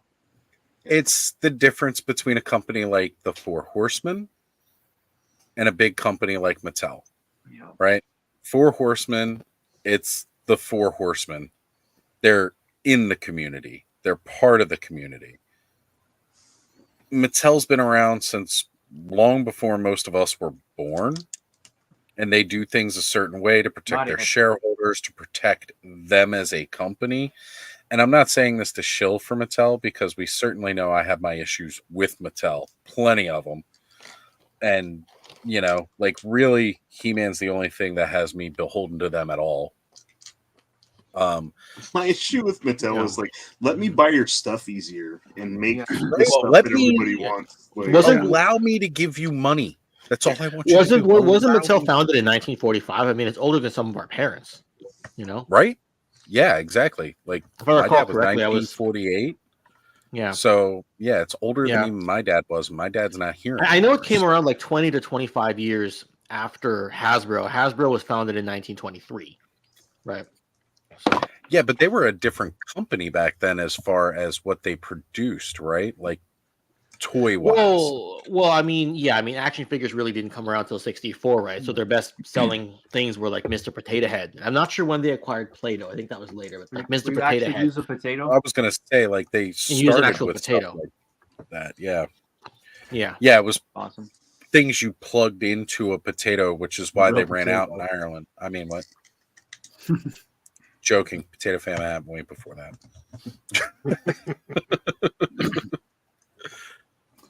Hey Thanos, how hey, long was guys, it I gotta you get had to wait on going. that Dark Horse?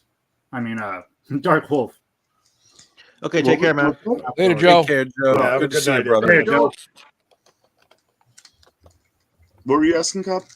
Oh, how long was it we waited on Dark Wolf after ordering them before we got It was a while because I wasn't paying attention to it like right out the gates. Like, Yeah. I know was we were a almost a couple year, weeks I thought. behind Brick, even though It was- like they sent it to us first. I don't think you can see that. I was looking at that thing for Tigra. It says orders must be by 12/8 to receive them by Christmas. So I think, can you order all the way up until 12/8?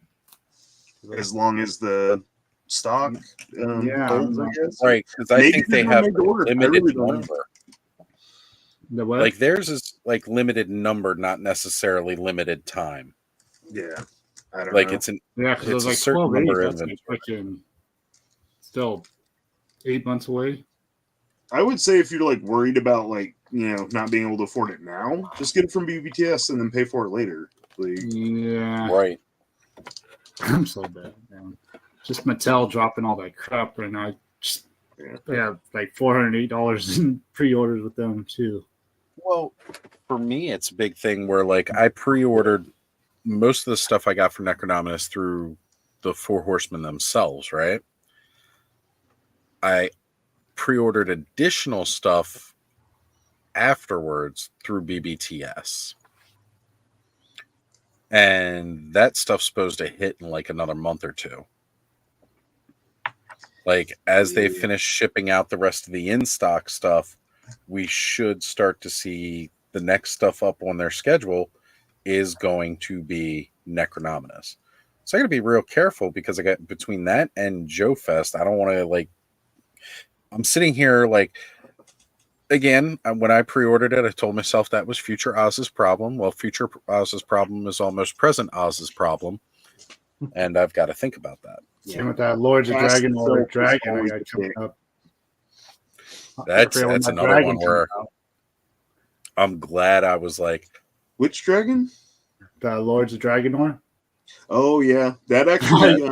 You have a pre-order too, right? 5 should be hitting fairly soon, and then the wave 2 goes up for pre-order on the 5th. Right. You know, I think made a damn. I was going back and forth with that first set, because they still had the early birds available on BBTS, and when I went all out with the Mattel stuff and the Masters stuff, and I was adding to cart, check out, and then it said such and such will be shipped immediately, and I was like, what? And then I went back and looked, and I had it in my cart, so I ordered the entire early bird set, so I paid $2 something. I mean, and I was on the fence about it, and I was definitely probably gonna want it, but It's I a was great just like, set. I was like, oh well, I guess I got it. It's a great set, and you get the Dragon Castle cardboard thing, which is actually really nice. I wish it wasn't so glossy though, because like lighting that thing, like it's always like a shine off of it. Too much of a shine, yeah. Yeah. That I was wish I kind of could a- matte spray it down maybe a little or something. It is real I shiny. thought about that.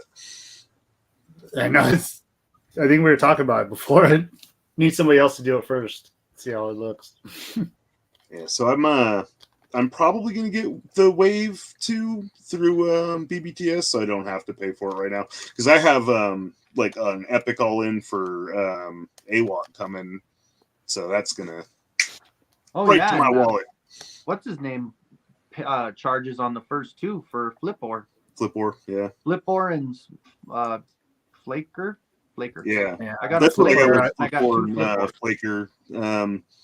Like I wanted to get like a couple of the other versions, but it's like, I got other stuff. Like I know. I remember when you first announced those, I was like, "Oh, I definitely want a Flipor," and I didn't even get them this time. Or when you did all got this. another day and a half.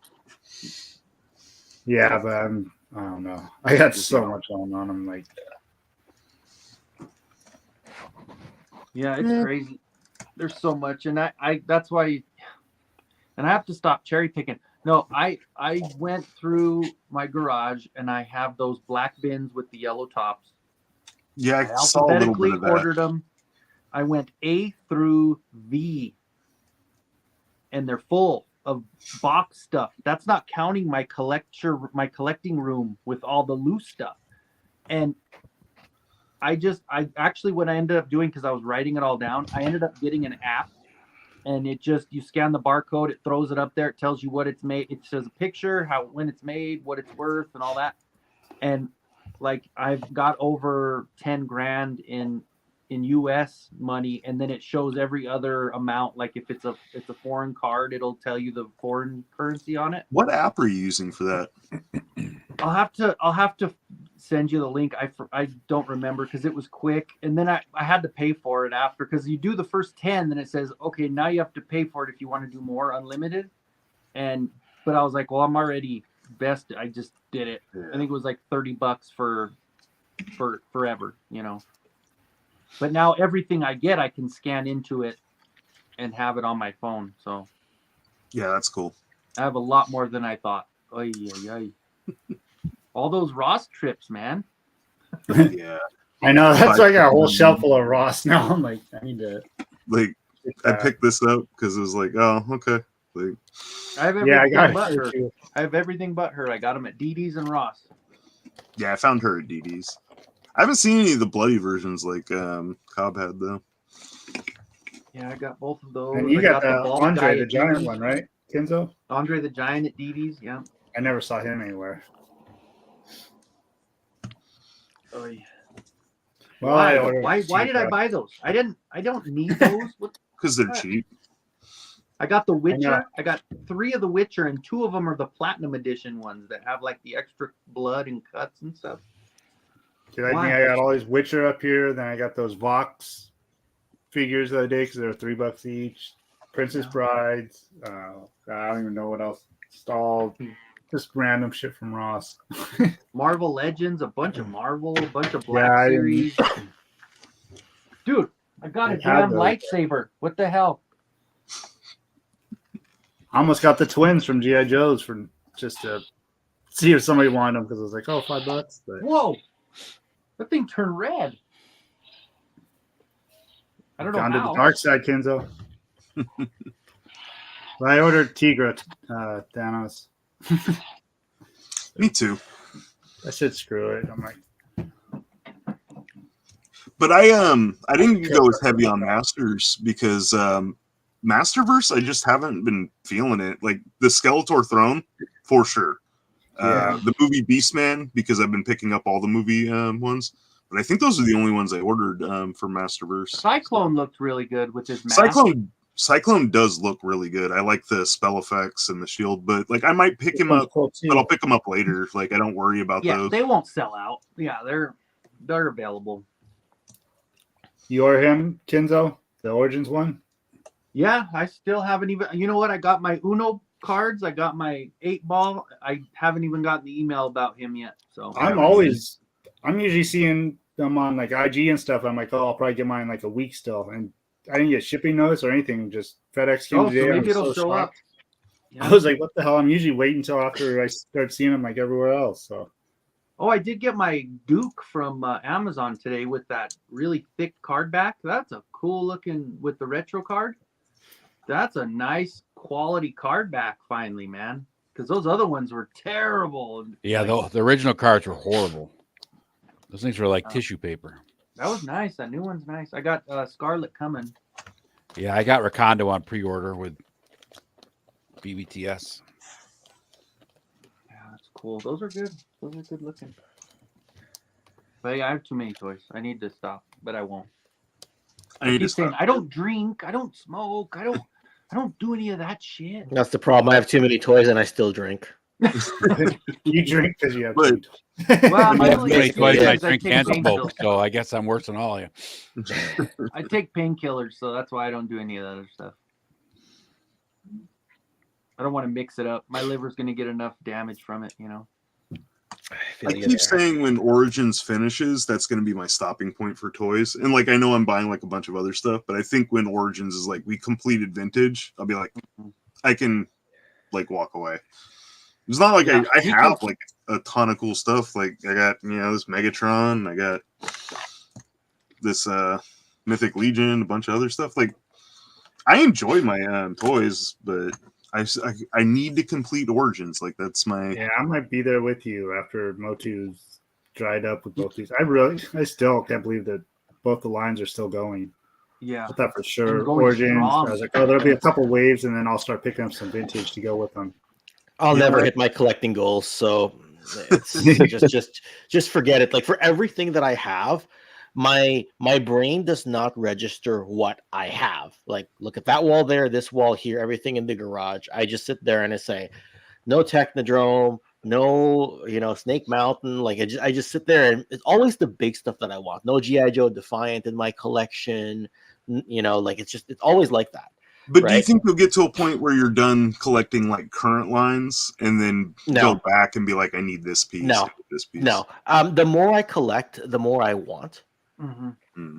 Like Yeah, if it's you a rush. if you ask me, I'm like, yeah, I'm nowhere near done. I'm trying to like say, am I half done? Am I a third done? Am I 2/3? I don't know. I just know I'm nowhere close. I But I'm I know out of I space, think so about it like should I be done. need this character and I need this character, but like a lot of times it's like this. I don't do Transformers, but it's like now I have an Optimus Megatron. I'm good. Like I just wanted some kind of representation, and these are like perfect for me. Like I know they Right. don't transform, but Well, how many shots are you doing of them in the car? Or, I mean, you've technically got Megatron transformed in scale with those figures. Oh, I got that 40th Soundwave. That was the one I really wanted. I was happy about that one. You know what? So great. I hate transformers. You just want the one standing up. He Yeah. likes the action ones. Oh, Yeah. God. If I do a Transformers history video, the thing I look forward to the least is having to show them in their alternate modes because it means double the number of photos. And I forget most of the transformations if I haven't touched them in 15 years. You have to So, look and there'll always be someone who tells you, "Oh, by the way, the tire is facing the wrong direction." And I'm just like, I got like 300 photos to contend with. Sorry that you didn't like one of them. There you go. What's That's all you need, Thanos. I have a vintage Optimus actually, and I have another Optimus from like the early 2000s. It's like a really big one. Yeah. That transforms. But Is that the Power Master one or the? I don't remember because I wasn't really paying attention when I was collecting in the late 90s, early 2000s. It was just kind of like pick something Oh, that up. looks cool. If it looks like a G1 and it's a bigger one, it's probably the Power Master version. Probably Yeah, the it's reissue. The G1 and reissue of the probably the reissue of the Power Master, like when they probably put out the commemorative series. Yeah, it's a cool figure, but Speaking I of don't know. reissues, did you guys see those Voltron that came back to Target? What is it, Playmates? I doing didn't see that. I didn't see it. I saw Arizona Toy Hunter or Arizona something. He had pictures of them, and it's got all of them for 20 each, and then the black is 25. And Is I'm that like, dude, I the have to have those, man. Like, Defenders of the Universe ones that were from the Netflix series, or are they vintage? no, they're 40th anniversary Voltron. Oh, okay. Yeah, I they're I actually might have to look for sold those. vintage Voltron, like all the lions like put together a while back. Because when I started getting into collecting, I started getting rid of like a lot of my older stuff too. Right. Because sometimes you're okay just parting with it. I Well, and it was, know. like, fueled getting some of the stuff I was looking for. So Right. Like I've still got all my NECA stuff downstairs in box because I was collecting that for that Hive diorama I keep talking about. Like that's downstairs in box. That was like my most modern toy collecting. That and a bunch of McFarlane Halo stuff from my GameStop days. But like I didn't have any other toys up until Origins hit. And now I'm like Origins, I'm, got a bunch of Masterverse. I've got Mythic Legions, of course, that I'm totally obsessed with now. And see, that's the thing. Like, I'm so ingrained with the Mythic Legion stuff. Like, even if Origin completes out, like, I'm almost done with Origins anyway. There's like a handful of stuff left that but it's you like, don't think like you'll get to a point where it's like I have enough from each faction with Legion? I don't think it'll take me that long to where I'm like, you know what, I have like a good representation of each faction and I'm happy with what I have. yes and no, right? Like originally I was like, I just want some barbarians and some skeletons and stuff like that. And then I was like, well, you know what? I'm really digging on the vampires. So I got a bunch of the vampires and I want to, just one or two Legion builders with it. I don't need much more because like it's a pretty powerhouse faction with just the named characters I have, right? Yeah. And then it's like, I'm doing this little horde, right? Like I'm going for that. And then I want to expand on the barbarians more, but that's Rising Sun's going to be good for that, right? So like I don't need to worry about anything else. But the thing is about Mythic Legions, it's not going back and getting, right? Because I mean, aside from like some named figures that are never going to come back out again, like Dragul or Adamon, Keltis, right? Like those are figures that they're not going to reproduce. Dragul's never coming back? Dragul is a Hordak homage figure. They will not be re-releasing him. Oh, okay. Interesting. They don't re-release the homages because they tend to be, well, first off, they're borderline anyway, right? Like, and Someone's got to have a relationship with Mattel to be able to. Well, actually, no. That's they themselves have the relationship with Mattel since they used to work for them and did classics. But it's like, okay, we'll let you get away with this because it's normally like very limited and they're not going to be reissuing, right? No, it's not just that, but like you never know how management can change at Mattel over the years, right? Because it's harder to go after you for something that was okay 10 years ago. Then all of a sudden now, maybe you don't know who the management is, and you go and you re-release something that was too close to begin with. Yeah, right? exactly. Right. And I mean, like they've altered enough of it that you could really get away with the idea of this is not Prince Adam. This is not, Skeletor. They're far enough away from it that you could, if they were to take them to court, the judge would be like, yeah, okay, I could see it was influenced by, but it's not the same thing. Well, look at all the third-party Transformers companies, right? They're copying the likeness, and like I don't know, but I've heard some people say that you can't trademark an actual robot's likeness, so therefore the third-party companies have not been shut down. And I'm like, really? But geographically where they're at, the rules aren't this. I think that's what it was. You can't do it. You can't trademark it over there because that's where they're registered. But here, you would get in trouble. Right. Like it's got to be made somewhere else. There's also like the rules of the legal battle too, right? Where like if Mattel were to take Four Horsemen to court, even if there was no chance that Mattel could win it, there is the longevity of it, right? Mattel's got enough money that they sit on, especially with a whole legal department versus the Four Horsemen, that they could just wait it out in court to the point where the Four Horsemen are bankrupt.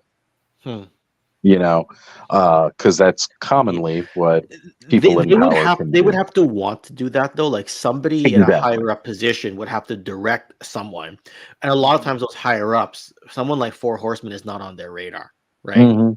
Like because a lot of times these CEOs are flown in who may not be toy people, right? Yeah. So you have to make it pretty personal in order for someone to go after a small right? Here's the off question, but kind of related.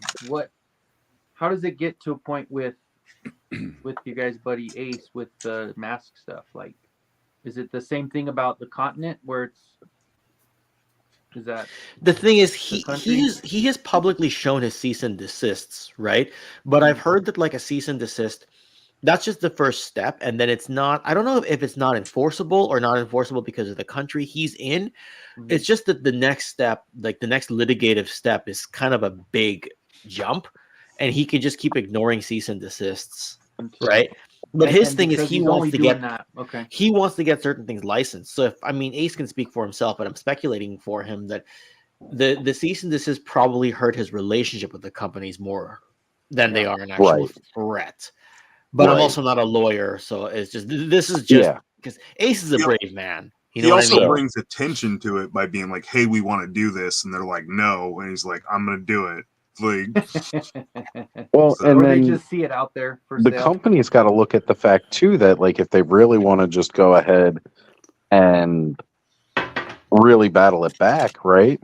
Like for the amount that Ace has to sell his stuff for and everything else for the order quantities that he's doing, if whoever owned the mask licensing wanted to, they could just put it into production, right? Would that be And they're going to Hasbro? sell Does it for a Hasbro have price that's cheaper. Right. And they could sell it for a price cheaper than what Ace could. Yeah. And if they're officially licensed and everything else, some fans go for that more. I really Right. wish they would.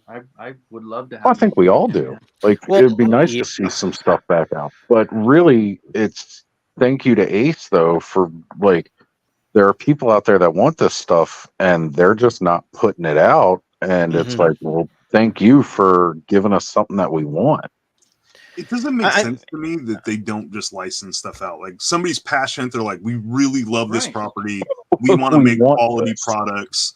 It's like just license it out. Like, Yeah, we're but not the doing thing is, anything. Like with it. Hasbro the does it problem- with GI Joe, so why not do So it? here's with that? here's the thing though, licensing always has issues, right? The one thing I didn't bring up earlier, Thanos, is that you were holding up the YOLO Park stuff, right?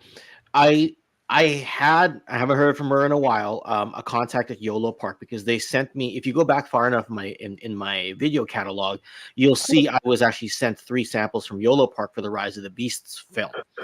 And they said, we'll send you the product, you just declare it's free, and then you review them. I wasn't super familiar with them. I actually asked the lady, so you're a third-party Transformers company, right? She goes, no, we're actually licensed. She showed me, like, I don't know if it was the cover page of their contract or whatnot, but there were so many restrictive terms on there. Like, the figures have to be between this height and this height. They can only be sold in these regions. They cannot transform. Like, there's so much. If that company, I mean, maybe you're talking about companies who aren't producing anything and just say, go ahead, do it willy-nilly. But Hasbro had to write it in a way that it wasn't competing with their own product. That's the main reason Right. they don't transform. And that's why they're model kits, right? Right. But even if they weren't putting something out, even if they didn't have their own product out there, they would still put Like certain Mask. terms, like Mask, for example, Yeah. right? Yeah. They would still put certain terms, and I don't think you can license out every form factor out there. You'd have to be like, okay, you have the 4-inch line, you have the 6-inch line, you have the 6.5-inch line, and I can't remember, but like I think they even like restrict the points of articulation, Mm-hmm. things Yeah. like that, and then you're always having to satisfy another party at all times. Yeah. So again, Well, I don't the have all the cost- ins and outs. I was just surprised at how restrictive the contract language was when she showed me that 1-page cover sheet, and I'm like, wow. Right. And I know there was other papers behind that because most contracts aren't 1 page. She just showed that to me to prove they were legal. They were legally When licensed. McFarlane was talking about the Blizzard properties, the Diablo and Warcraft, he said like part of his contract was no articulation.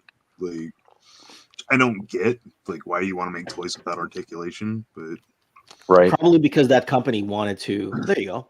Probably because that company was thinking they might do something and they didn't want to wait for like a licensing deal to expire, right? Maybe. If there's Right. even a chance, they're like, "Oh, we might do this in the next 4 years. Oh, your contract's 4 years long. We're gonna give you the bare minimum." You know, because what are we really getting, right? Well, Like, does what's that the make royalty sense? we get? Yeah. They have switched hands recently, so Mhm. like maybe the Yeah. new company wants like I don't know. It's true. They might have a plan for that, you know? Yeah. But one of the mean, things is to yeah. that Ace has always mentioned is the cost of the license. Yeah. For a smaller company, some of these licenses are just simply unobtainable for the capital. You know, like they can't afford afford to get the license, and that's really the other big part of the issue, right? Like, you'd have to go around, get investors, and Kickstarter can only really get you so far. Where like we've seen some great success within the community with stuff like, Flipboard, right? Mm-hmm. AWOC right now is killing it on that front. But then you also run the equal, portion of it where you end up like Shartimus, where it doesn't quite make it. Mm-hmm. I think Shartimus didn't have enough to offer. Not that his product wasn't good, but he had a huge number selling 2 figures at a time. Like, right. AWOC was like, your minimum back is 2 figures, and you can back everything possible. Shartimus Prime's figures were also really inexpensive too. So selling 2 figures at $20 a piece, it's going to be tough to get to that. Yeah, to get to a couple $100,000 that way. Yeah. Mm-hmm. Yeah, and unfortunately, like Shartimus has the stigma that he'll always be known as a YouTuber first. And it just kind of becomes a case of, well, what does he know about toy making? I mean, he has enough industry connections. He could probably debunk that if he wanted to, right? He started his campaign a little bit late. Not the Kickstarter campaign, but the making the rounds. Because he's got up there once he started making the rounds on the channels. Yeah. I actually backed after listening to him talk. I was like, you know what? I want to back this guy. I hope it's just that someone like Jason from AWOC, just to piggyback off of that same point we're just on, he's seen as a creator and he called himself the art director, so I guess a designer first. You know what I mean? Mm-hmm. He's seen as a passion project first kind of person, right? Yeah.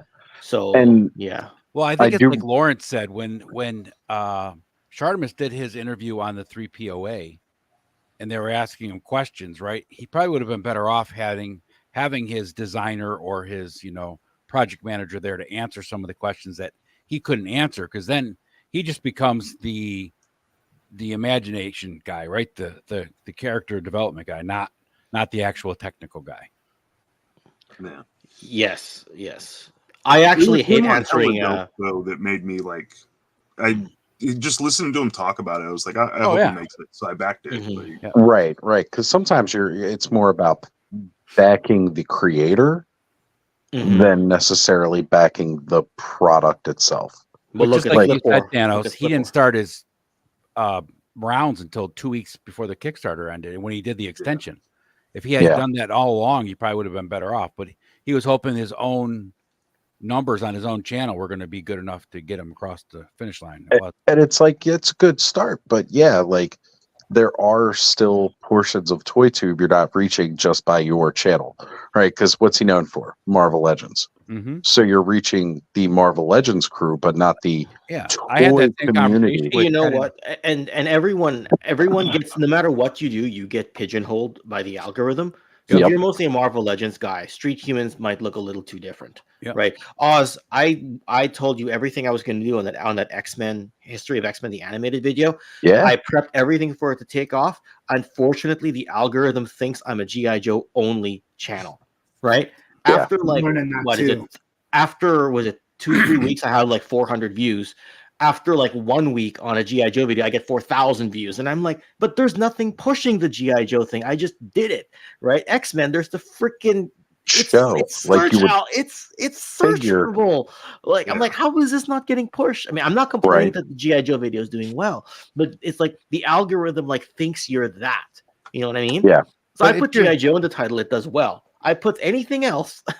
It's also the community, though, because like I've had this conversation with Ted and Aaron at Hella Dope about how they need to grow their market, but they can't because they're stuck with like all of us that are already watching them and stuff on YouTube and know them are already buying from them. So they have to figure out a way to branch out from that algorithm so they can get a new customer base, because you're never going to grow without getting that new customer base. I think that the age range for certain things can affect it too. True. Piggybacking on what you said there, Ed, but also going back to my point, I think a lot of the people who watch X-Men the Animated are 10 years younger than the people who got into G.I. Joe. Yep. So when you look at your channel's analytics and it says the age group, I think I'm not capturing that early 30s age group. I think I'm capturing the late 30s through 50s age group, I think is what's happening. Right. Yeah. And then what happens is if they don't click, then it tells the algorithm I shouldn't bother showing this video to anybody else. right? You'd think it would have blown up though, because like you'd think hot right now. So, but the thing is, maybe it comes up in search and then it re-triggers the algorithm later. Because the one I always go back to is back in November, my Von Erichs video before the Iron Claw movie, complete crickets. It was embarrassing how low it was.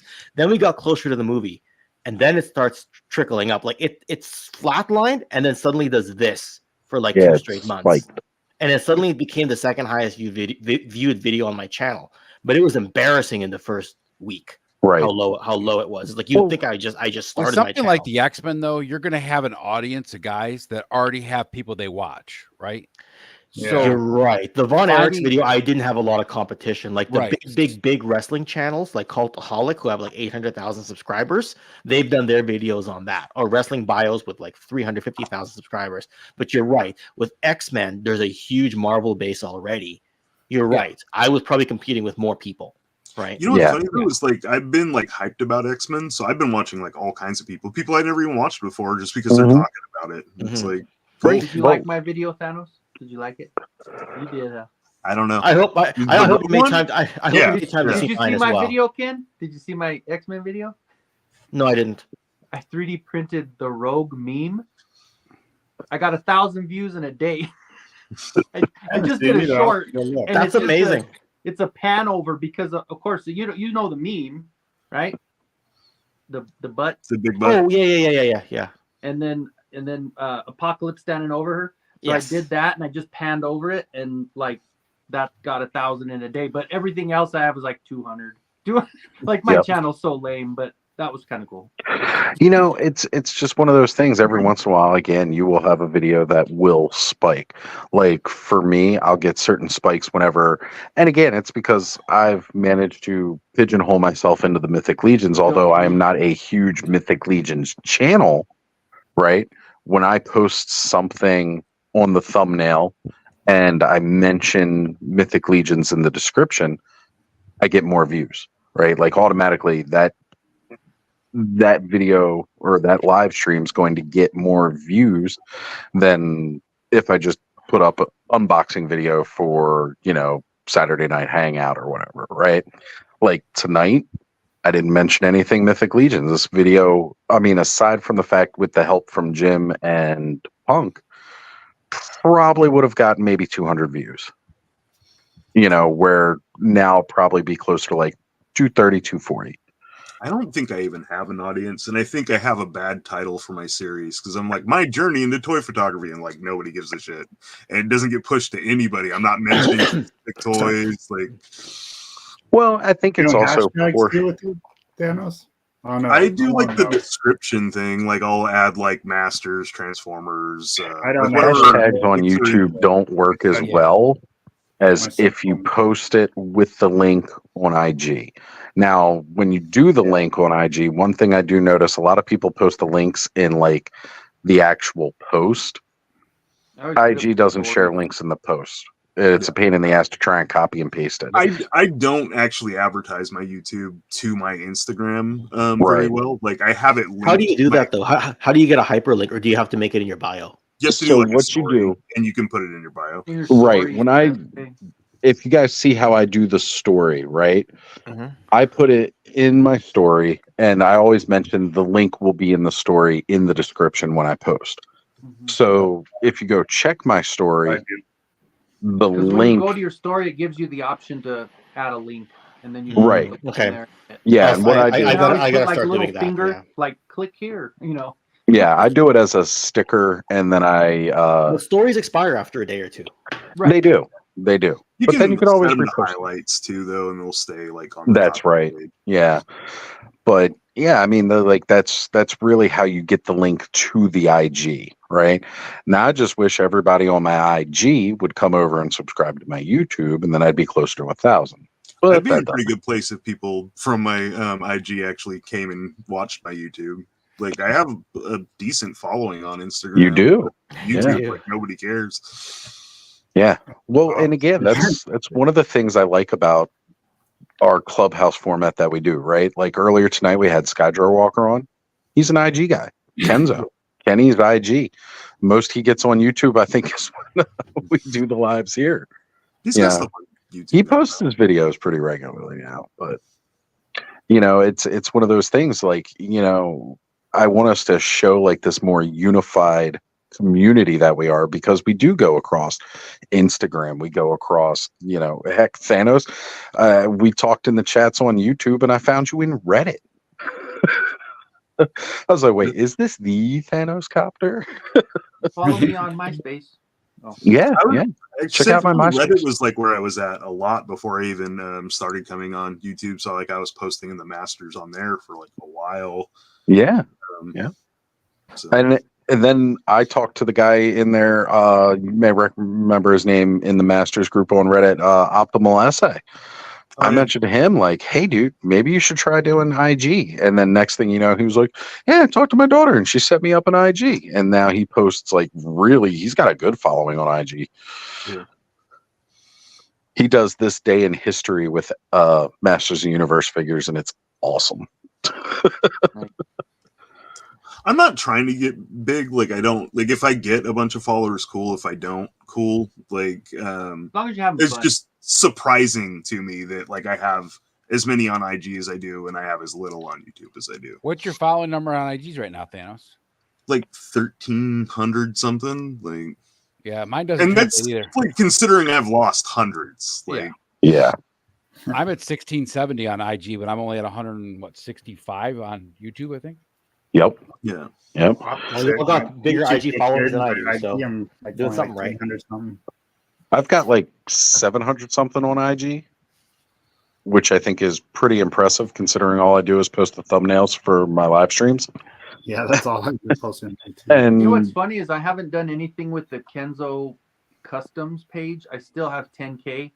I had like 12 and a half for a while, but yeah, I haven't touched it in 2 years, and I've dropped down to 10K. But that was one where it was just literally from like being on. I got on the news. I got stuff with like the players and like the reputation with that. I could still make a Bronco figure and sell it in a second, you know. right.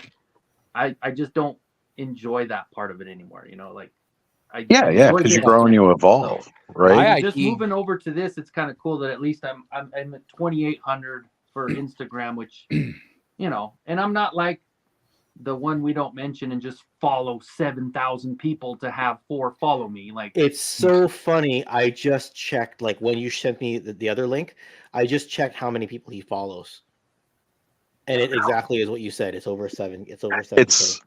It's funny, like I fall into that category too, where I follow more people than follow me. But the difference is, like, from the toy community, there are ones that I follow because I like their work.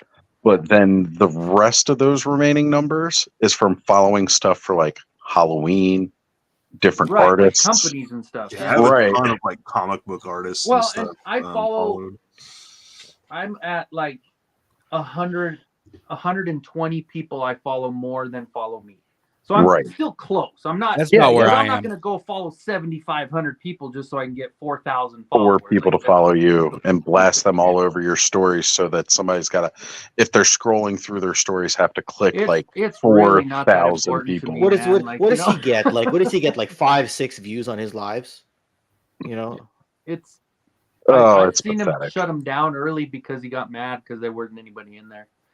Yeah, he used to get real mad about how many people were watching Toy Frenzy when he would go live, and he had such a bigger following on IG than we did on YouTube. but the experience is so different watching on IG. That's the Mhm. thing. IG is meant for quick raffle giveaways. Yep. You know what I mean? It's meant for, I'm laying in my bed, I'm bored, I don't want to set up the YouTube live stream. I just want to let everybody know, come watch me tomorrow. I'm going to be doing this thing. Okay, see you later. Like 2 minutes Right. later. You know what I did? the That's last what 3 it's days, for, but Ken? he's using it as his main outlet. I sat in my garage going through my inventory, and I was just bored. So I was like, if anybody wants to talk, you know, that's what it was. Yeah, and you and Bud went That's live that's all together. it is. He what you need is StreamYard and to do exactly what we're doing here tonight. That's how you get that. And even then, as I told Oz many times, you build through live streams here on YouTube. It's easier to build a core following than it is to build like a casual following. Right. The casual following comes from your pre-produced shorter And I say shorter, I just mean like not 1 hour long live streams, not right? 6 hour or long. 6 hours long.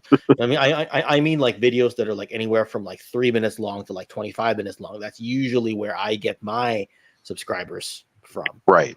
Right. So Suddy had put this up and he was asking about the hashtags also have Oh, yeah. influence, at least regarding searches, to a minuscule amount because the way YouTube's algorithm works. Sometimes those hashtags turn up on Google though.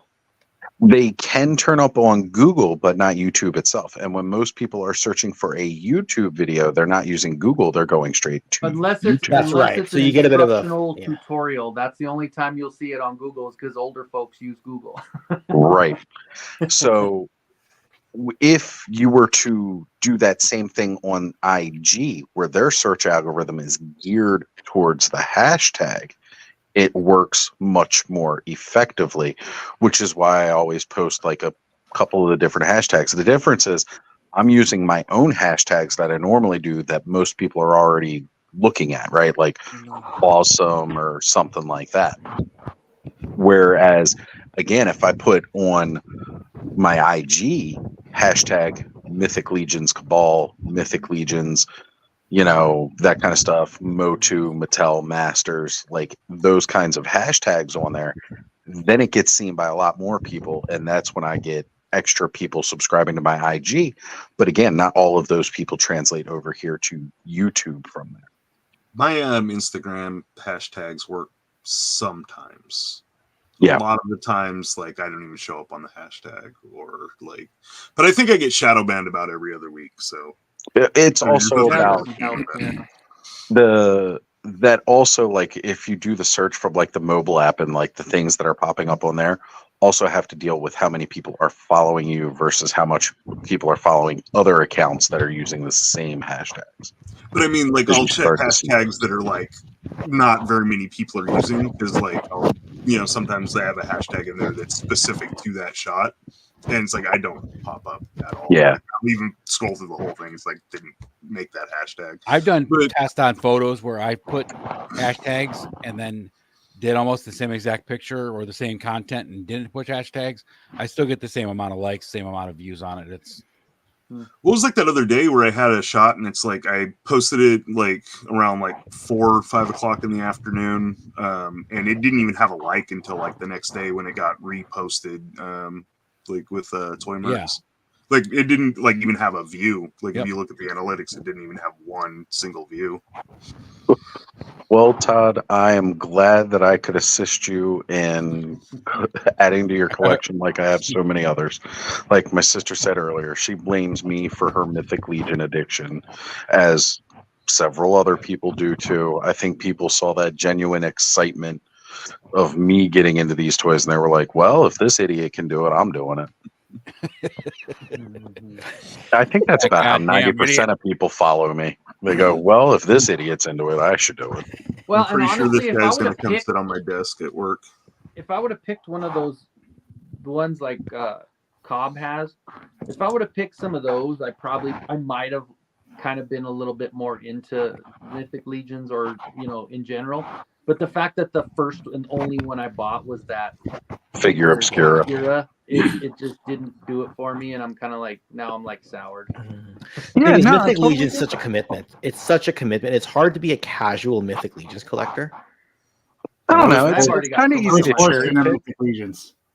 It's- Most of the ones were all gifted to me from Oz's sister. from a guy that likes Motu, going after the Red Death as opposed to going after like a knight or a barbarian or something was probably not the best choice, Kenzo. Right. Well, Right. but it was because of the stream. I mean, I know. everybody here was so hyped and so like, do this, Yeah. and I went, oh, cool, got it. And then when I got it, I was like, oh, okay. You're right. Yeah. I should have done something like that, like Cobb has, because Cobb did that. He got the ones that look more like Motu, that the inspiration, the ones that were inspired by it. So The first one I got was the Bryophytus, the Moss Man. oh yeah, Just, he was just a from lot Carol. skinnier, right? But he looked pretty cool. Yeah, he's really cool. And adding stuff to him, Hordak's cape and his little hood thing from Masterverse, make him look a little more Hordak-like. That's cool. And I know you guys are on the East Coast and you're a little bit later than me over in the mountain, but I got to pick up my son early in the morning, so I'm probably gonna hit it. I should probably get my ass to bed. So, All right, have Kenzo. Have a y'all great have Easter. Take care, enjoyable Kenzo. holidays Thanks for sending that shorts. That was gold. Hey, it I was muted pretty cool. my mic just to watch it. That's quite a print, man. That thing is awesome. I might make a few more, try to sell some. Oh yeah. They're in the PowerCon. Sell them there. There you go. All right, guys. Have a good one. All right, nice. Later. Bye, Kenzo. I'm so glad Kenzo separated himself from his other buddy. Yes, a year ago. Like he spoke about him very endearingly just now. Yeah, well, hashtag sarcasm. Yeah, and I'm pretty sure that jackass still follows around and watches our shit. But that's okay. He just watches us grow together. Welcome to the realm of haters. The more your social media platform grows, the more you have to thicken your skin. Yeah. You know? Well, funny, I was just telling Sunny in the chat like a few months ago, I'm like the most thin-skinned guy in the world, but how quickly you can get calloused after a few bad comments and a few bad interactions on your comment section. All of a sudden, like it feels liberating just to be like, I don't care. Well, it's still be politically correct. Like I still will be, but my level of care and stress over it has gone down a lot in the last like maybe 4 months. That's good. That's good. Yeah. And you know what the other good part about it too is, Ken? That you have this amazing support group of awesome friends that are all here to back you up. Like, no matter Appreciate what that. other negative comments somebody can make about any of the content you're putting out, the rest of us will be back here like, okay, do better then. You know, I we'll tell just jump on and be like, to put out something dislike better. and comment if they dislike my content, like at the end of every video. The best part Go about that ahead. is because it still counts as engagement, so it still benefits you. Because That's why I don't like to ban people from the comment section. I have done it, you know. Yep. Just like Numbnuts, who was like, "Why are you copying that other content creator?" I'm like, "I'm not." Did you read the title and then just assume? I'm like, maybe every time Pixel Dan does a review and someone else does a review, you should say they're copying Pixel Dan. But oh wait, it's okay if 50 people do it. It's just not okay if 2 people do it. You know. Right. Exactly. You know. Yeah. I mean, realistically, it's like, you know, Sonny was mentioning here about how he was talking about like even if he gets to 1,000, he likely won't monetize because it's a pain in the butt. And yeah, you're a little bit more restricted once you're monetized, right? Oh yeah, because you want to fall within the guidelines for monetization. Like right now, I don't mind going through a plethora of curse words because I'll never have any negative effect other than if I really go overboard, they would pull the video. But even then, what's that matter to me? Not much. Some videos drive me crazy with their correct terms for things. It's like, just talk about it. Like, you know, they won't say kill unalive. It's like, just say kill. Like, you're not endorsing the act. It's what happened in the story. Like, I don't know. Right. No, I get it. You know, I totally get it because I watch a lot of like true crime stuff too. And it's like, you know, those channels with their monetization will not say very specific words. Whereas like here on the Legion, you know, on the Clubhouse, I mean, we've had prolapse on screen.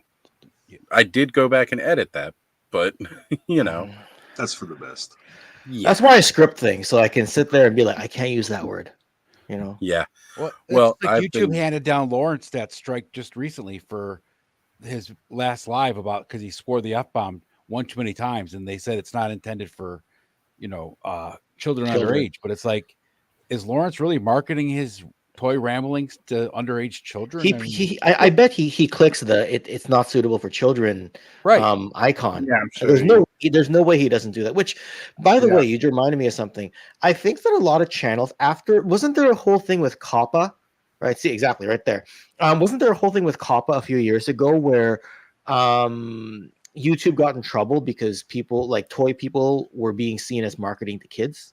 I think there was a whole thing. And then have you noticed like channels, the ability to like blow up your channel to a really large number has gotten a lot less since then? Oh, somebody reported Lawrence. Oh, I'm wondering about. Oh, okay. That how? Also makes sense too. Huh. So in any case though, but like what you're saying is, yeah, they like changed their whole monetization rules. Yes. Based off of, because several years ago, back when like Connor was an infant, Ryan's Toys, right? Like, you know, that little kid. Ryan's World, yeah. Yeah. His stuff was marketed towards little kids for the most part. And like kids Connor's age were watching all of his stuff.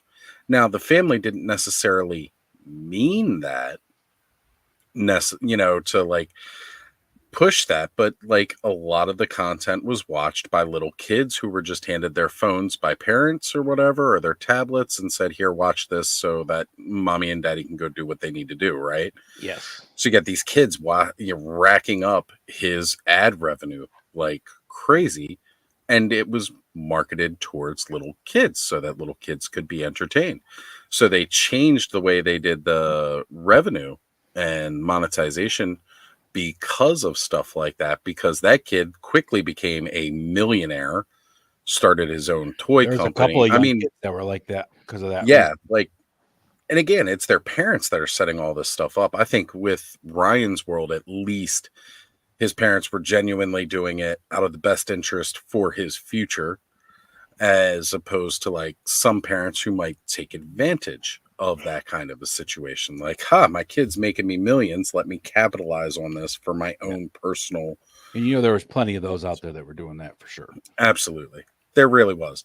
And there was around that time also a large explosion of a lot of these families doing their whole like, oh, the whole family's getting together and we're doing all this now. And you know, just banking off of the popularity of that, trying to chase the Mr. Beast and Ryan's World dreams.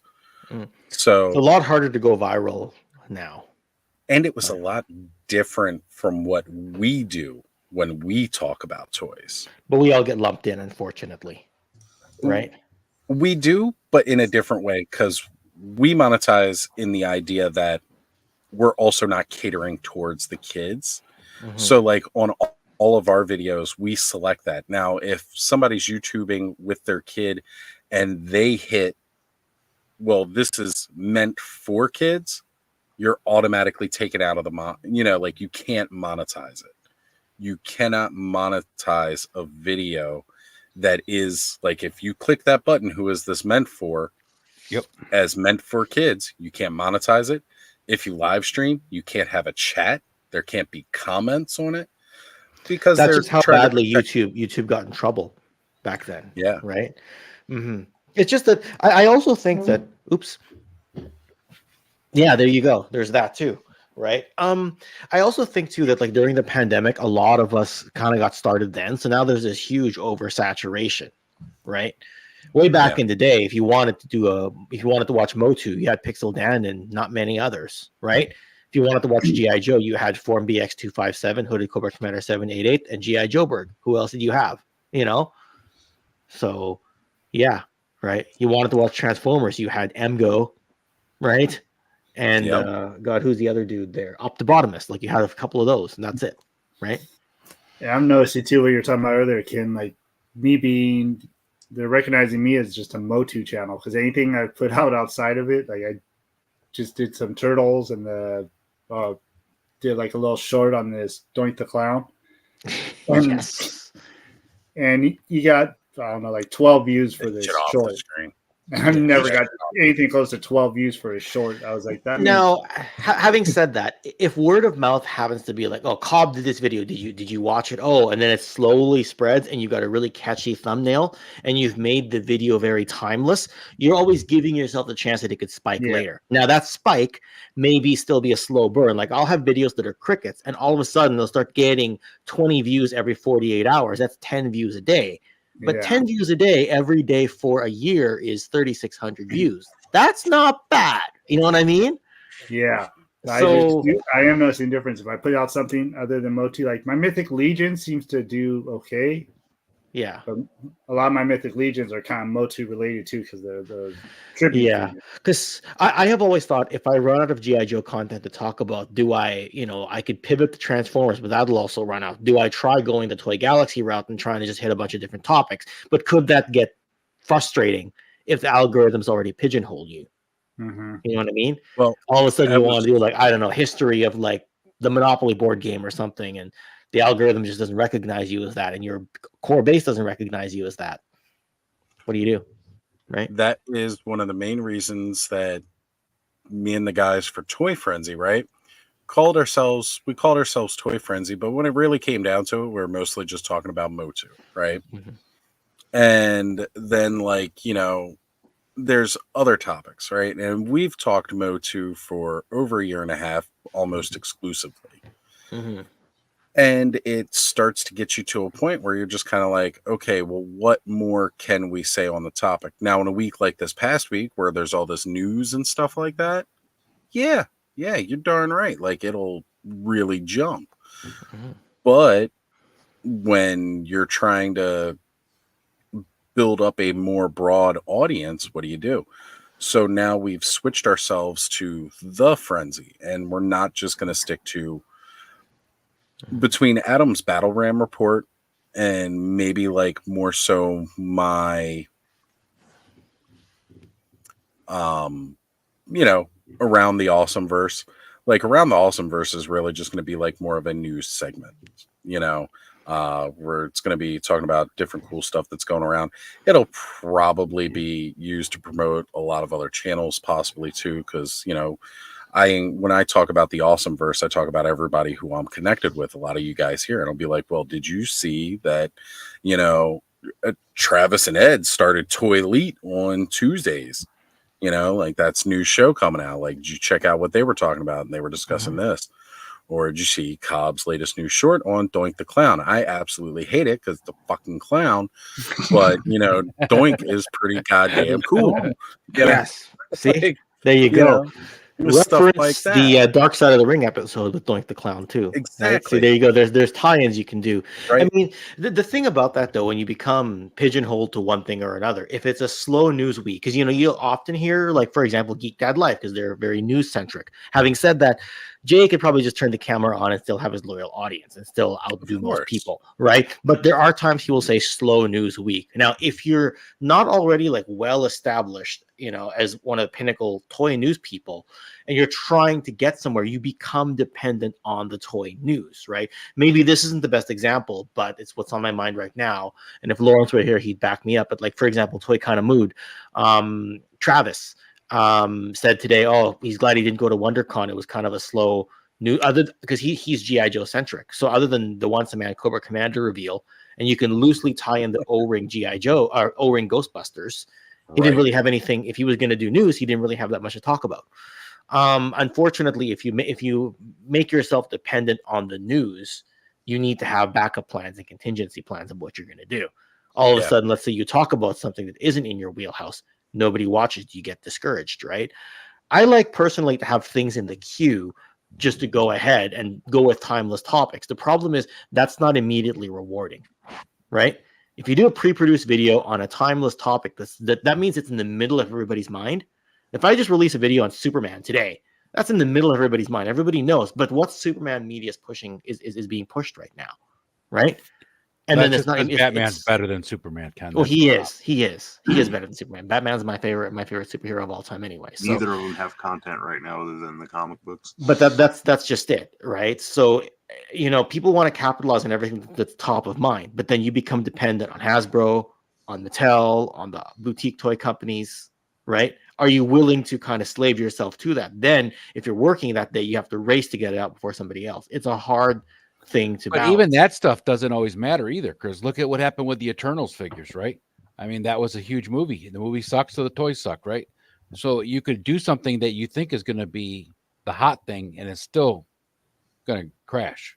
A real no one good cares about example of that is Oz. I know you know everything plastic and collectibles. Yeah. Me and him have talked a lot, became good friends, and he was telling me about a short he put out, a Five Nights at Freddy figure, and all it was just on the turntable spinning in package. Didn't open it, nothing. Just a Five Nights at Freddy figure, spinning the package, and I think it was before Five Nights at Freddy like blew up with the whoever has TV show and movie. But he said that short sat there for 3-4 months or so, and just blew up. over the next month or so to like 400,000 views and brought in like 4,000 subscribers and just all this because he's up to like 10,000 subscribers now. And he said it's just that one short out of nowhere, no idea. And it's freaking because insane. Five Nights at Freddy's is really popular with a young audience, and Yeah, then they're and going to go look at some of the other stuff he's doing, like the Dragon Ball Z content. Dragon Ball Z is still pretty popular with the younger audience. So, One like, thing we have to remember though is that a lot of our younger audience now is not watching YouTube anymore. Like my son, Luke, you guys know Luke, he doesn't watch YouTube unless he's watching it with me most of the time. And the people that are his age are all watching TikTok. Yeah. Yes, because TikTok again is the new hot thing with the Right. shorts and everything like that. Because again, people got the attention span of goldfish for the most part. Let's face it. I catch myself all the time watching shorts, as opposed to like watching where I used to sit and watch full videos. But then there's other times where I will make sure that I am doing those full length videos. Now, speaking of like anomalies here and getting yourself out of a pigeonhole, right? So, hands down, best stream that I've ever done on the channel. I've got 346 views on that first Ghostbusters live stream that I did. Mind you, that was like several months before the movie was out, right? But it's that news, right? So not many people had done any kind of content on those new Ghostbusters toys. So that freaking video, that live stream, 346 views.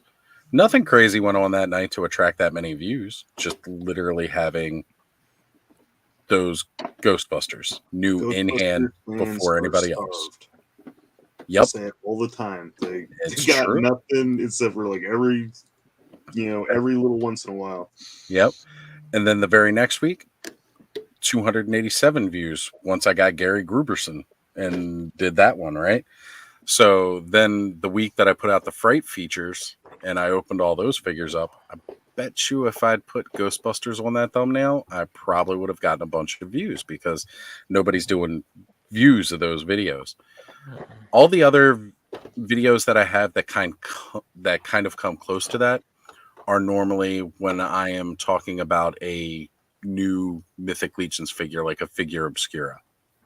And even some of those have come a little bit late since, we've kind of made it the tradition here that if we all get the figure obscura, we kind of wait for everybody else to get it and then we all unbox, as opposed to necessarily just doing it individually. Now, we might do the live stream on the day it drops, talking about it. Have a good night, Allison. Definitely Allison. be up and ready for your video tomorrow. And let me know when you want that sound bite you were asking for. But yeah, so like, those videos tend to get a lot because again, it's dealing with news. News will always beat out just about everything else. Unless you're Ken and you do an X-Men video right before X-Men 97 drops on a G.I. Joe channel. How dare you? Both Marvel property. Yeah. You know what though? I mean, this brings up another thing, right? How many people just make a video and say, "I don't care if it gets 0 views. I just do it for my own satisfaction." Like, where's the balance? Should be like, where's the balance? You know what I mean? I actually do that with shorts a lot because shorts are so relaxing to me. Like, just so easy to do. Don't have to worry about the editing as much or anything. Just throw some music on there. Don't have to talk. So after doing a bunch of videos, doing a short is just for me. I feel like I mean, as much as I've cared about analytics like a year or two ago, I've scaled back into I want to make this video just for me. That's how it starts. And then the harder I work on it, the more I go and say, put all these hours in, somebody better watch. Then I go, no, just make it for you. Put some editing in. Then you hit a snag, you do some research, and then all of a sudden you put a whole bunch more hours in. And then you go, somebody better watch this. I know I made it just for me, but I put all this work in. You know what I mean? My videos are 100% self-indulgent. It's just me going over my own photos, so it's like, yeah, right. So and that's really where you should be. Like everybody, I get feedback from Ken. I get feedback from Lawrence. You know, everybody tells me you got to get the short form content, and I do want to get it out because right now I want to do a different form of short form content because I love Mythic Legions and I want to do what nobody else is really doing and do the deep dives into the lore and stuff like that. Because there is an audience for that. People want that kind of stuff, and I want to do that content, right? But my channel is built on doing massively long live streams with an insane amount of people to do live streams. And it's a weekly thing. Nobody else is really doing this, but again, it doesn't allow my channel to grow. But I'm not doing this for my channel to grow. I'm doing this because I enjoy hanging out with my friends talking about toys for I think there's a lot of, I can't really call it peer pressure, but ultimately it's peer pressure with people trying to get to that number, right? Because it's like everybody's like, oh, I made it to 500, I made it to the 1,000, right? I'm monetized now. Well, how much money do you make getting monetized? About 30 cents a day when I started. Okay, exactly. Canadian. So like what, 22 cents American? Right, exactly. No, it's And more like YouTube, $1 American, right? One day, $5. It was a good, great day. Yeah, there you go. Right. Yeah, And $5 then isn't YouTube bad. won't even let you withdraw until you hit $100. 100. Right. So when I first got monetized, it was like 3 months before I was able to withdraw. And then if you're doing toys, you're not going to get that kind of sponsorship either, unless you're someone at the robo level, right? See, that's, and you know what, like you can get loose sponsorships here and there, like, and I'm not trying to throw shade at them, but like when YOLO Park asked me to do stuff for them, right? I got my product free, I did my reviews, they never contacted me again. They canceled they gave me a code to give to my friends for 5% off. They canceled it after a while. I tried to email my person and say, hey, why did you cancel it? I never got a reply back. I then see that they've moved on to like other people with 10, 15, 20,000 subscribers. And I'm like, oh, okay. And that's okay. But I'm just saying that you can get the sponsorship and you can lose it just as quickly. Right. And I don't begrudge them for that because I was a stepping stone and that's okay. Right. Yeah. Right. I didn't go into it to make friends with them. I'm like, well, I'll give this a try because this is clearly new for you. And it's new for me, so let me experiment. And then next time someone approaches me, I'll have better than a deer in the headlights look. Going, huh? What do you want me to do? What do I do? And I won't sound so rookie. It was good practice for me. But the sponsorship, like the whole point is, you can lose it just as easily as you gain it. And if you do, the sponsorship is even more pressure because you might be getting a product you don't want, and now you're making that video instead of something else. Like I was working on something else when I got that request, and I'm like, wait. You want me to review 3 figures? That's 3 videos. But I kind of want to I'm in the middle of making that right now. And sorry, you need it in what period of time? Right? And I remember Irama has the same problem with Entertainment Earth. They send him stuff all the time and say, I need you to do a video for this. And he's like, I don't want to do this video. Well, that's the thing. Like this happened to me like a week or two before Joe Fest. And I was like, well, I'll be at Joe Fest for that week. And so I was up till 1, 2 in the morning recording stuff, and it was not fun. Right. But I was like, well, I should keep this business relationship going. It went nowhere, right? But I gave it a try, right? You know. Well, like you said, you learn from it, and you'll know it next time to. And it is hard because, like I said, it does. If you're working on something else, it does derail you, right? Because you're knee deep in something else is going on in your editor. You're doing photography on something else, and you suddenly get a message saying, "Can you do this?" Right? And you're hard pressed to say no. So what do? You take a day off work? Do you sleep late? Don't sleep at all. Yeah, right. Hey, look, if 4 Horsemen ever contact me and say, "Hey, we'll start sending you some Mythic Legions or Cosmic Legions or Figure Obscura, if you're going to, review it," I'll be like, "Yeah, okay, I'll do it," because I'm still probably going to buy some anyway. So I was going to go to Legion Con with a t-shirt that says, "We'll work for toys. We'll work for Legions." Yeah, absolutely. We'll show for figures. Yeah. The raffle, baby. Intern for a day. I'm coming.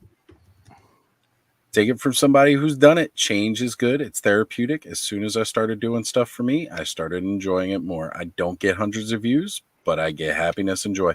And that's why I love your change up and doing the clubhouse, idea there, Zazel. it's so much better for you. And again, you're hanging out with your friends and you're talking about the stuff you guys are passionate about. And that's exactly Look, like as someone who's like Zazel's known me since I started my channel. Like I think I had something like 100 subscribers when I met him, right? And he just looks a lot happier doing this thing. It's not that he didn't look happy before, but it's more consistent. Like he's always smiling now. You know, when he's on the streams, when he does the Toy Biz one, when he does the one with Gaz, you know. Yeah. Right. Sonny, put in the chat here just a verify. Are you talking about like anybody being welcome to join here for this? I don't do open mic nights where I just go and randomly invite, you know, drop the link in the chat anymore. But people who hit me up on the IG, if I've viewed your content and, you know, I know like you're a decent human being that's not going to pop up here and show a prolapse. Sonny, I know you're an actual person. Well, at least and you do actual content. He's a person. Yeah, I'll Right? never Like, forget I've that seen prolapse a night. few of your videos, so like you'd be welcome to come on and join. But like, you know, occasionally we get the fun bot or troll that comes in talking about how they want to shave their head. They've had too much to drink, and they, you know, they'd shave their head for ladies or whatever like that on live that ask for the link, whatever. I don't know. They pop up and everybody else, like all the, it's weird. It's creepy. They've done it like 6 or 7 times and then finally just stopped showing up. They haven't showed up in a while, actually. No, we haven't had the trolls. It's funny. Suddenly it's like somebody got something better to do with their the time. triple X69. Yeah, those guys and stuff I used like to that. get that. I And used not to get just that weekly, bots, and then now it's gone. So yeah. But yeah, like, you know, people who tend to hit me up, I can send them a link. Now, I will say my messages on IG right now are not working on my laptop, and my phone died, which is why I left suddenly while I was still outside smoking. And it's not taking a charge from the charger, which is always a great sign. But yeah, if you want to join us for a Saturday night live stream, man, like you see a lot of familiar faces because these guys just come through already. A lot of guys like, hey, can I get the invite kind of thing? You know, it's definitely always an open invite to anybody who wants to come on and have fun. Just to hang out. Sonny was kind enough to wish me happy holidays when I was sitting at home with COVID. So I remember that. I didn't tell him I had COVID, but I just welcomed him. It's like, oh, thank you. I'm sitting in the room isolated. And you messaged me. Yep. Yep. So, Bud, you're awfully quiet since you've got back. What's going on, brother? 3 gummies and a cookie. Well, it's good. Did you OD? Actually, yeah. Love you, Bud. Absolutely love you. Bud, you make my night, man. We will have to remind Tony that you got to come on and watch towards the end of the stream when Bud comes back because you just see this happy. Well, Bud I is took the one. epitome of the happy guy. Is that the vamp? Yeah. Hold on. Awesome. Bud, go ahead. Did you get it, Ken? Oh, We'll talk in a bit. I got a lot to say about the vamp. Go ahead, Bud. Oh, I was just gonna say I took the one that I showed you guys before the stream started, and then by that time, yeah, it was pretty good. But then I always take one before I go to sleep, and then I took another one thinking, oh, it's time to go to bed. So I've had 2. So you feel really good, right, Bud? We appreciate you coming back, brother. We always love seeing you. Yeah. As for the vamp, have you seen the gridiron upgrades, Ed? Yes, love them. Yeah. Are you thinking to get them? I'm gonna definitely get the roll bar. I'm not sure about the side gunner door because that's just not. So can I ask you a question? Sure. What's the point of the roll bar cage at the back? Well, mostly just looks. Okay. I mean, yeah, because ultimately, I do know that you can hang backpacks and stuff off the back. Yeah, they and got you it so can they can change- hang and their you new can change the backpack. turret. That's Their right. You can change the backpack kit. turret, Yeah. but it'd be cool because like they're calling it like phase 1 is the roll bar at the back, and then phase 2 they split phase 2 into like an A and a B where they have the side gunner door and then the other driver's side, and then they'll probably do a phase 3, which I bet you anything is going to be. I'm guessing it's going to be a platform at the back. You could put a guy in the back and he Yeah, can I'm man sure. the gunner. Because You that's know, the problem right now is there's no place for your figure to actually stand in the back to shoot the 50 I'm cal. debating about just bundle buying all of it, which will cost me way more than a vamp. Oh, you yeah. know, at that point you're paying, you know, I mean, and then just souping up the vamp. But then if I do that, is it still the vamp? I'm not really using it as a vamp because I have no attachment to the vamp whatsoever. I never had one as a kid. I just like the way it looked, and it looks more in scale than the other truck that was out there right now. And then like the roll bar just looks cool. No, the truck's not available yet, is it? And well, the pre-order ends in 2 days, so. Oh, so you're not a fan of the scale of that one? Okay. Right. Yeah. Okay. But the roll bar with the backpacks hanging off it and the way where the fire extinguisher locks onto that just looks really cool. So. Yeah, Tony was showing off earlier. Like he had like that full loadout on there. It was. Yeah, he had like the doors that flip down on it. Remember the. But those weren't Gridiron. I think those were another company. Like They were another company. Yeah, he's really like Tony Romo's Or really another in tune company.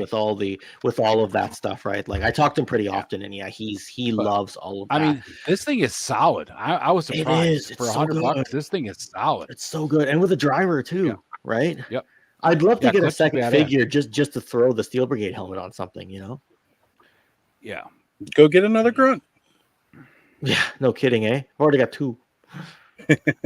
I was telling the guys earlier when you weren't on, I just put Mutt goggles on Clutch for him to looks try. good. Yeah. I don't like Well- the helmet that he came with. I might use Rock and Roll's helmet for him though, because I like Rock and Roll's Get a helmet. Gridiron helmet. Yeah, I probably will, because I'm gonna get the backpack set that they got out now for the new. Yeah, yeah. I wanted to get the MPAC drones that the that Gridiron have, thing is gorgeous but they too, haven't yeah. made them. They Yeah. haven't made them in a while. I think it just takes a lot of bandwidth to make that. Thing. Yeah. Right, the throne looks really good. They have some amazing stuff coming. I mean, they've upped their game in the last couple months from where they were. I love Gridiron right now, man. Yeah. Right. Yeah, Not and, gonna and they're lie. doing more 118 stuff too. Yep. Right. So They have some And, nice Mythic Legion stuff too, like swords and things like that. Mhm. yes, yes, I've they noticed. will cater to that sword and sorcery genre as well. So Mark and the boys are just brilliant. Oh yeah. You know, yeah, they'll often tag me on their posts as well. And then I'm just like, oh my god, something else I want to buy. You know, Yeah, like that interview Mark did with Lawrence was amazing, right? I mean, it was just, Mark was Yeah. just talking like a normal guy. He wasn't, being a dick. you know what I'm really proud of. You ever go into your YouTube studio and see like other channels that your audience watches? Yep. And it'll show the 15 highest. Today, Lawrence was number 2 Oh wow. on That's mine. awesome. Right. That's awesome. Well, Lawrence, Right. going back to the G.I. Joe thing, Lawrence struggles with that same thing too, right? He'll put out a Motu review and nobody watches it. I know. I do. Cracks me up because every Monday night he's Oh, yeah.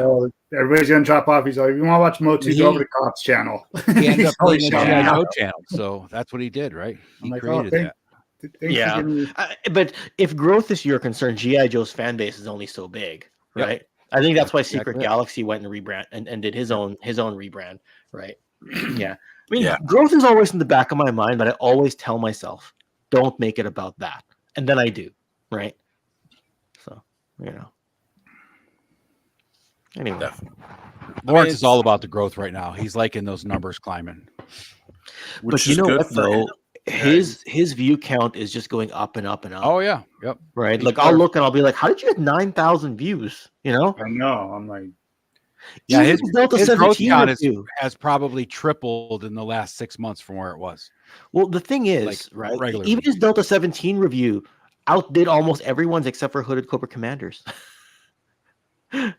He always reminds me, he's like, yeah, I even outdid you, Ken. I'm like, you did, you know? But like Lawrence said about you guys asking to do that, right? When Lawrence gives a review, he's the only guy I watch actually do figure reviews because he does it like from box, what you get, he slides it out on the table and it's just legit, right? If he doesn't like something, Lawrence will say, it's all right, but it's not great, or this sucks, or if he's really excited about it, he'll tell you he's really excited about it. It's just a genuine, real review. It's not shilling to anybody or anything like that. Yeah, he's not pandering or trying to impress Yeah. anybody. That's Yep, the thing, exactly. right? So, yeah. So, when you like look at countries that you're viewed in, Yeah. right? Yeah. So, like, of course, number one, United States. 90% of my audience. Well, I'll put it 72% of my audience views within the US. And what is it here? Total numbers. Yeah, it's of course the most of mine is here within the US. Then my next biggest is Canada. Got a decent following in Canada from all my friends up north. Thank you, Ken, Adam, highly articulated, Nolan. I know you my channel from. How's your split though? Do you say you're over 90% US? Yeah, I'm over 90% US. It's honestly less than 10% is my Canadian viewership. Weird, because like for me, it goes 65% US only, and then Right. like 6.6% Canada, and then 4% UK. So Well, interesting to split. I know I get views over in Ireland and the UK, but it's like one person here and one person there. Yeah. But I've got enough people viewing in Sweden. That is my third biggest market is Sweden. Further, That's because that one time he impersonated the Swedish chef. That's all it took. that's exactly what it was. I've got family over there. Yeah, like I was gonna say, lineage wise, Denmark, Sweden, Germany, and then through Italy and Ireland. So, I'm really, really just that's pretty cool because I've never actually it's always been US and Canada, US and Canada. I don't have enough viewership in the UK for it to pick up a number. I don't have enough viewership in any other country outside of the US and Canada to pick up on the algorithm for their research. And just tonight I went and looked because Ken was mentioning that. I was like, let me take a look. And my next biggest viewership now, I've got another country on the map that I get viewed heavily in, and apparently it's Sweden. I'm okay with that. I think that's great. Thank you, Sweden. Interesting. Yeah. I think mine the biggest Germany and Mexico, I think, are my next biggest ones. Which is a Most huge big Masters of the ones. Universe. Yeah, I was gonna say Masters of the Universe, huge in both. Next up will probably be Brazil. Like when you start getting in numbers, because Brazil is another. Might be. I just don't check it enough. Might be already. So my largest city that I get viewed in is oddly Houston. Oh, you can check my city? I Yeah. gotta look this up. Houston, St. John, Canada. Really? That's in Newfoundland. That's like all the way up. Anyway. Yeah. Yeah, United States, Germany, Mexico. So, all right, here we go. My city that follows me from Sweden is Lund, Sweden. Whoever's watching me from over there, you guys are awesome. The 10 of you that are over there are amazing. Putting me on the map because I have 10 viewers. Love you guys. I've actually jumped up to 20% female. Nice. Very Was good. like 1% forever. I told like Kayla and Carol, and I'm like, you guys are you guys right there. 1%. Allison. Come on Allison, now, yeah, give yourself credit. Ray Black, Duchess. We've got a I mean, I pretty, was just, whoever I'd be talking to, I'd be like, hey, look, that's you right there. That's it. Yeah, So- 20%. That's crazy. Thanos, Europa Valley. I hope I'm pronouncing that correct. That's where I live. That's where you live, Cobb? Okay. Well, that's my fourth biggest city. Europa Valley, It's USA. all the good I talk about you out here. It's the good you're talking about me, and I'm sure it's probably a lot of your son too. Right? No, he's I love he's the not even fact here. that he always watches my stuff. But it's Yeah, that's just fun. fun to That's be able to see that. It's actually Yes, I can't seem to scroll, but my top where's the page down function? My top city is New York. I guess that's a good thing. That's good. You have to go on Yeah. like laptop to see cities. Yeah, that's where you get all those statistics. Yeah. You don't get them as much from the phone. There it is. My top 3 cities are 1, New York, 2, Los Angeles, 3, Chicago. Those How are do I get all the- big cities. How do I get the big cities in?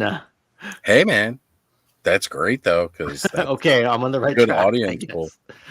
Yeah.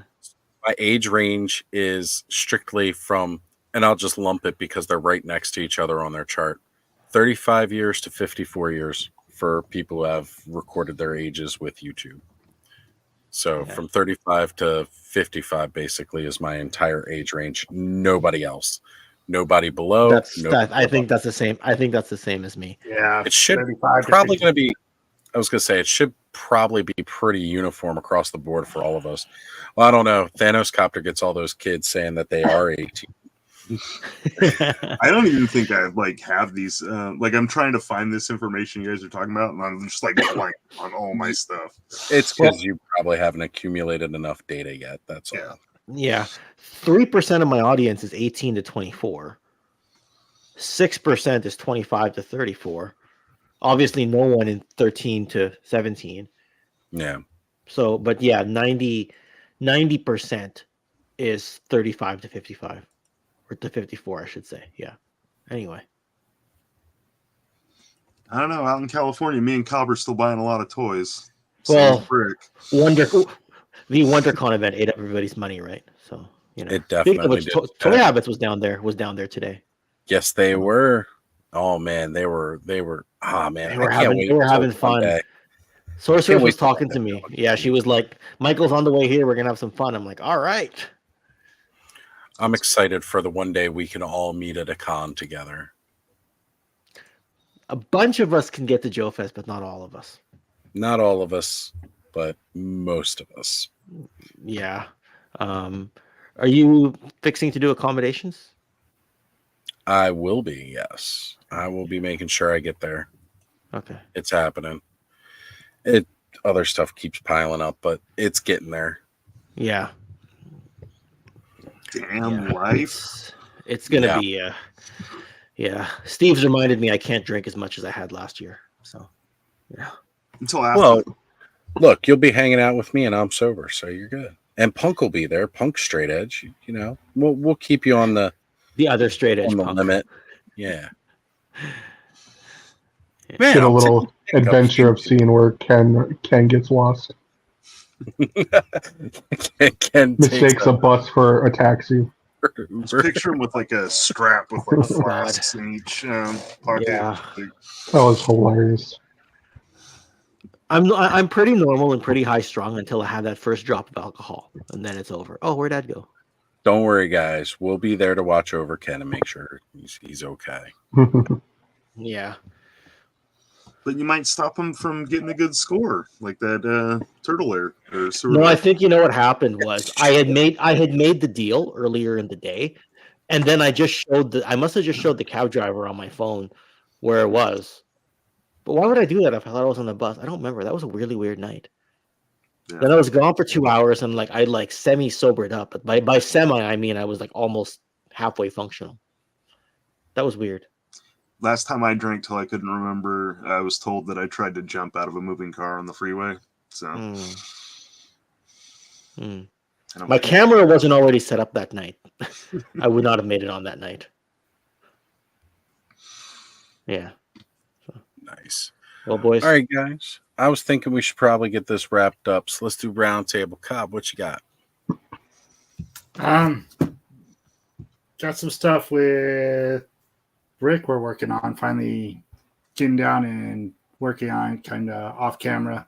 Gonna spend the next couple of weeks kind of playing stuff out a little more, collaboration on some Motu Masterverse stuff, a little kind of history on the line and things, go through the whole line, check it out. Just put a couple of new videos out, like you got that Cyclone out there, the Dragul, just stuff I've opened recently, and a couple more things I'll probably do in the next week or so, but just Cobweb Collector here on YouTube, Instagram, same thing. That's it for me. And then for me, I'm gonna buy too many toys. In the morning, 7 o'clock will be the premiere of episode 30 of my Instagram retrospective. And then every day on Instagram.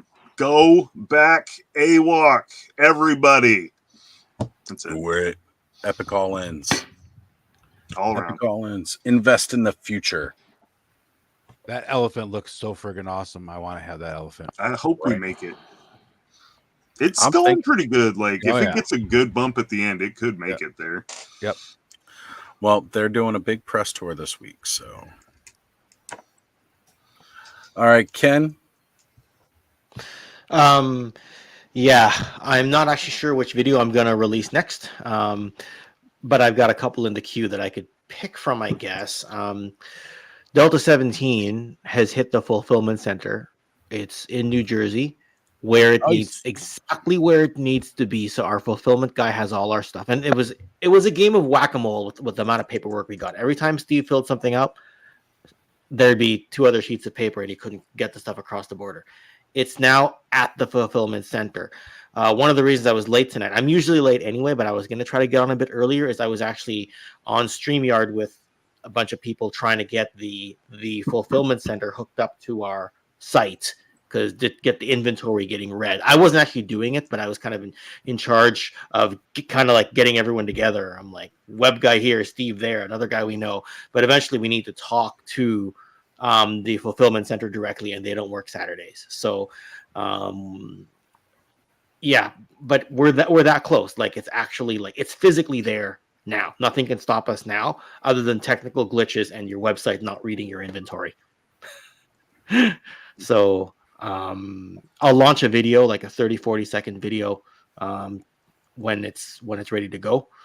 And yeah, otherwise just working on a lot of other stuff. Got other history videos in the queue, and we'll go from there. Zazel, if you're still in the chat, I did have to steal 10 or 15 seconds from an old video we did together to just slide into a longer video I'm doing. I didn't think you'd mind, but anyway.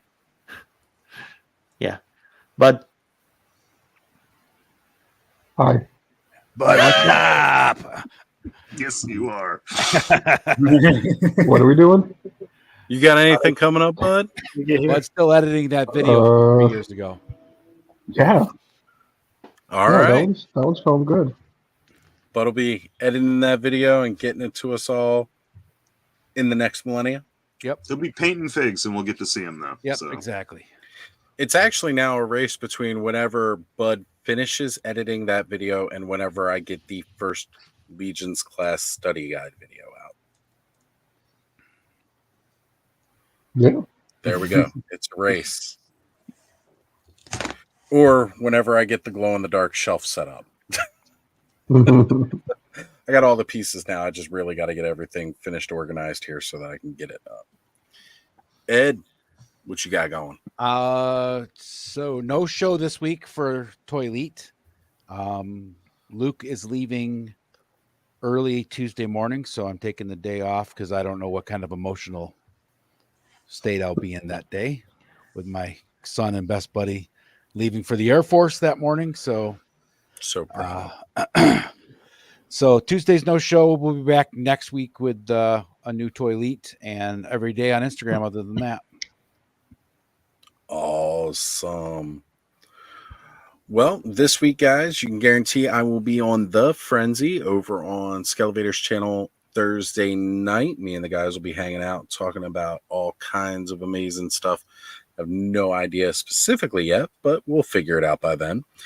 And then next weekend, of course, you guys will catch us here all again. Probably most of the same people you see right now, maybe even a couple of new faces as well. And next week, we're going to run, provided all of my works show up, it's going to be a Horde special. We're going to talk a little bit about Warcraft and the Horde. We're going to talk about Arethyr and all the orcs and goblins and stuff he has. We're definitely going to be doing it up. So catch us live next week. And yeah, so happy Easter. Happy For those who Easter, celebrate. everybody. Oh, yeah, I forgot that